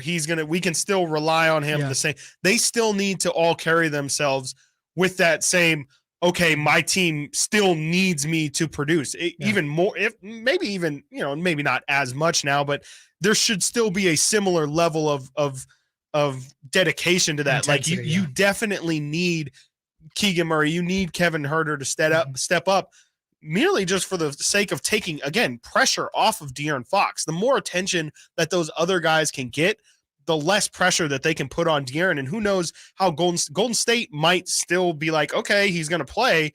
He's going to be effective. Let's test him. Sure. Let's send blitzes at him once he crosses half court. Let's make sure he puts the ball on the floor. Let's make him really get into traffic and, high body count situation. You want him being from the Warriors side. You want to really stress test that finger. And so, it'll be on the other guys to make sure that they have De'Aaron's back. De'Aaron's carried this team a long time this year. It's time for those other guys to pick up their end of the weight. I think the crowd's going to be a huge factor tomorrow. Massive. There's not going to be a better place to be in sports tomorrow, in all of sports, than Golden One Center. Yep. And maybe you can the Etihad Stadium with Manchester City Chris, versus Arsenal. But literally not a single person asked. Who invited him? Not a single person asked for that, Chris. In North America, there's not a better place in sports than Golden One Center tomorrow night. And you can get started with Cattles and Rammy. They're going to be out there. They're going to be out at Doco. Wow. At 2:00. They're going to take you to 5:30. That leads up to game night. That's Scott Marsh and Henry Turner. The party starts there. It's going to be a party on the inside. Party starts outside with Cattles and Rammy at 2:00. Go see those guys, hang out, get amped up, and then get in the building, carry that energy over. Yeah. And we talk fast start, even more important. Paramount now. Yeah, you have to, again, just to have the crowd behind you. You don't want to take that crowd out of the game for a moment. Yes. Okay. You don't want that game to be an uphill climb for the Kings the whole time and the crowd is in and out. Yeah. You want the Kings to be up. You want them to be loud. You don't have to tell Kings fans that they need to be loud in order for them to be loud, but I expect it to be the greatest atmosphere. I mean, games 1 and 2 were spectacular, incredible. Game 5, I think, is going to be something spectacular. Biggest game in Golden One history? By far. Biggest since last week, for sure.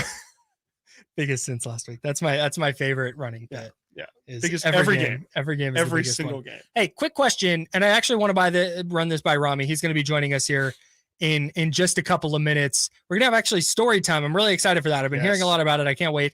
But I want to run this by you before I run it by him. Who's in a better spot over the next 3 years, the Kings or the 49ers? We've talked about both today, and we've talked about both in their future, and they're both in a good spot.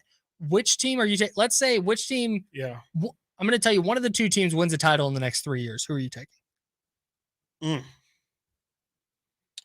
think I'm going to go with the Niners. Okay. Just because, I mean, if they're a little bit more, the track record is a little better for them. Okay. They've been to the Super That's Bowl. fair. They were in the NFC Championship last year. The Kings haven't been to the playoffs even in the past 17 years. But the Niners do have the question of, okay, how much longer can they keep this specific core of guys intact, and can they compete at a Super Bowl level? We were just having that Brock Purdy conversation of, is he going to be good enough to be at that level? I think the Kings have similar questions, and the NBA is also a little bit, there's a little bit less parity in the NBA in terms of champions than the NFL. It does feel like they are on the same path, though. There's definitely a conversation to be had for the first time, and really it feels like forever. Yeah. There's an argument for the Kings, though. There is an argument for the I think Kings, so, too. especially with De'Aaron, the way he's trending right now. If they can lock down Sabonis long term, if Keegan Murray develops and continues to build upon his shooting, this is a really, really young core that this Kings team has. There's no reason to think that the individual players are going to get worse. I think I agree. Like over the next 3 years, if I have to pick one to win a title, I think I'm picking the Niners. But I think Monty McNair's done a really good job of like earning the benefit of the doubt that they have a direction for this roster. Right. They have foundational pieces, and now it's about growing out around them. The Kings are like one or two guys away from being a legitimate contender. And I think this front office has earned the right to think like, all right, hey, they're gonna go find that guy. Right. Rammy's coming up. We're gonna have story time and 49ers or Kings. Which team do you like better over the next 3 years? We'll talk about that with him coming up next on Sactown Sports 1140. Check out the Golf to Go Hour with Frank LaRosa every week on Sactown Sports. Get the latest on equipment, area courses, people who play the great game, and plenty of good conversations about golf. It's the Golf to Go Hour every week with Frank LaRosa on Sactown Sports. Golf to Go is brought to you by the Hagen Oaks Golf Super Shop, America's most awarded golf facility. Naturewood Home Furnishings, where it's all about choices and always about quality. At Ashton & Price, we get injury victims to yes. Experience, yes. Ashton & Price has been around for over 25 years. No more insurance companies? Yes. Our clients focus on getting better and we handle all the rest. Results? Yes. We've collected over $100 million for injury victims. No fee until we win? Yes. Our clients pay nothing until we win. Ashton & Price, the best at getting to yes. Remember, for the best advice, don't think twice. Call Ashton & Price. Carmichael Dave here, welcoming back my dear friends at Fire Wings. 21 different flavors. I had 4 of those 21 Saturday for the game, watching with the family. As always, breaded Malaysian curry. Yeah, you better bet I got that curry. Knocked it out of the park, too. Go to firewings.com to make your order. That's what we did. We ordered 2 hours in advance, picked it up. There's nothing better for the game than Fire Wings. Check out the locations nearest you. Fire Wings, just wing it. California, the birthplace of all things cool. Beautiful people, perfect beaches, and cruising with the top down on Route 66. It does get quite hot here, though, so now that spring has sprung, Ace Plumbing Heating and Air is offering a full air conditioning system inspection and tune-up for just $66. Call 455-4548 and just say Route 66 to get your kicks and stay cool. Ace Plumbing Heating and Air, 455-4548 or at aceplumbing.com. Truck season savings extended at Maida Chevy at the Elk Grove Auto Mall. Got a huge selection of new 2022 and 23 half-ton Silverados in stock, ready to go. Find your savings at MaidaChevy.com. Find new roads. Lead generation is one of the most important aspects of any marketing campaign. Let us help you identify your target audience and market your products or services to them. Go to aimyourdigital.com today. aimyourdigital.com.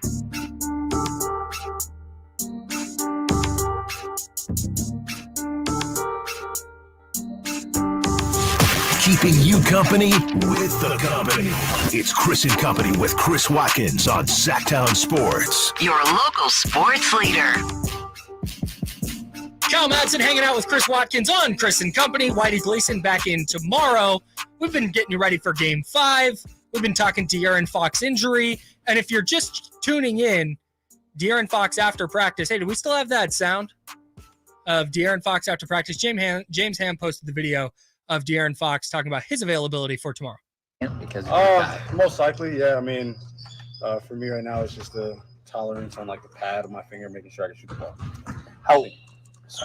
How different was shooting feeling with that thing on? As we got going, as kind of the pace started going away, so I got to do my normal shot. So I think I'll be good. He's going to put up 10,000 shots between right now and tomorrow before the game. I was definitely thinking he'll probably do that like super young baller thing where you just kind of sit in your bed and just like shoot it up in the air and just catch it for like hours. And then the TV goes black for a second and it hits you in the face.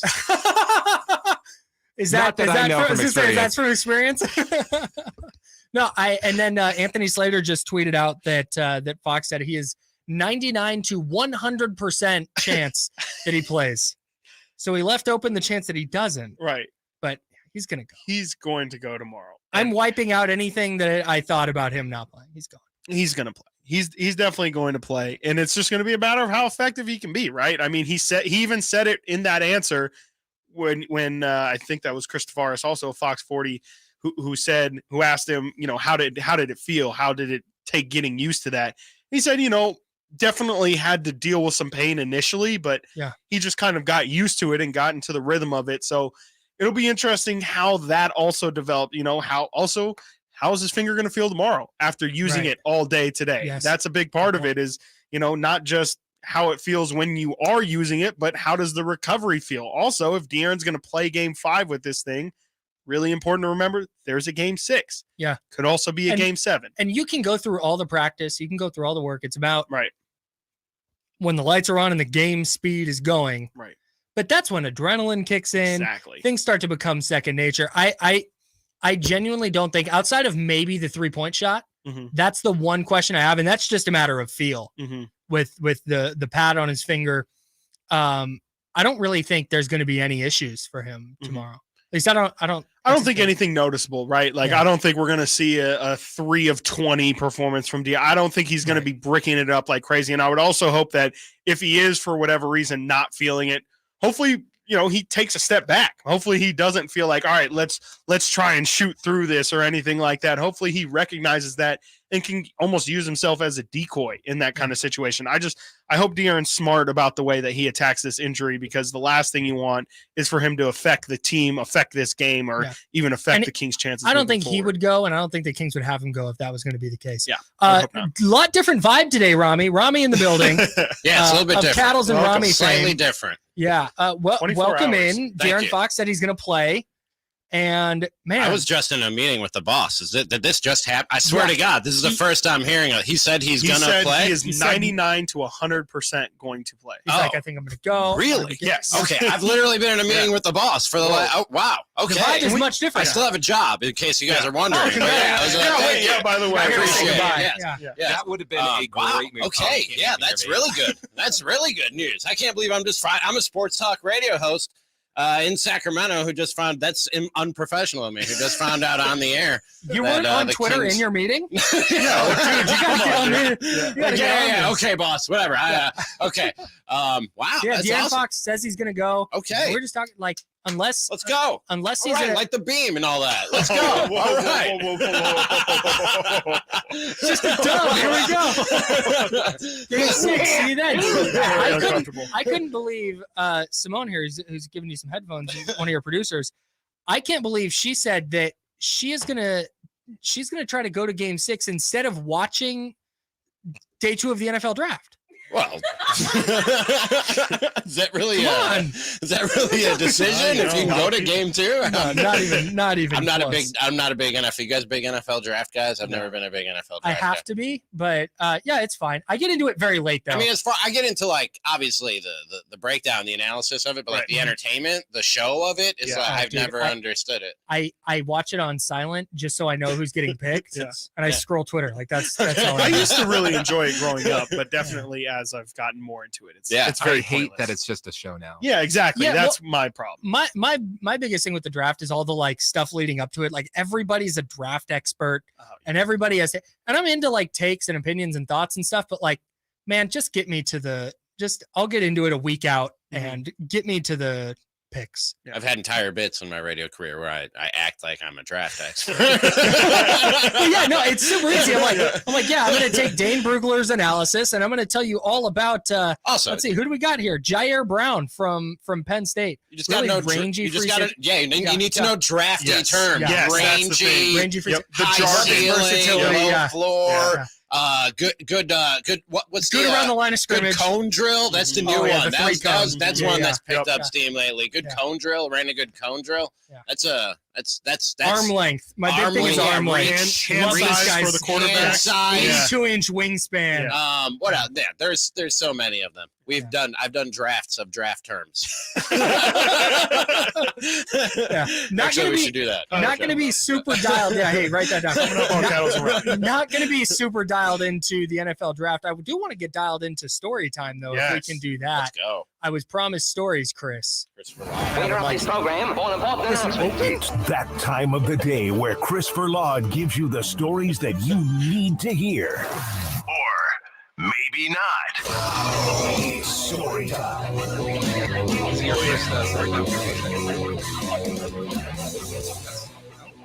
There we go. Hear you. Oh, you can't hear me? There we go. Now we got you. Now we got you. I don't know why this mic does that. Anyways, how about we go to Bogota, Colombia? Love to. Okay, great place. This is courtesy of the Daily Mail. Christian Montenegro called for an ambulance after his wife, Natalia, fell ill. In a video, Christian is heard saying she had a headache and fainted. I called you because I don't want her to die. She is the mother of my daughter. Everything will be fine, my love. That's when the paramedic replied, we are going to take her to the hospital and make sure that she is well. I'm going to take her vitals. This was said as a paramedic was trying to hold back their laughter. All the paramedics holding back their laughter. What? Why? Why would this be such a funny situation? Please. It's probably because Natalia is a rag doll. Okay. Christian dated, then married the rag doll. There's the twist. There's the twist. Okay. And he even has children with his rag doll wife. No, he doesn't. Stop. Because that's not a thing that you can Before do. this event, Christian made the headlines in Colombia when he announced that they welcomed their third ragdoll baby into the world. Half ragdoll baby. Did he purchase the ragdoll? No, they had a baby. I'm sorry, Chris. I'm sorry. I'm Ragdoll. so ignorant. Ragdoll, by the way, good NFL draft term. Yes. Defensive lineman ragdolling offensive lineman. The video of the incident has caused controversy, with the Bogota Health Secretariat announcing that it will investigate the paramedics for treating the rag doll. They treated the ragdoll? They resuscitated it? Yes. They just crumbled up some Advil and just sprinkled it. You know what, man? Like, if it made that guy's day that you saved his ragdoll life. Exactly. Like, you did a public service. Yeah, you know what I mean? I If that guy left there, happy, fine, whatever. They're already there. You know what I mean? Give those paramedics an award. It's a practice run. It's CPR practice. They do it all the time. I don't see the problem. Yeah, I don't see the problem. They go for CPR certification. They put a dummy down. They're like, nope. I know how this went. Also, that ragdoll had children, man. You can't just let it. You know what I mean? You can't just let it. You don't want die. to orphan those babies. You can't do that. Yeah. All right, we got one last one. This comes from Tontitown, Arkansas. Of course. Courtesy of the Gray News. Jeremy Sherlin was arrested by 4 police officers for performing body art without a license. I saw this, actually. The TikTok of Sherlin's arrest went viral after the son whose ear was pierced filmed the encounter and posted it on his account. The Tontitown police then released a statement saying their investigation began Thursday when a school resource officer contacted the police. They said a teacher was concerned about a student in class who said his dad was, quote, drunk and put him in a chokehold and shoved the piercing in his ear. Officers said they questioned Sherlin about the incident. He admitted to piercing his son's ear, but refused to answer any further questions. They left the residence. Then they came back to arrest Sherlin. Sherlin is facing several charges.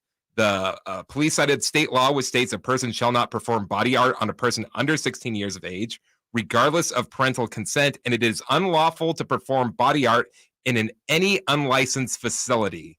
The violation of the law is Class D felony. The police said Sherlin is also facing additional charges, including third-degree endangering the welfare of a minor, refusal to submit to arrest, and obstructing government operations. I saw the video of this, and I thought this guy just got arrested for piercing his teenage son's ear. I was like, that seems aggressive. Well, I don't know about the drunken headlock. According to the Sun, it's one of those things of just like you're telling dumb stories to your friends at school that aren't true. Oh. And that's when things get real. Did the ragdoll wife have any comment? Oh, no. His wife had several comments during this arrest. None of which we can air. None that we can air. Is that's it for story time. Chris, thank you. Rammy, what do you guys got coming up? I'm literally processing the De'Aaron Fox He's playing. information He's that playing. you guys just, De'Aaron Fox is playing. So The good times are going to keep rolling with Cattles and that'll Rammy. happen. That's coming up next on Sactown Sports, 1140. Sacktown Sports is Sacramento's new home for the San Francisco 49ers. It feels awesome. We deserve this. Let's go.